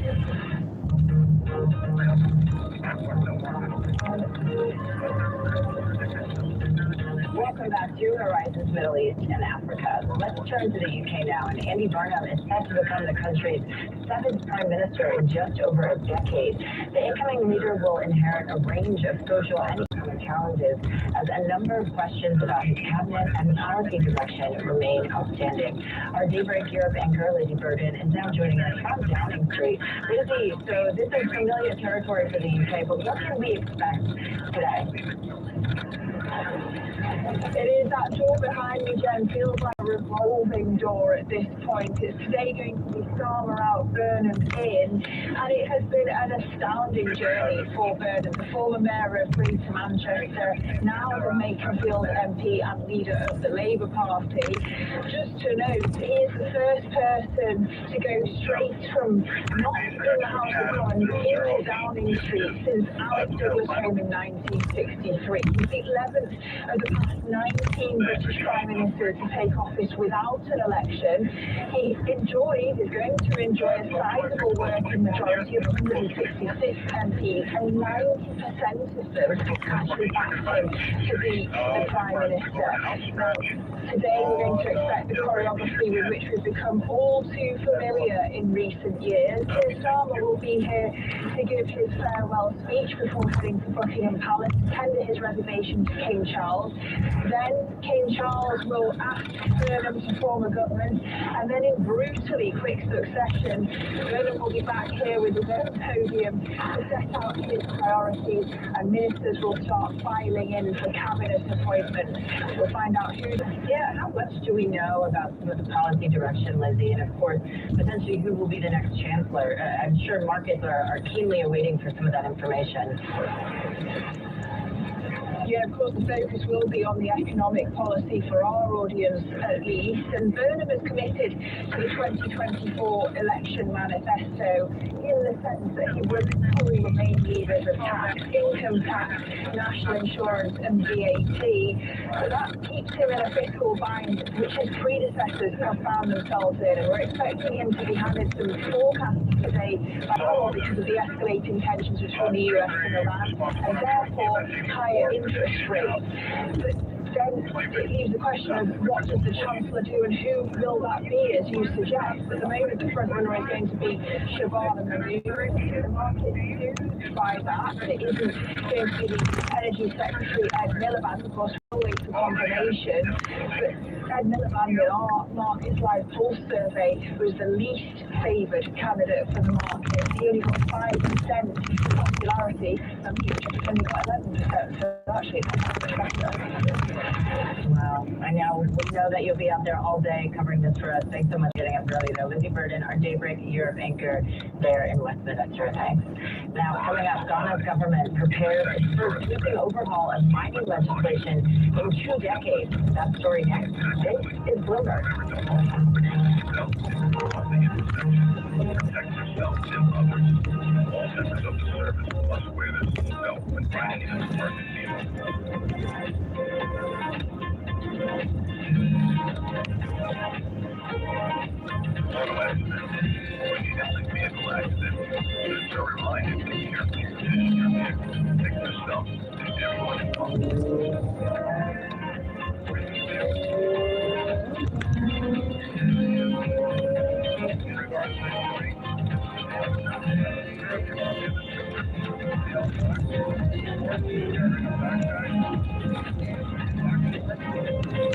Know how the market day started. Find out how it finishes.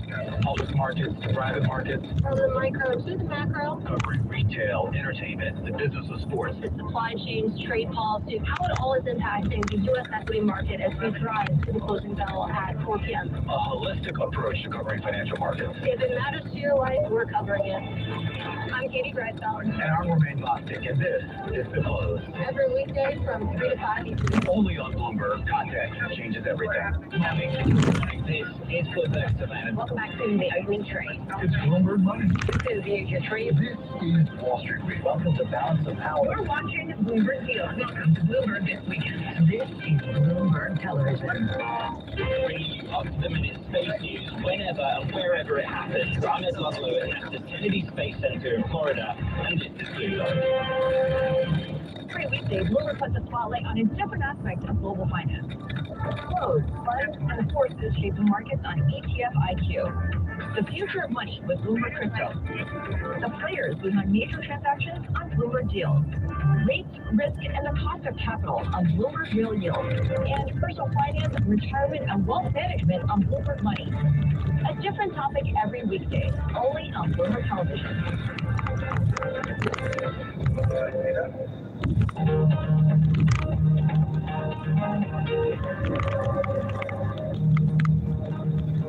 Welcome back to Horizons Middle East and Africa. Bloomberg understands that the Ghanaian government is preparing new rules to slash the length of time companies can operate mines without renewing their rights.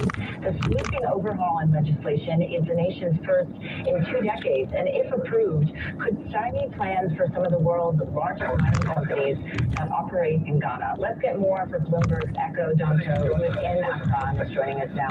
Echo, just start by, if you can, telling us more about these proposed laws and what they could do. Thank you very much, Jennifer. Yes, indeed. Ghana was once named the Gold Coast by British colonial masters, and the country has since become Africa's largest gold producer. There has been a long held perception that Ghana's mining laws gives away a large chunk of the proceeds of gold to foreign investors at the expense of the locals. And so on the back of that, when this administration took over in 2005 January, they came on the back of what they call a research agenda. And part of the research agenda was also to reform the mining laws such that in the end, Ghana will rake in better revenue than it's been doing before. And so that is what really led to the whole. So, Echo, then what's the concern then for companies like Goldfields and others that operate in the country? Potentially, to ban landlords from being able to check your credit and your income. It would have to be either or. That's what he wants. So that means, to check the credit, you have no right to check the income to see if they can afford the apartment. That means you can, get a Capital One credit card, a secured credit card or something, pay it on time for like 6 months, and boom. No need to check your income. Come on into this $4,000 or $5,000 apartment, even though you make $500 a week. That man IDs himself as Tony Lindsay on Instagram. This is the Dominic Carter Show, 77 WABC. This is John Cassidy. When growing all of our companies, I never had a fancy advertising agency. I just used common sense. We have been certified by Nielsen to be the #1 talk station in the country. Advertising, if you advertise with WABC, you will be a winner too. And why don't you email me at cats@wabcradio.com and we will create your own ad for you and make your company a winner too.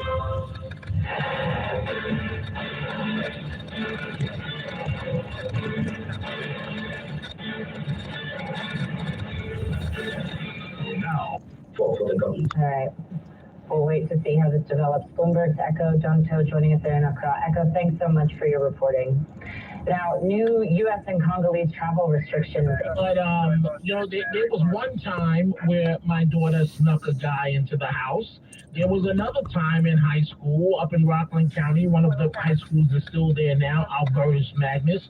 I got a phone call that at a school dance from the school officials that my daughter was, quote, booty dancing with one of the boys. Now, she went on, she's now a spokeswoman for an Ivy League school, but, those were two incidents that I never thought would happen, and they did. So things happen, I definitely hear you on that, but see, the only reason it was hard for you to imagine is that we had like 5 kids, me and my wife worked separate shifts, somebody was always home, and I had an ace in the hole that that woman in Tennessee didn't have, and that's an older son. And if you think a 20-year-old was going to get within a football field of his 13-year-old sister, that wasn't going to happen. So I kind of had it occurred to me while I was on hold that, he was a big ace there too. So I know it's not an easy situation, but I'd like to know a little more before I, decide what the final verdict should be. But it's always great to know. Fair enough, Robert. Always great to chat with you. Eddie in Babylon, line 1. What's on your mind, Eddie? Great, Dominic. First of all, you're Matt Blaze. When you get into stories, you put a hot dog brainworm in my. I have to have a hot dog, only a hot dog now. But as per the Bears, my family has a cabin up in this little place called Phoenicia. Girl finding guy go up there, the screen's ripped. I'm looking for a stick or something that fell from the tree, nothing. So we get in and we put up a bottle of wine and Merlot. I'm sitting on the porch, comes out 2 nice wine glasses in her hand, and she picks her foot up and she goes, look at it, I 6 Merlot. And I looked at her foot, she's pointing with her big toe, she had sandals on toward the door. There's a black bear there looking in the door, and I go, hey, boo, and ran away. They're pretty smart, Eddie. I'm short on time. They're very smart. This bear was just walking through, and he was like, leave me. And I swear, I don't know, one day, Eddie, I got to move on, but thank you for the call. One day, the small ones, I want to go Adam, I really do, but I know that suicide is suicide. Matt Lee, don't look up now and get all excited. Don't look up and get all excited. Let's go have a hot dog and double. Tell me why the black bears come to the black family. Once a day, I got a racist bear outside. Let's go to Ed in Evansville, Indiana. Ed, what's on your mind? Hey, Dominic, I'm pro-gun. People have to be responsible with the guns, though, and they're not. And this is why we hear the kids shooting and stuff. And do you have a daughter, Ed? Do you have a daughter, Ed? Do you have a daughter? Yeah, she's 20. Okay. Did you go through any experiences like this? No, she's kind of a late bloomer, so I don't have to kind of worry. She's more into education because we're primarily from the East Coast, and education before procreation, and she's sensible. And down here, they all have guns, so nobody messes with anybody else. Just like Tennessee, they all have guns in Tennessee. Yeah, but Chicago is very strict gun laws. Illinois, I'm sorry. I did that with close mirror too. But also, I'm out of time, Ed. I'm sorry. Folks, I'm sorry I have to cut you off. I will be back at 3 p.m. Eastern. Do me a favor, please. Have a great day. Talk Radio 77 WABC. WABC New York, WRCR Haverstraw, and 107.1 WLIR Hampton Bays. This is the Worldwide News Network. I'm Brandon Eisen. More than 15,000 lightning strikes across Oregon and Washington have sparked dozens of wildfires, scorching over 110,000 acres in the Northwest and sending wildfire smoke deep into Canada. Meteorologist Ethan Myers. United States wildfire smoke is entering Canada as a wildfire outbreak is happening in the Pacific Northwest. Over 100 new fires started off by another dry lightning swarm in the mountainous regions and have spread into an incredible rate. Summer lightning is frequent in the Cascade Mountains of the Pacific Northwest, but tens of thousands of strikes is uncommon. At least 100 fires were burning across Washington and Oregon as of this weekend. Hurricane season is officially here as the National Hurricane Center says a tropical depression has strengthened into named Storm Fausto, about 750 miles southwest of the southern tip of Baja California. It has maximum sustained winds of 40 miles per hour and is moving to the west-northwest at about 13 miles per hour. Fausto is expected to become a hurricane by tomorrow night. The tropical storm and from the Ocklawaha River to the Alabama border. Tropical Depression 2. Just off this is the biggest wave I've ever seen outside of Hurricane Ian. Residents in Alabama, Mississippi, Louisiana, and Texas are advised to monitor the storm's progress. At least 2 people have died in flooding across central Texas over the past week. Both victims were killed in vehicles swept away by the currents. Emergency responders have been able to save at least 230 people. The dramatic, catastrophic flash flood emergency in Sonora, Texas, triggered by over 10 inches of rainfall upstream, was captured and shared on social media.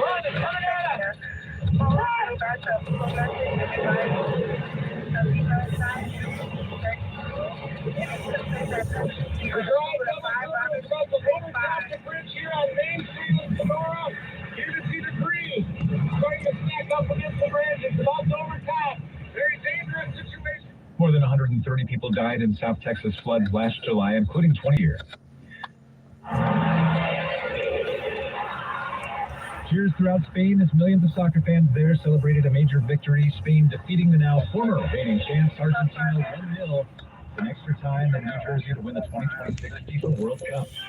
This is the Worldwide News Network. This is where you kind of go to test your ideas, to have an argument. Sounds harmless, doesn't it? From breaking news to bold opinions, WABC will bring it to you first. The best talk and dancing on the weekends.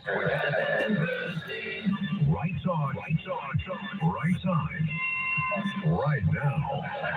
So Sid's got the #1 radio show in New York. And Queens were without power after Saturday's storm. The storm also caused flooding on major highways, stranding motorists, and prompting FDNY rescues from floodwaters.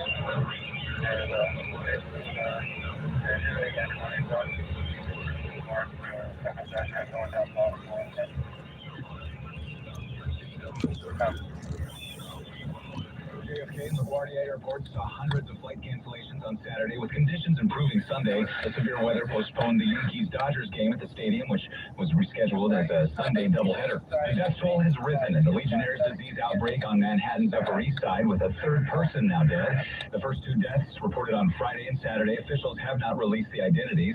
In White House Commissioner Dr. Alistair Martin. The way out of this cluster is to remediate all those towers, is to clean, drain, and disinfect those towers. As of Sunday, health officials say 74 cases have been linked to seek medical care right away if they develop flu-like symptoms, according to health officials. A new set of laws is now in effect across New Jersey aimed at electric bikes. Under the new rules to operate the vehicles, 77 WABC weather forecast, we'll see a brief reprieve from the severe weather from the past couple of days, with lows in the mid-60s overnight.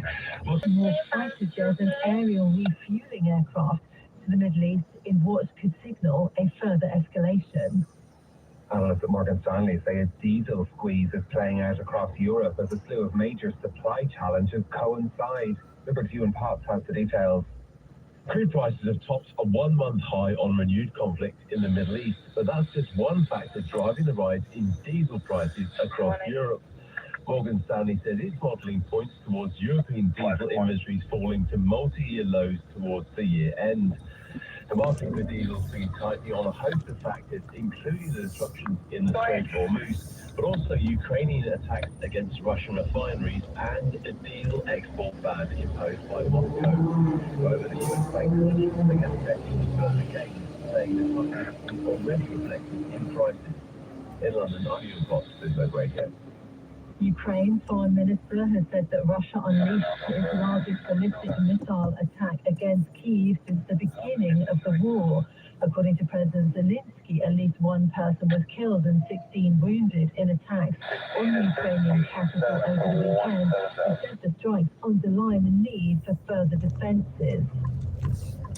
National still on the ball. Our air defence forces have to guide and what is happening, and that we need air defence missiles to protect life, literally every day. President Zelensky speaking via a translator there as Ukraine widened its attacks on Russian warehouses and logistics facilities. It comes as the Financial Times reports that the EU faces crumbling support for new Russian sanctions. Diplomats have warned that member states are refusing to back measures that could harm some of their big companies. China's Moonshot AI has told investors it's preparing for an IPO in as little as 6 months. That comes after the startup's latest model, Kimi K3, upended industry perceptions of the country's AI capabilities. Sources tell Bloomberg the company is now seeking the blessing of its backers on a Hong Kong listing. Our China correspondent Min Lo reports from the World AI Conference in Shanghai. There has been a lot of buzz around this Kimi K3 model behind me because it is the largest Chinese AI model today with 2.8 trillion parameters, and according to the company, it outrivals most frontier models except for Anthropic's Fable 5 and OpenAI's GPT 5.6. So it really stunned the tech world, which earlier this year was still thinking that maybe Chinese models are about 12 months behind the US AI models, but they seem to be closing that gap much faster than expected. Thanks, Min Lo there, as Moonshot is reported to be wrapping up a fundraising round valuing the startup at more than $30 billion. Now, sports news. Spain have won the World Cup, beating Argentina 1-0 after extra time. Ferran Torres got the deciding goal in the 106th minute. Argentina were down to 10 men by that point after Enzo Fernandez was sent off for a second yellow card. Spain's fans have been celebrating winning the biggest prize in football. Especially surrounded by my family. Just surreal. I feel great. It's amazing. Once in a lifetime experience. Viva España! Okay, it's Spain's second World Cup title after their 2010 win. And in golf, Ryan Fox has won the Open. Final putt to claim the claret jug by a single shot. New Zealander finished 10 under par at Royal Birkdale, one stroke clear of American Cameron Young in a dramatic final, the oldest golf tournament in the world. Fox admitted that he looked a lot calmer than he felt. I'm not sure how I hit the putt. As I said, my hands were all over the place. I was just trying to get it towards the hole somewhere, and yeah, it's surreal that it went in. That's Ryan Fox there, as England's Tommy Fleetwood ended the tournament tied for 4th on 7 under on his home course. And those are our top stories for you today. Looking at the markets this morning, stock futures for Europe are up about 0.1%. We've had Ryanair profits in for the first quarter after tax. Profits came in below expectations, 538 million euros. Oh, we're 5 hours and minutes into the broadcast. A significant tech sell-off on Friday. Really, that's the market that seem to be stabilising. 5 hours and 2 minutes into the broadcast. After Friday's holiday, so you see a real catch-up there, with the Kospi down by 4.2%. The Kosdaq also slumping. Chinese shares, though, are up, with 2 major state funds revealing more purchases of Chinese equities, so that has propped up markets in mainland China. Looking elsewhere to the oil markets, more tensions and strikes between the US and Iran mean the Brent crude is now trading at $90.22, so up 2.4% this morning. No cash treasuries trading because Japan is closed for holiday. Those are the markets. In a moment, what to expect from the change of Prime Minister in the UK, plus more on how the Chinese AI startup Moonshot is making waves as it plans an IPO. But another story that we've been reading this morning on how to buy a dinosaur. In case you're looking for a new project for your Monday morning, Devin Pendleton has put together a guide for one of the strangest collectors' markets, where fossil hunters, museums, billionaires and fine art dealers are competing for assets originating more than 66 million years ago. There are huge sums of money involved here as well. A Tyrannosaurus Rex named Gus sold for over $50 million just this month. Although you can start small, dinosaur teeth can apparently sell for as little as $20, in case you want to start your dinosaur collection now. Pretty complicated investment, though. First of all, there's the legality of it. Fossils found in many parts of the world can't be legally sold. You have to verify authenticity. And then there's also the practical difficulties of actually keeping one of these things. Apart from the fact that obviously they're quite large, they're completely as they're stone, and upkeep very tricky as well. You have to have stable temperature, humidity, no vibrations. I suppose you don't want to end up with a pile of bones on the floor. No, I did read about that T-Rex. I mean, it is absolutely enormous, and it went for a sort of huge amount of money. So the criticism is that scientists are worried that these skeletons and fossils are going to go into private collections and they won't be there for research, which is what they really want them for. So yes, it is interesting and strange, but then, yeah, the teeth, I mean, it's just another collection to get dusty on the shelf, isn't it? Nobody wants to be dusting the dinosaur. Just imagine farming that out to one of your children, Caroline, to be like, it's your turn today, off you go, dust the dinosaur. Yeah, that bladder might be dangerous. It's a fascinating piece, though. We'll put a link to it in our podcast. Prepares to take power. Many of his policies, and his reporter, James Wilcock. James, good morning. First of all, talk us through how today should unfold. Well, Stephen, it's a historic day. I mean, it's going to be like any other sort of post-general election day, and that there's going to be scaffolding. People are setting up cameras all around me in Downing Street. Keir Starmer, the current outgoing Prime Minister, will leave Downing Street and go to the King after making a farewell speech. And then the new Prime Minister to be, Andy Burnham, will come back to Downing Street from seeing the King. The problem is there hasn't been a general election, and we are but 2 years after Labour won a landslide majority.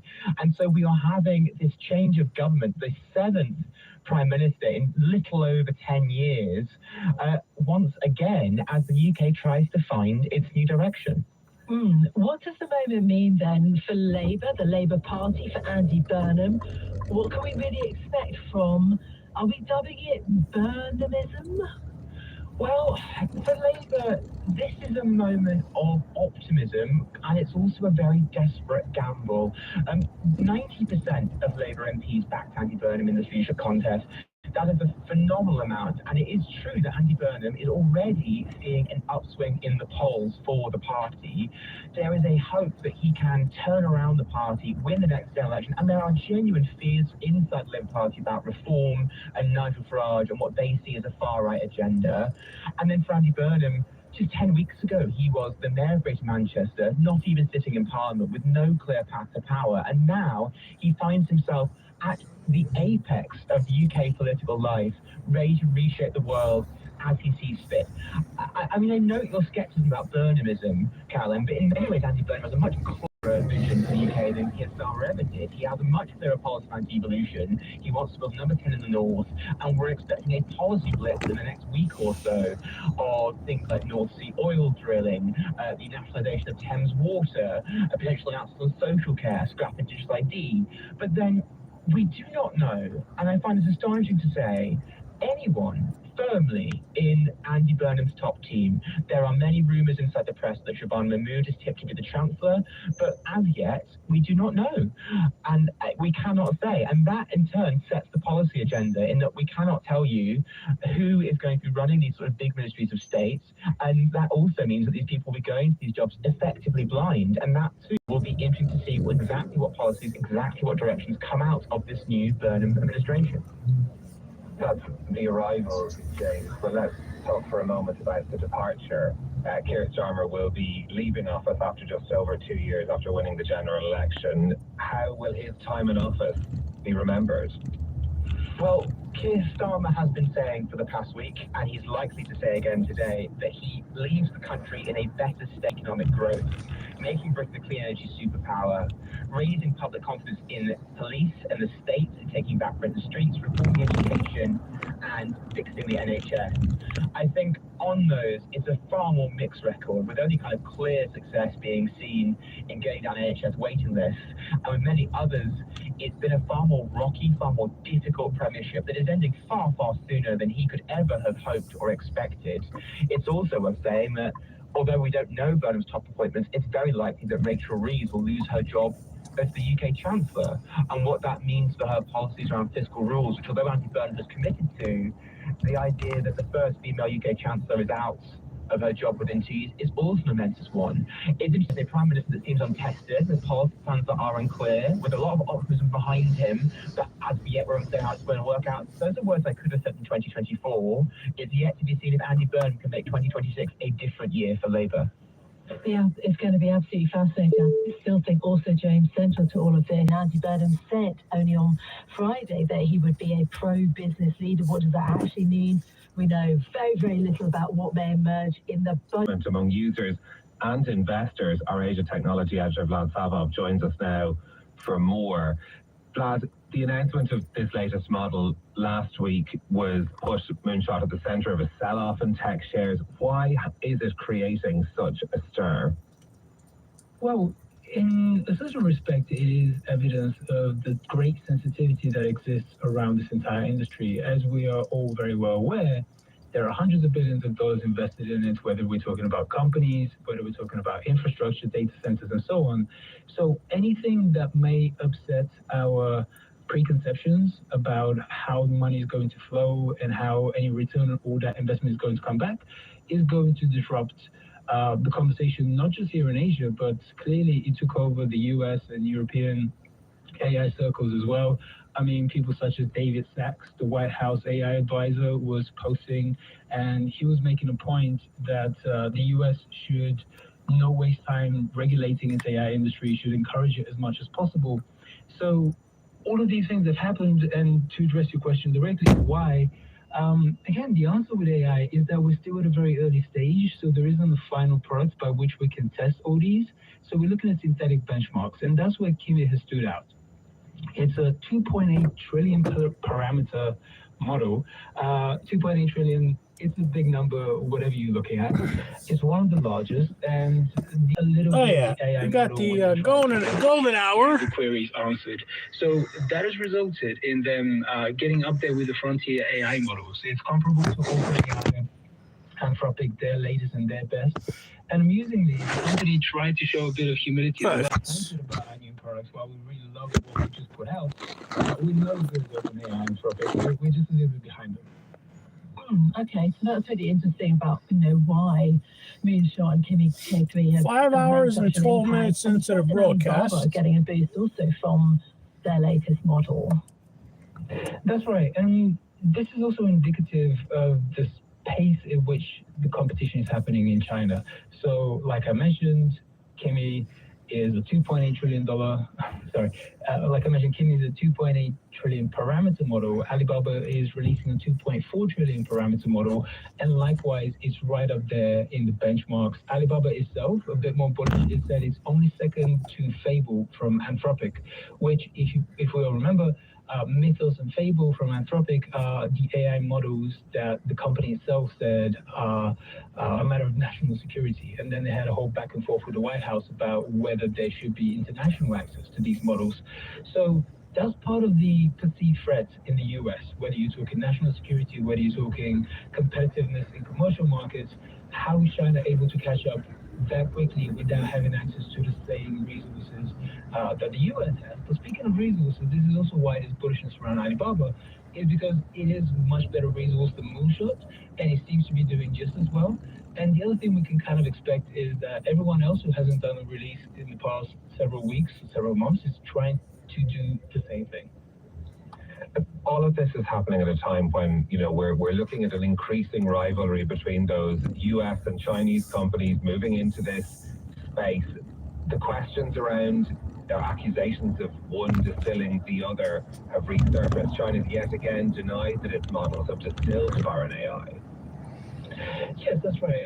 I mean, these things are going to fight back and forth. The thing that I can say sitting here in Hong Kong is that within China itself, the competition is fierce. Everyone is competing for talent. Everyone is investing as heavily as they possibly can. And there is a very big difference also in the approach that these companies are taking, because the idea in the US is still, let's buy the most capable, the most powerful, and most expensive NVIDIA AI accelerators, lean into that, and build models that are tailored to take full advantage of that. As I mentioned with Moonshot and Alibaba likewise, they're using the architecture about how an AI model is addressed, so they don't need to rely on the pure speed of the NVIDIA chips that they don't have. So they're leaning more into using memory and so on. So at the architectural level, I feel like most of them are fundamentally different for the most part than the US models. And then the other thing that China leads into is stress that the US needs to have a more receptive visa policy so that all these Chinese researchers, including the Moonshot founder who is US educated, and also its talent.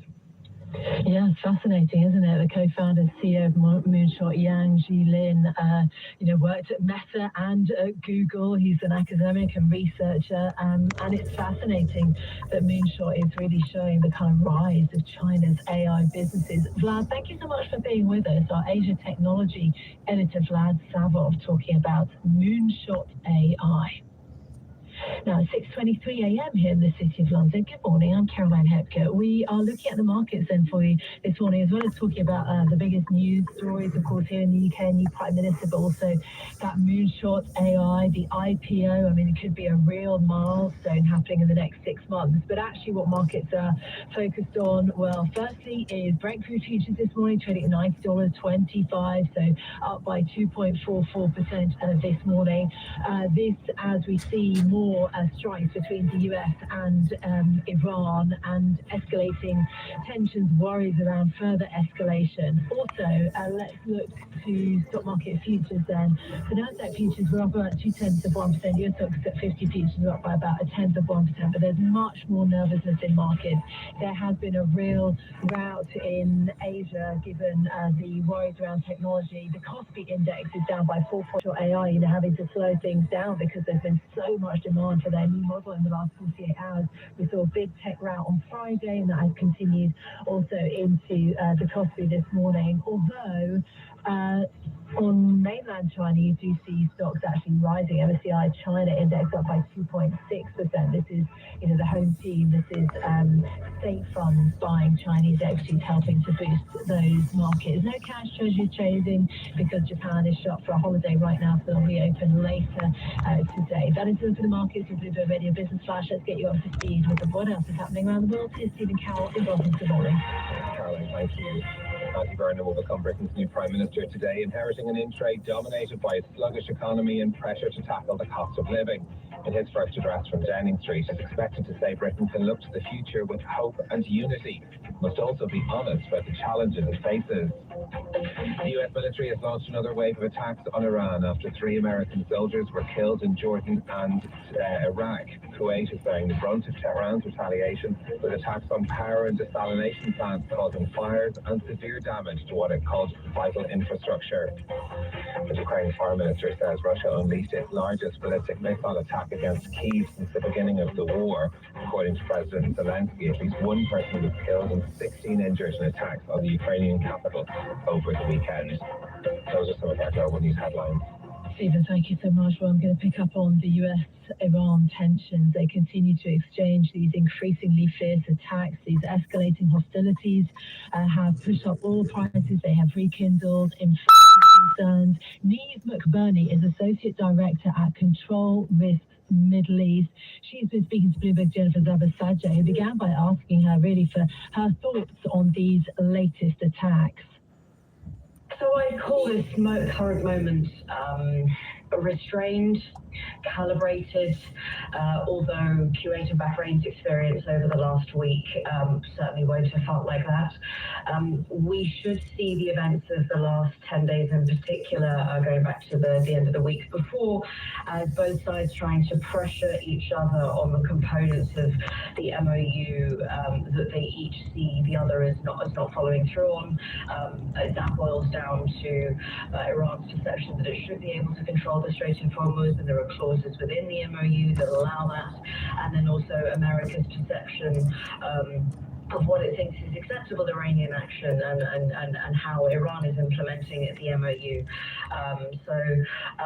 This certainly isn't all-out war yet, and really both sides are, although they're incrementally intensifying their activities over the last several days, and the attacks on water and power plants in Kuwait really bear that through. But we are still some way from the kind of hostility that we saw during the first several days of March. But is it possible that we move towards that? Yes. And it's still very difficult to see what will be the prompt that causes both countries to agree that this round of jostling is over and that they will go back to the negotiating table. So we're probably set for another couple of days of what we've experienced over the last 9 nights. Well, Neve, how much of a concern is it that we're seeing troops being killed? We have the President of the United States making comments around that. Do you see that not potentially being a catalyst for more escalation, potentially ground troops? So, I mean, the fatalities on both sides are incredibly unfortunate. It is a consequence of war. It is, I think, probably quite shocking to a number of Americans because there have been relatively few American fatalities during this conflict. So it is disappointing, it is concerning. It reflects ultimately a failure of certain systems and the effectiveness of Iranian aggressive systems as well. But merely because there have been deaths doesn't mean this is a catalyst for a ground operation. We have seen fatalities earlier on in this conflict, and they were not the prompt for that either. Ultimately, President Trump is far less inclined to engage in a ground operation of whatever sort. There's a couple of different options he could choose from, whether it's just targeting the islands or whether it's mainland Iran. But analysis that our teams have done, as well as many in the policy community have done over the last couple of months, have affirmed it would be an extremely risky endeavor, and we still ultimately think at Control Risk that President Trump is much more inclined to go back to the negotiating table, even at this stage, than to engage in a significant escalation such as some sort of ground operation. Is it still possible? Yes, there are many, many options that we need to leave on the table. But right now, as of today, we still think he's inclined to negotiate rather than to escalate. And Neve, later this week we'll see President Trump meeting with President Aoun from Lebanon. When you think about those negotiations or those discussions that are going to be happening, is there a likelihood that we could see potentially developments in some of the fighting that we're seeing in Lebanon from this meeting? The ambition for the meeting between the presidents is that we see far less fighting and signal that there has been a change in some of Lebanon's political parties, at least, that it would like to have a little bit more agency in managing the security environment. Although, let's be absolutely clear here that this is a U.S. arbitrated arrangement between Lebanon and Israel, and the government ultimately has pretty limited room for maneuver here. It is possible that depending on how the meeting between the presidents goes and Iran's response, that we could see some activity from Hezbollah over the next couple of days, reflecting their unhappiness with these developments. But for now, the kind of Lebanon front has been relatively contained, and we still think it's the case that the President Trump would like to keep Lebanon at a much lower tempo, because he sees a lower level of kinetic activity as absolutely necessary to following through on this much more peaceful process, whatever Israel and the government of Benjamin Netanyahu feel about that.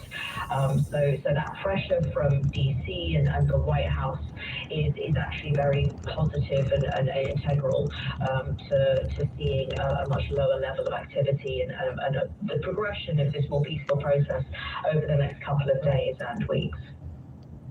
So that was Neve McBurney, the Associate Director at Control Risk Middle East, speaking to Bloomberg's Jennifer Sabasaja, as we do see increased tensions and increased strikes between the US and Iran. That's one of our top interviews.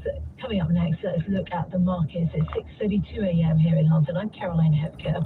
And I'm Stephen Carroll in Brussels. This is Daybreak Europe. We're live on London DAB Radio and around the world on Bloomberg.com and the Bloomberg Business app. Stock futures this morning. European stock futures are flat. US stock futures in the green. Oil prices are $90.47 for Brent crude futures, and a continued rout for the cost to be down by 4.5%. Those are the markets. Our top story. Andy Burnham will become Britain's new Prime Minister today, inheriting an in-trade dominated by a sluggish economy and pressure to tackle the cost of living. In his first address from Downing Street, he's expected to say that Britain can look to the future with hope and unity, but must also be honest about the challenges it faces. Burnham would also say that he's acutely conscious of Britain's prime ministerial turnover, arguing that it shows the need for more stable and respectable politics. James Wilcock is our UK politics reporter. We are but 2 years after Labour won a landslide majority, and so we are having this change of government, the seventh Prime Minister in little over 10 years, once again as the UK tries to find its new direction. James Wilcock reporting from outside Downing Street. Burnham takes office with more than 1 million households behind on their electricity bills, while personal insolvencies in the UK have risen to their highest levels. The US military launched another wave of strikes on the Islamic Republic after 3 American soldiers were killed in Jordan and Iraq. Kuwait has again borne the brunt of Iran's retaliation. The country's army says that attacks on power and desalination plants caused its first weekend, taking in $264 million globally in ticket sales. It was the biggest grossing film in the US and Canada, almost $125 million. It's the first film since Oppenheimer in 2023, which went on to gross close to $1 billion. Wow, yeah, huge taking for that. Bloomberg. This is New York's only 24-hour source for world markets and breaking business news. Bloomberg 1130. Coming up, the latest market-moving headlines from Bloomberg. First, an update from our partners at ABC News. ABC News, I'm Chuck Severson. A U.S. official confirms that U.S. fighter jets stationed in the United Kingdom and Germany are being sent to the Mideast. ABC's Allison Casa. F-16 from Germany and stealth F-35 fighters from Britain are being sent, along with aerial refueling capabilities. The State Department saying groups supportive of Iran could target Americans worldwide. U.S. military saying it's ended a nation's networks. The U.S. military says the death of a service member in northern Iraq over the weekend was from a controlled detonation of a downed Iranian attack drone. Unidentified remains have been located as the military has searched for a missing service member in Jordan, where 2 others were killed in an Iranian strike on Friday. This is ABC News. The news doesn't stop on the weekend, and now neither do we. This is David Durrett. Join us on Bloomberg This Weekend. Watch and listen to the news show Saturdays and Sundays starting at 7 a.m. on Bloomberg Radio, TV, and the Bloomberg Business app. Hello, I'm Michelle Hussain, and each week on my show, I have one thoughtful conversation that brings the world into sharper focus. I always trust in the president. He's playing 3-dimensional chess. Every time you say something tough to Mark Zuckerberg, he looks like you killed him. From Bloomberg Weekend, wherever you get your podcasts. You research your investments, you analyze markets, but have you researched your broker? For the past, competitive rates and access to 170 plus global markets help investors keep more of what they earn. The broker you choose matters. Interactive Brokers, member SIPC. Learn more at ipkr.com/performance. This week on Leaders with me, Francine Lacroix, I speak to Vimal Kapoor, the chief executive of Honeywell, about his family's reaction to him getting the top job. Nobody expected me to get this far. His advice for workers in dealing with the growth of AI. Skill elevation is the name of the game. And how he's learning about management today. YouTube is kind of a new way to go. Listen and watch Leaders with me, Francine Lacroix, on Bloomberg Television or wherever you get your podcasts. Bloomberg Radio, on demand, and in your podcast feed. On the latest Balance of Power podcast, we talk with Elon Goldenberg from J Street as the U.S. escalates the war with Iran. We are really back to the beginning in many ways. What I argued for, and I did spend years looking at different scenarios and planning for these possibilities at the Pentagon, and when we really looked at what happens at the end of a war with Iran or how it goes, our most central conclusion was essentially this ends up looking a lot like the first Iraq war, going back to the early 1990s, where at the end of it, you're going to have a wounded regime, but it's still there. In some ways, it's weaker, but in many other ways, it's angrier. And then you're going to the new normal where you have instability and bouts of violence, and a war starts every few weeks, or small wars. Maybe it's not full war. Just this is the new normal. And that's absolutely what we're doing. But actually, the one thing I'll say is it's actually a lot worse than what I'd even predicted, because the one big difference is Iran has a lot more leverage over the Strait of Hormuz and has been able to grab that leverage as a result of this war that none of us really anticipated was going to be as effective. We thought they'd be able to try and close it and use it as a tool, but their ability to sustain that leverage and control of it over time has really been a wild card and has made things even worse. So I thought this was a terrible idea from the start. That's what I wrote at the very beginning of the war for precisely these reasons, that there's no positive way to end this in a way that works for the United States. But it really has turned out to be even worse than we thought. Hear the full conversation on the latest edition of the Balance of Power podcast. Subscribe on Apple, Spotify, and anywhere else you get your podcasts. Plus, listen anytime on the Bloomberg Business app and Bloomberg.com.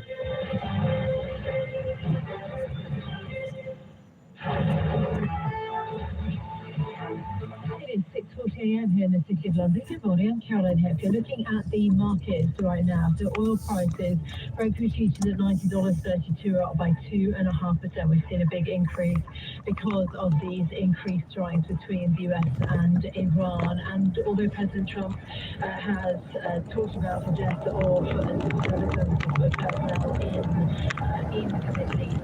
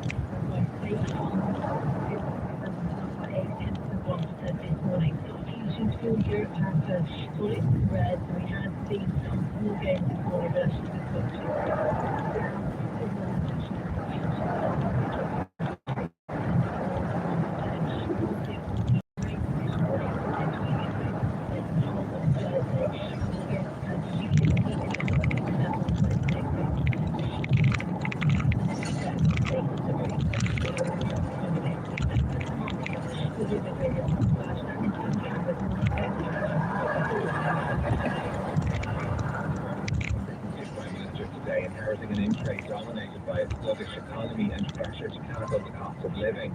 In his first address from Downing Street, he's expected to say that Britain can look to the future with hope and unity, but he's also be honest about the challenges it faces. The U.S. military has launched another wave of strikes on Iran after 3 American soldiers were killed in Jordan and in Iraq. Kuwait is bearing the brunt of Iran's retaliation with attacks on the Kurds, while the nation attacks opened fire with severe damage to Canada and Yorkshire. The U.S. Prime Minister put pressure on leaders of largest domestic yet against beginning of the war.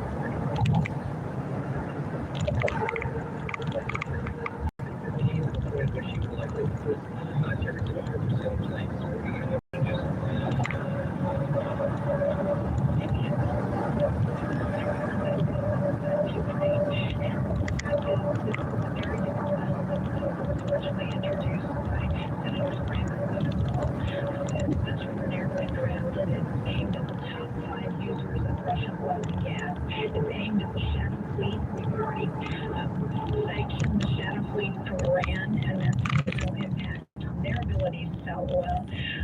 So this would have a real impact on Russia. And what we know right now is that they're losing over 30,000 casualties a month. Their economy has taken a big hit. If we can really put pressure on Vladimir Putin, it's going to have an impact. That's what this bill is designed to do.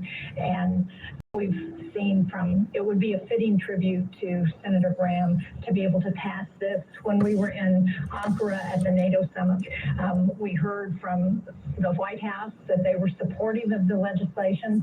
The Treasury and the trade representatives are working on more. So let's get this done, and let's put pressure on Vladimir Putin and shut down his war machine.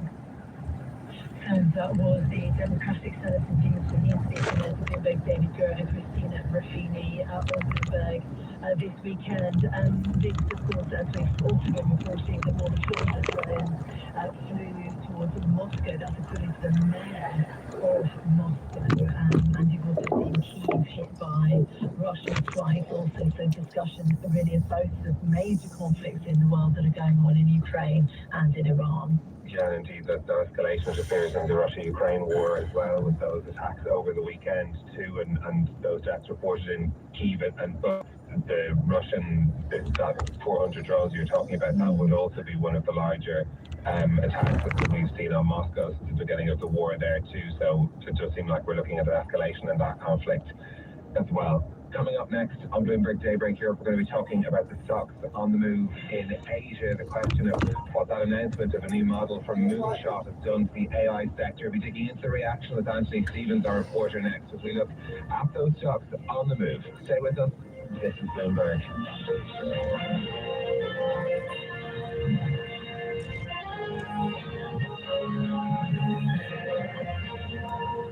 Get the news you need to start your day in just 15 minutes. Let's begin with the race to the midterms. An escalation in tensions between the U.S. and Iran. Wake up, Bloomberg Daybreak U.S. edition. President Trump's clout within his party was tested. Baseball's back with All-Star break, available now on your podcast feed. Each weekday morning at 6 a.m. Eastern. President Trump sowing doubts about U.S. elections. Subscribe to Bloomberg Daybreak U.S. edition on Apple, Spotify, and everywhere you get your podcasts. Bloomberg Radio. Context changes everything. You can't escape a traffic jam. Know what else you can't escape? Seasonal allergies. And you might think you can avoid that coffee stain until... Really? You can't escape a lot of things in life, but you can escape prediabetes. Prediabetes captures 1 in 3 adults. There are usually no signs of prediabetes. In fact, most people don't even know they have it. But with early diagnosis, you can change the outcome and prevent or delay type 2 diabetes. Take action by taking the 1-minute risk test at doihaveprediabetes.org. You might not be able to escape having this song stuck in your head, but you can escape prediabetes. Go to doihaveprediabetes.org today. Brought to you by the Ad Council and the Centers for Disease Control and Prevention. Influential conversations from Bloomberg Television. Here's Jonathan Farrow. Wedbush maintaining her outperform on the stock, but lowering her price target to 105, writing, "This is less a change in conviction on the destination, but rather an admission that it's a longer runway to the next growth spike." Alicia joins us now for more. Alicia, welcome to the program. Ahead of earnings, you talked about the failed pursuit of Warner Brothers. Can we just back up and start there? Why this stock has traded so poorly since the collapse of that pursuit? I think it was because pursuit and what to do with the performing earnings along the For way. 5 hours and 45 minutes exactly. Exiting the board. Those factors altogether just didn't give a lot of confidence. And since a lot of people have been digging into the data to the broadcast provides on a semi-annual basis and got concerned about, some of the things they were seeing, with the second season engagement pulling off. A lot of that's been going on for 5 hours and 45 minutes. The digging into it has been a little newer. What I'd say from the results that they just hit, but that second season, the hits do hold.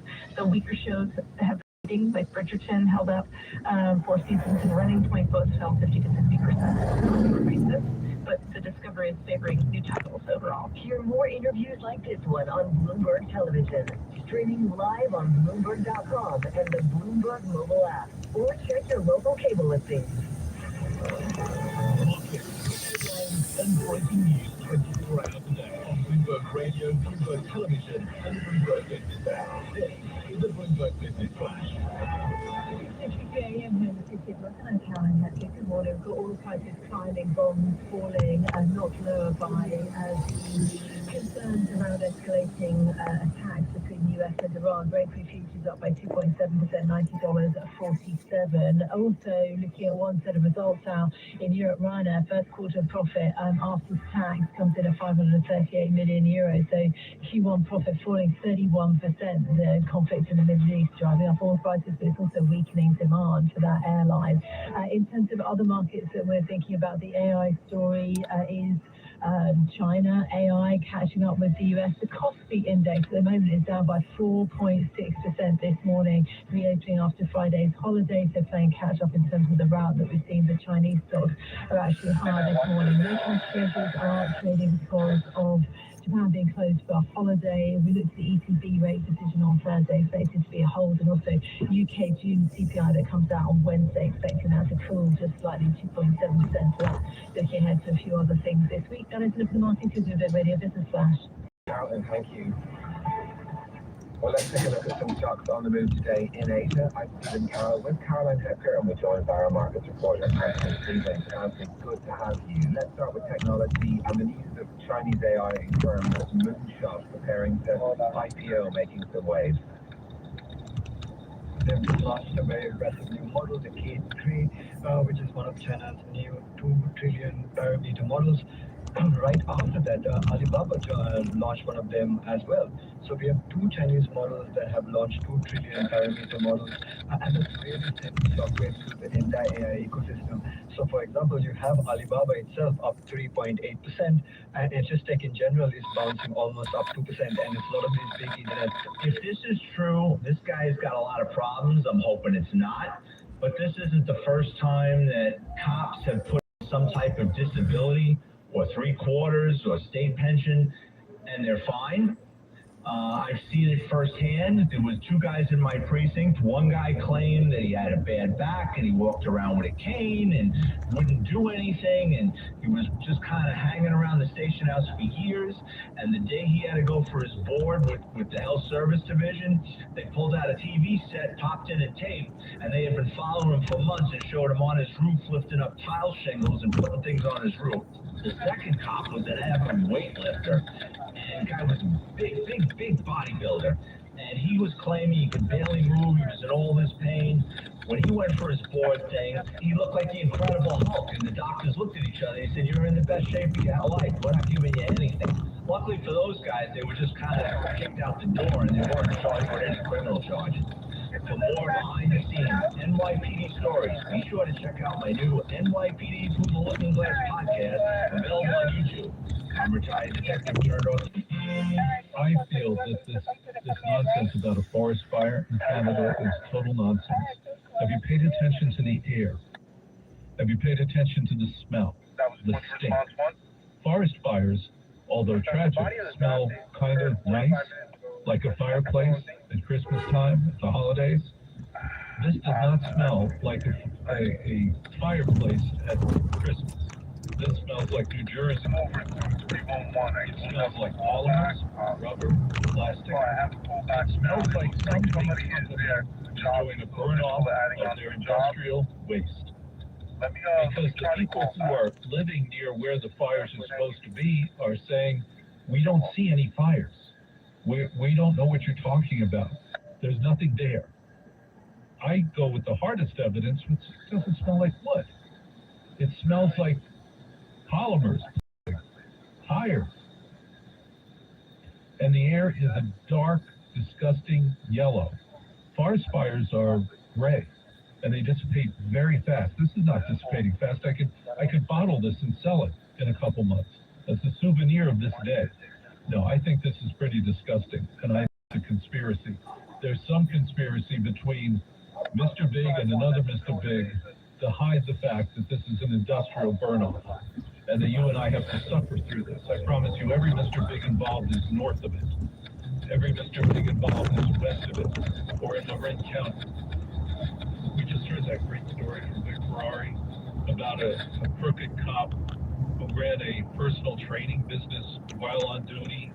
All right, well, it gets more exciting. And everywhere you go, California City Chief is arrested on a yacht just 3 weeks after she took her job. Sausalito, new city manager, was arrested Saturday on suspicion of felony burglary. Of what?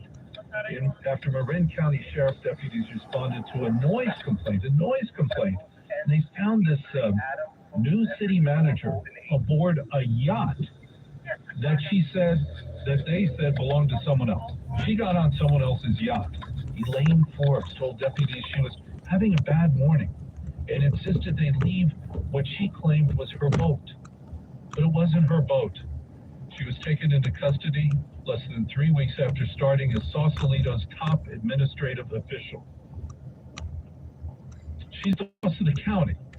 The arrest came 2 days after the Sausalito City Council placed her on administrative leave following a closed session meeting. Sausalito Yacht Harbor shortly before 7 a.m. Saturday, where they said Forbes was found aboard a boat she didn't own. Now that's new. Yacht takes it to a new level. Walter Sterling, good evening. I got a phone number. It's 800-848-9222. And you and I are talking about the scam of the fires. Red Apple Audio Networks. Talk Radio 77 WABC, WABC New York, WRCR Haverstraw, and 107.1 WLIR Hampton Bays. This is the Worldwide News Network. I'm Brandon Eichmann. Secretary of State Marco Rubio shared brief thoughts on relations with China over the weekend after the president claimed in a national address to have documented proof of China's interference in U.S. elections. When you have two big powerful countries like the United States and China, there are always going to be irritants. There are always going to be things we don't agree on. But I think it's incumbent on powerful and important countries like ours to continue to moderate our relationship with each other for each one in the world. Many remain critical of the president's claims of elections in Jordan over the weekend. A third U.S. soldier was killed in northern Iraq during the detonation of a downed Iranian drone. Amid the apparent crumbling of efforts to end the war and concern of the wider conflict with neighboring Israel, Kuwait, Jordan, and Bahrain have again activated defenses against drones and missiles coming from Iran. 17 U.S. military service members have been killed since the war began in February. There have been at least 430 wounded, many suffering traumatic brain injuries. In Utah, amid heavy rains in 30 states, 5 members of the same family died after a flash race through a campground less than 2 miles from Big Bell. 5 victims identified as a firefighter from Provo, his wife and 3 sons. Their bodies, all apparently caught in the floods, have been found scattered throughout the area during a 2-day search and rescue effort. In the East Rutherford, New Jersey, Oro chance to cross, hooks it in, Williams.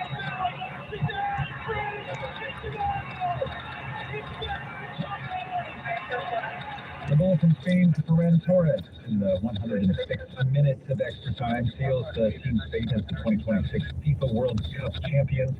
As heard on Fox Sports, it was the only goal scored in the long, intense Sunday matchup between Spain and Argentina. On the streets of Spain,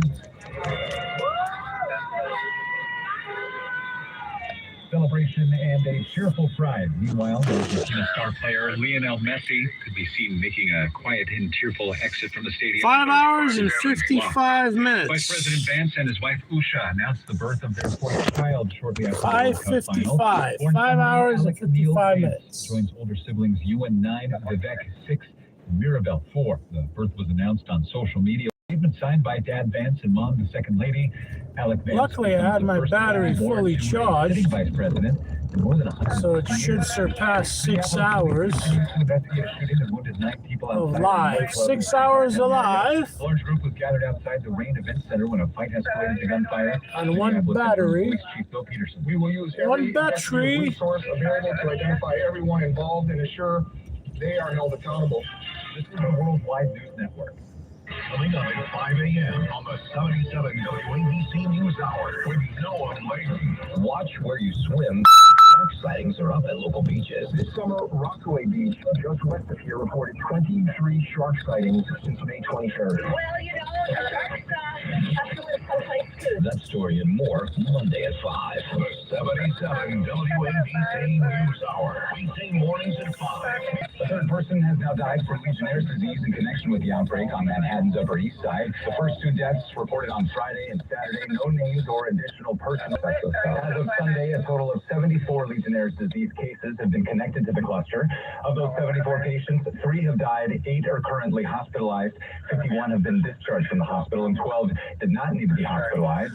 Health officials are urging anyone who has spent time in the affected area to seek medical attention immediately if they have been experiencing flu-like symptoms. After Saturday's powerful storm, parts of Queens are still dealing with the fallout, including lingering power outages and major travel headaches. The storm also flooded major roadways, leaving drivers stranded and forcing FDNY water rescues.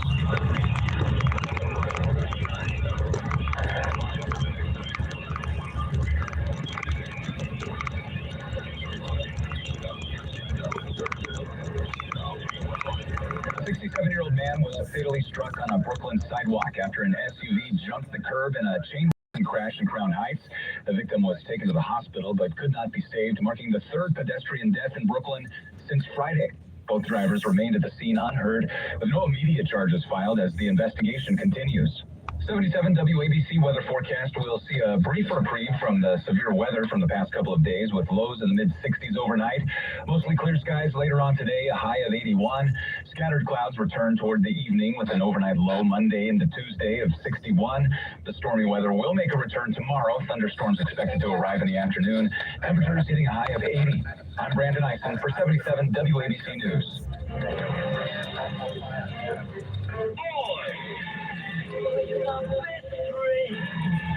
Sid and Friends in the Morning. We got a great guest list today. John Catsimatidis, Clay Travis going to stop by. He will go over the game yesterday between Spain and Argentina. And Gordon Chang, President Trump, talking about China helping cheat in the elections. We'll hear what Gordon Chang has to say. Monday morning, Sid and Friends in the morning. Listen anytime. 77WABCRadio.com and the 77 WABC app.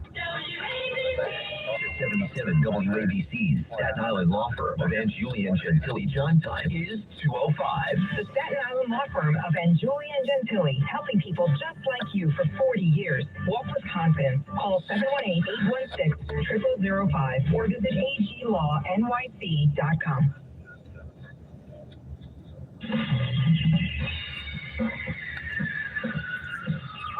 This is The Other Side of Midnight. They're running a strange program, y'all. With Walter Sterling.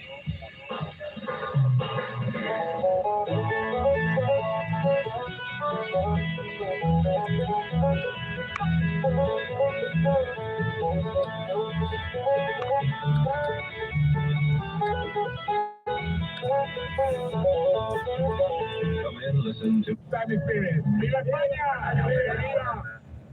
It's Spain's second World Cup title after their 2010 win. And in golf, Ryan Fox has won the Open, sinking his final putt to claim the claret jug by a single shot. The New Zealander finished 10 under par at Royal Birkdale, 1 stroke clear of American Cameron Young in a dramatic final at the oldest golf tournament in the world. Fox admitted he looked a lot calmer than he felt. I'm not sure how I hit the putt. As I said, my hands were all over the place. I was just trying to get it towards the hole somewhere, and yeah, it's surreal that it went in. Ryan Fox there as England's Tommy Fleetwood ended the tournament tied for 4th on 7 under on his home course. And those are our top stories. A midnight misfit responsible for Walter Sterling being here. Blame Chad 6 Lawson, hours. President, Red Apple Audio Networks. We are 6 And hours great into the presenters, broadcast. Dick L., Father Jim Drucker, Mark Adams, Carolina CoverTech. Mark Adams sent us the greatest picture. Carolina CoverTech. We're 6 hours into the broadcast. Mark Adams listened to the show, understood what we were doing, understood our mission to present live, proper radio at this time. Everybody else is running best of. 6 hours. You find me another live radio show right now. I challenge you. You go up and down the dial, find me a live radio show, call us and report in on it. Where you live, there are at least 63 radio stations on this hour, at least 63. You find me another live show. You won't. This is a live radio show. Radio is supposed to be live. We don't have best ofs here. On the Red Apple Audio Network, I can't think of any best ofs. This is all good enough. Or in the words of Buzz Paxton, the founder of the Home Shopping Network, quote, "Bad live television is better than any pre-recorded television." Michael L., Catherine Collins, but Mark Adams, I really appreciated the picture you sent. He sent me pictures of where he works. And he has been driving a long time. He got into his town, he went to work, and he works at Carolina CoverTech. Carolina CoverTech. Therefore, he's in the Carolinas, just so you get a feel of how big this radio signal is. Multiple radio signals. It's especially wonderful at this time of night in the summer. In July, like right now, it is magic. It is a magnificent night. It's beautiful throughout most of North America after a crappy week of rain, hail, floods, tornadoes, typhoons, just the worst weather.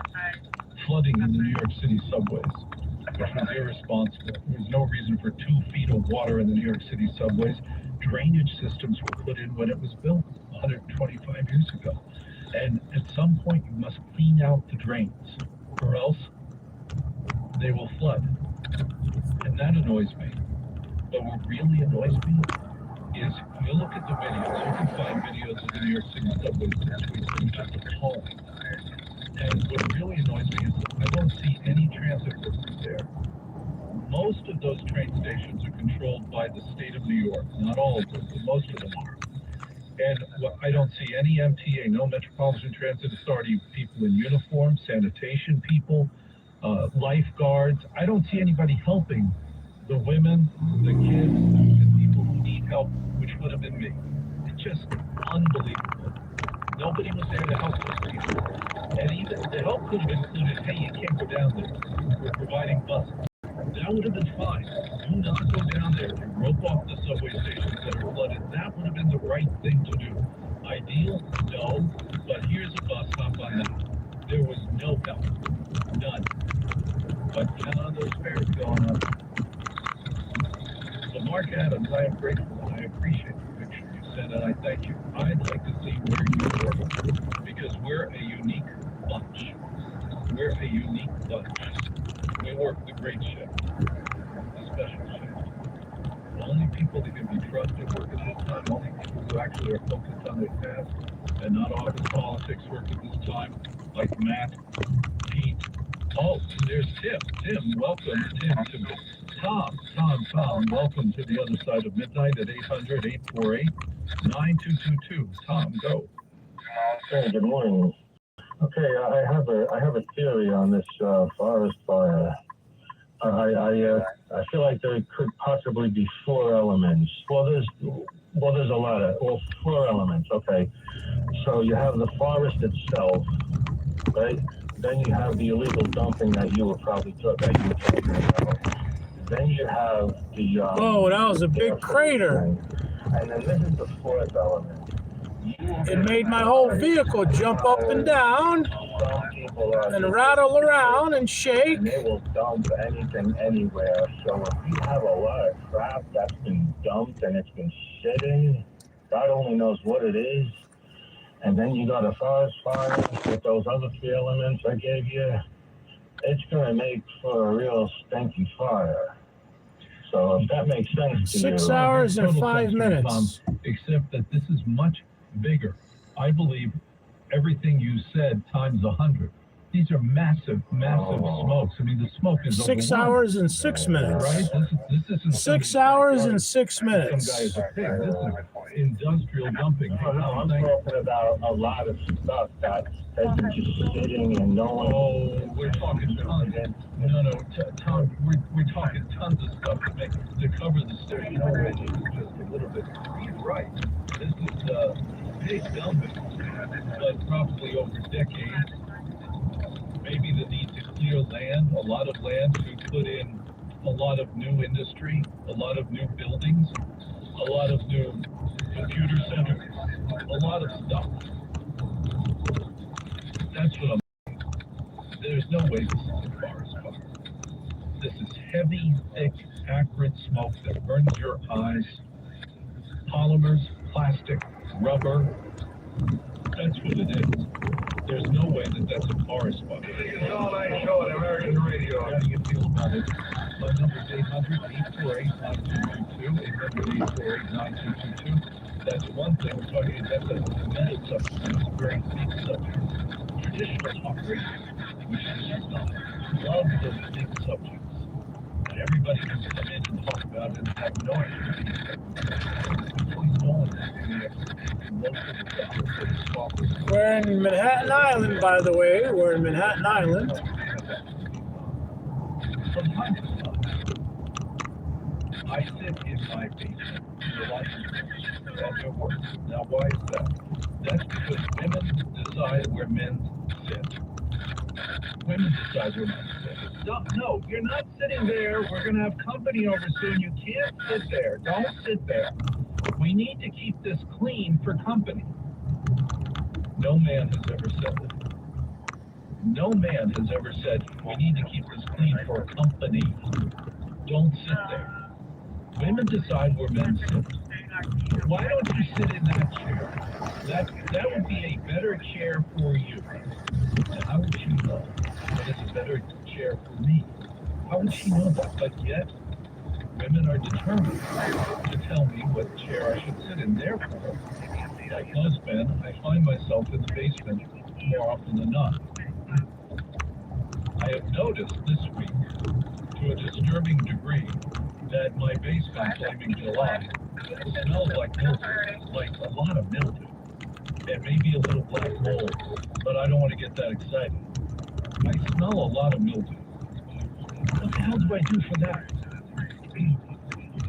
I didn't encounter this as a child. And most of my life I lived in apartments where I never had to deal with mildew. Mildew is a non-issue in most apartments, isn't it? Maybe in the bathtub, but I don't think so. But how the heck do I get rid of the smell of mildew? And I'm not talking about the kind on clothes. Yeah, I know about the kind on clothes. I leave it in the washer overnight. And then put it in the dryer. That, I'm responsible for that. I understand that. But in general, how do I get rid of the smell of mildew in the basement? What should I do? What actions should I take tomorrow as I ponder this? So we're running with two subjects right now on a Sunday into Monday. We're running with two subjects right now. We're running with, I don't believe that those are forest fires. No way in hell. That smoke, that stink that you and I have suffered with over the past few days in the great Northeast, I don't believe for 1 second that that's a forest fire. I believe that that is a industrial waste fire. I believe it's a conspiracy. And the story about it's a forest fire is just a cover-up for some wicked company burning off their toxic waste. That's what I think. My number is 800-848-9222, 800-848-9222. Sterling, we have an awful lot to do. Going through all of the awful lots to do. Scam calls. There's a lot of scam calls. I've been scammed twice. Some clown called me up convincing me the whole thing that he's from Social Security and that there's very serious inconsistencies in the Social Security application. And they will need my information cleared up. That's really good. I'm collecting this from Social Security. The number he was in fact the Social Security. Yes, had somebody calling me up saying I missed jury duty and that I had to run to the police station to bring the cash down. These scams are getting more and more sophisticated. Wait, how did this happen? Information about you and me. Email. These are organizations, evil companies that gather up information about us and then sell it. Sell it to companies marketing to us, targeting us, and scammers. They sell it to anybody. They sell it on the dark web, no problem. Anybody with cash, they'll sell your information and mine too. And I'm worried about that because I have kids. I have young children. I can't afford that. Incogni, I-N-C-O-G-N-I, incogni.com has solved the problem for me. It will solve it for you. incogni.com/Sterling. It'll take you to a nice website. And by the way, my picture pops up. It was a shock to me. They get in touch with the data brokers and they say, you cannot sell this person's information. And by federal law, those data brokers must stop. The minute they're notified that they can't sell your information, they must stop, and they stay stopped. Over 300 data brokers have been contacted by Incogni for me. incogni.com/Sterling. Over 300 in 3 weeks have been contacted. It's a small monthly fee. They get it done, and they keep it done. It's time that the data brokers stop selling your information as they have stopped selling mine. Cuts down on scams and cuts down on spams. They can't spam you if they can't find you. They can't scam you if they can't find you. The company that will stop it for you, and it has stopped it for me, go to the website, get the information. It costs pennies, believe me. incogni.com/Sterling. I'm Walter Sterling. Are we having fun tonight? I got a phone number that you can call, 800-848-9222.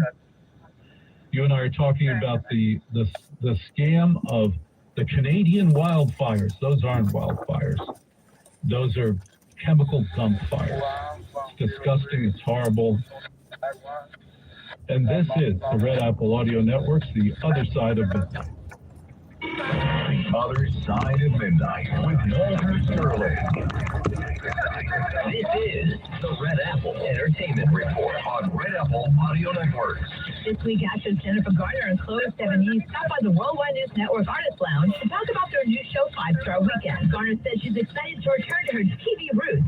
After all, it was Alias. More deeply into a character and into their story and what makes them tick. Because you finally know them. Garner said she was told she would never work after the age of 40, but now both women in their 50s 6 minutes. have busy 6 minutes. Chloe Sevigny told me it's not long. 6 hours and 15 minutes. Honestly, I feel very lucky to be the age I am now with the industry where it is now. 6 hours and 15 minutes. Cooper Lawrence, Entertainment News, Worldwide News Network, New York. This is the Red Apple We're going to plug in on Red Apple Audio Network. We're going to plug in a charger. The 77 WABC's Staten Island law firm of Anjuli and Gentili chime time is 2:22. For 40 years, the Staten Island law firm. Right now we got you plugged in, so we can charge the battery a little bit. Or visit azlawnyc.com. We got the camera. We got the camera in standby. We'll go live on here. Still live. To be the #1 talk station in the country. Advertising, if you advertise with WABC, you will be a winner too. Why don't you email me at CPS@WABCRadio.com and you advertise with winners. You become 6 hours and 15 minutes. That's 220. 77 WABC. Temperature was 65 in Long Island. In Manhattan, 70 degrees out here.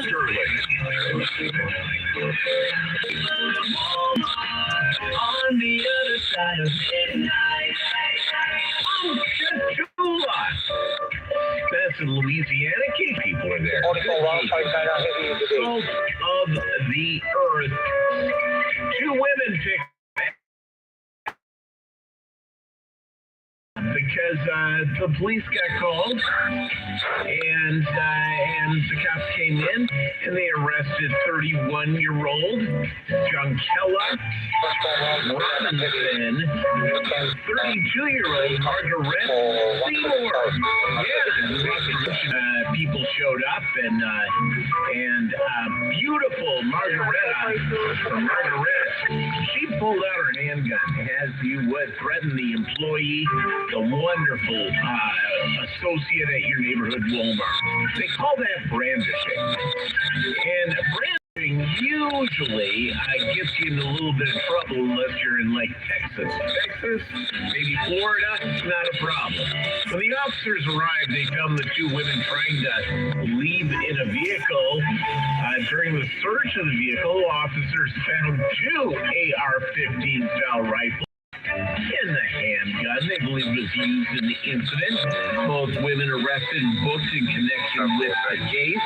Seymour, by the way, was booked on a felony charge of aggravated assault with a firearm, aka brandishing. We've not shared more information about the case is still under investigation. Shoplifting, yeah, remember, go to your neighborhood Walmart. Look around at the ceiling and the walls. There's cameras everywhere. And behind those cameras are eager beaver loss prevention specialists and associates. They get to wear the vest, proud vest of your neighborhood Walmart. Don't get upset at the employees. Their job is to make sure you don't steal from Walmart. If you get caught, be angry with yourself. It just shows you're not a good shoplifter. And skill set that's surprisingly tough. Yeah, we'll give it a widescreen here like that. I don't know if you can see that. Walmart, I'm Velo Hool. Walter Sterling, The Other Side of Midnight, Red Apple Audio Network. Become the media. Call 800-848-9222 now. Jeffrey, welcome to The Other Side of Midnight. Congratulations. Walter. Jeffrey. That's the only way I could put the phone because I got the charger plugged in. Got the charger plugged in, so the phone got to go sideways. I don't know, maybe because it was drywood plus the Wi-Fi. I don't know, but of course, what you're speculating that it's a chemical burn. People for 30 years, 40 of junk that Canada, who hates the U.S. Well, okay, let me not get crazy political there, but Canada said, F the U.S., and we did it. Second thing, Walter, when you asked about why do people give their age, let me take a shot at that one, okay? Yes. I am 69, and the age, I'm going to say, I think it's, when we were kids, 50 years ago, I remember hearing you think about the Chinese, our society doesn't give proper respect to the elderly, the Chinese do, blah, blah, blah. That was 50 years ago.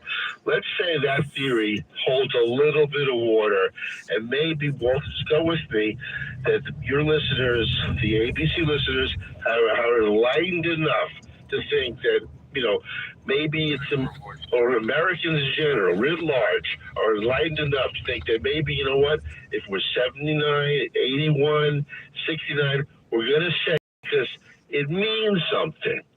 What do you think? What does it mean? That you're old?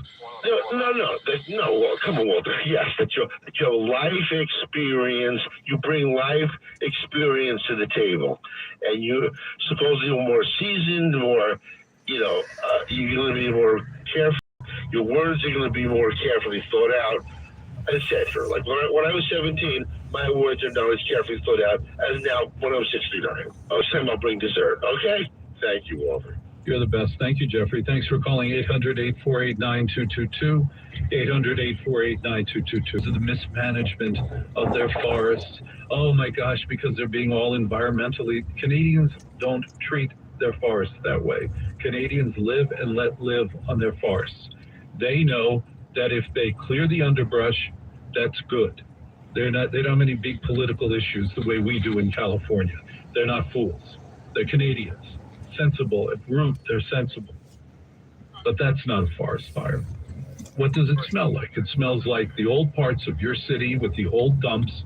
When you were growing up, you remember how the cities used to smell whenever you get near a dump because they were always burning the trash. Well, they don't burn the trash anymore. Or do they? Or do they? Nobody wants to go there. Wisconsin, Michigan, those border towns, maybe that's where the fires are taking place. Maybe we are off industrial waste and blaming it on the Canadians. How convenient that would be. How easy that would be. I digress. I was just thinking about how easy would it be? What a scam we are running. So my question is, who do you think is doing the burning?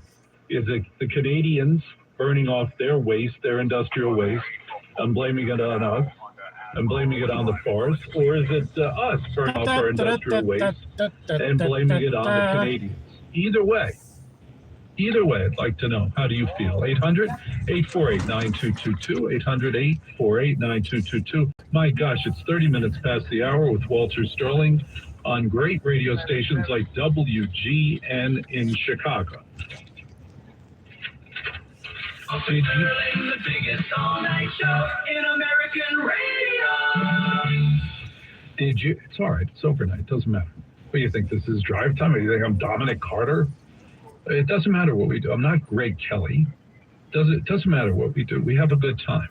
And as a result of having a good time all night, every night on the great shift, we have dominant ratings. Do you understand that? Dominant ratings. Because why? In America, there's no accounting for taste. On these weekends in July, having grown up down the shore in Jersey, near the ocean, and the ocean is many. Did you ever fantasize going deep sea fishing? I know you like to sit on the beach, tan, look at her, look at your wife, look at her. And did you ever think about going deep sea fishing? Did you ever have that experience?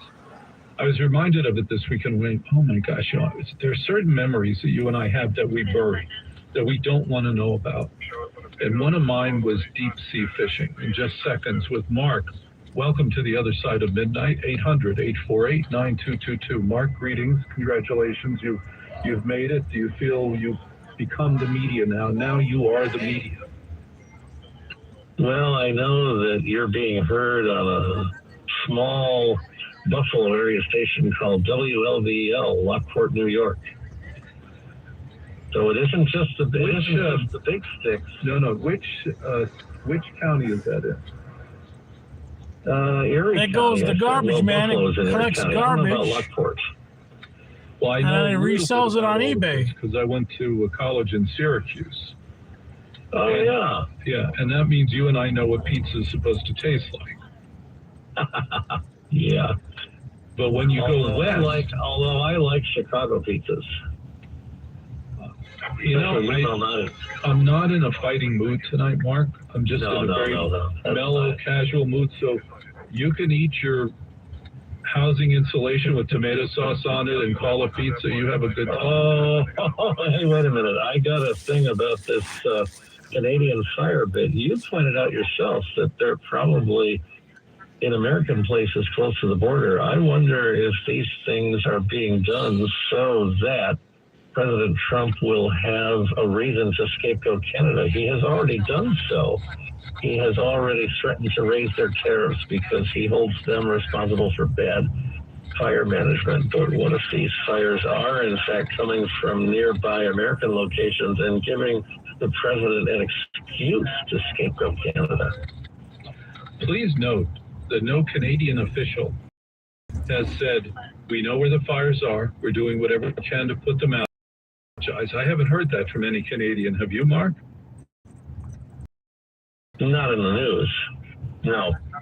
And I would think that if I was a Canadian official, I'd be very quick to say to my southern brethren who make their cars, we make their cars, forget about tariffs, why don't we just stop selling them cars? But Trump is mad about not acquiring Canada under his jurisdiction, and so maybe he's behind this. Maybe he wants to have a reason to scapegoat Canada. Oh, totally possible. I wouldn't doubt that for a second. Any reason to scapegoat Canada is fine with me. I think that makes a lot of sense. And about the Gulf of America, that Gulf of America, why doesn't he just call it America North? Why doesn't he just call it America North? Rename it on our maps instead of Canada. Why doesn't he just call Greenland Red, White, and Blueland? All good points, Mark. This is the sort of quality call that I'm looking for. All right. Nice show you got here. Well, you're a nice caller. Thank you very much for listening to the show, and thank you for calling, Mark, at 800-848-9222. The notorious stop sign. 800-848-9222. I really think in Manhattan. Yep, we got them too in Manhattan. We got the stop signs. I certainly would never recommend a physical attack, but our spiritual two in a row. Canada, 2 stop signs in a row. Could be upgraded. We let them get away with everything. They get away with everything. And no, President Trump didn't really study that we could take over Canada. That's something he really wants to study more, because you may remember, I don't know, was it 30 years ago, there was a vote where the people of Quebec voted whether or not to stay with Canada or to secede. Do you remember that? That the French Canadians said, well, maybe we just would like to leave Canada. Now that vote lost by almost nothing. Voted to secede from the country of Canada to become its own country. Shock. An economic problem with it, and that would be the economic problem if we did make Canada a state. Quebec. We got 6 hours. Province. It is a heavily province. Nothing to do with the damn French. 6 hours and 20. Sit here. 6 hours and 20 minutes. Canadian economics. I can barely do our own. I can barely get my taxes. 10 seconds, 6 hours, and 30 minutes. But they are. Yep, we got 6.5 hours. We're going black. They would quickly find out, they have money. We're going black because relying on the rest of Canada to subsidize all of their really interesting. Because we're nearing our location. You understand what it's like to be an English-speaking person in Quebec? A two-province. Here's how it works. First of all, if you own a retail location, your signage outside that says the name of your store, this is not a joke. Your signage outside the store must be in French, and it must be in a typeface larger than the translation into English. The signage outside any retail store in Quebec must be in French, and the characters must be larger than the English Roman alphabet letters. That was a problem in Chinatown in Quebec. That did cause a problem. But then the weirdest thing is if you're doing a business meeting in Quebec, if you're doing a business meeting with a French company, it's a 1 hour meeting. Half hour must be in English and half hour must be in French. Not kidding. And I said to them, how does this work? Is it always a half hour in French, half hour in English? And they said, no. Sometimes we alternate sentences.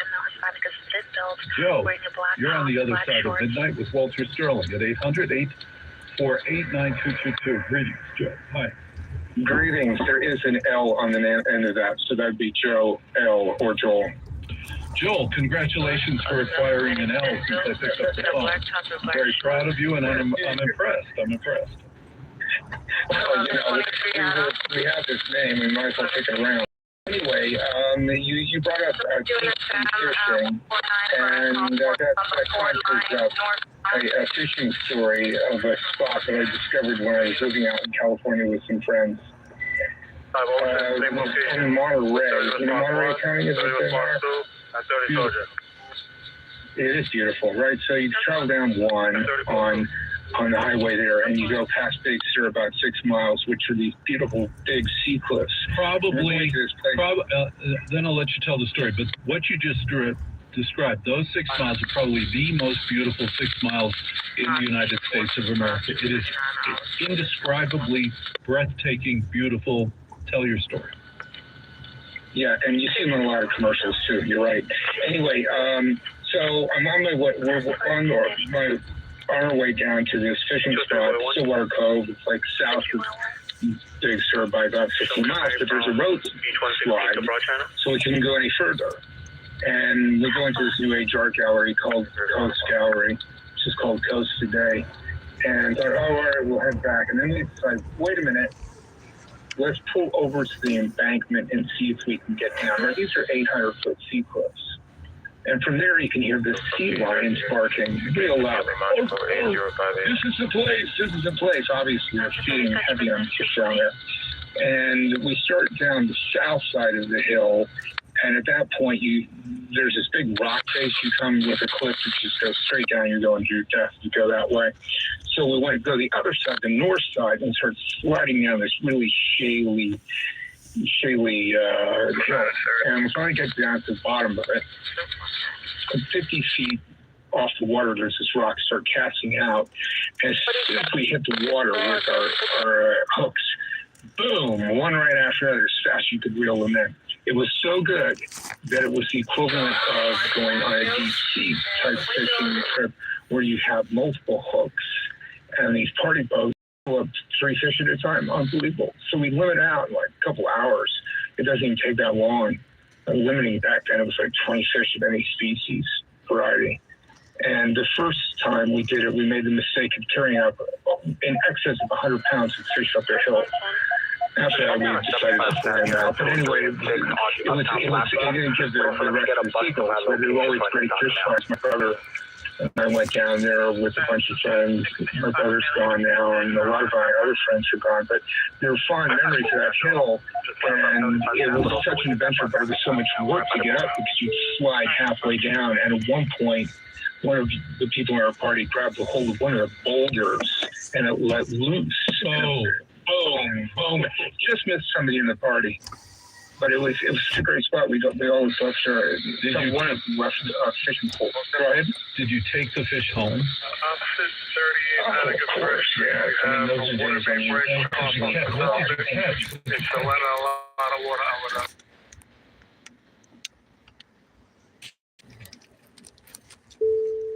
Big mouths or big cods. Capazones, which have kind of a blue color to them tone, red and black cods, dolly bird, which is an ocean-going trout, flounders, occasional sharks, and some other fish I'm probably not thinking about right now, but it was an unbelievable experience every time. But you had to go there early, and always went there at sunrise, and it was like kind of, I would describe it almost as a spiritual experience. I knew you were going to say that word. Joel, thank you so much for this story, and thank you for calling. I knew you were going to say it was a spiritual experience, because you cannot imagine a more breathtaking US 1, California, Big Sur. All right, 6 hours and 36 minutes. Catch you later. Fishing story. Let me tell you about this.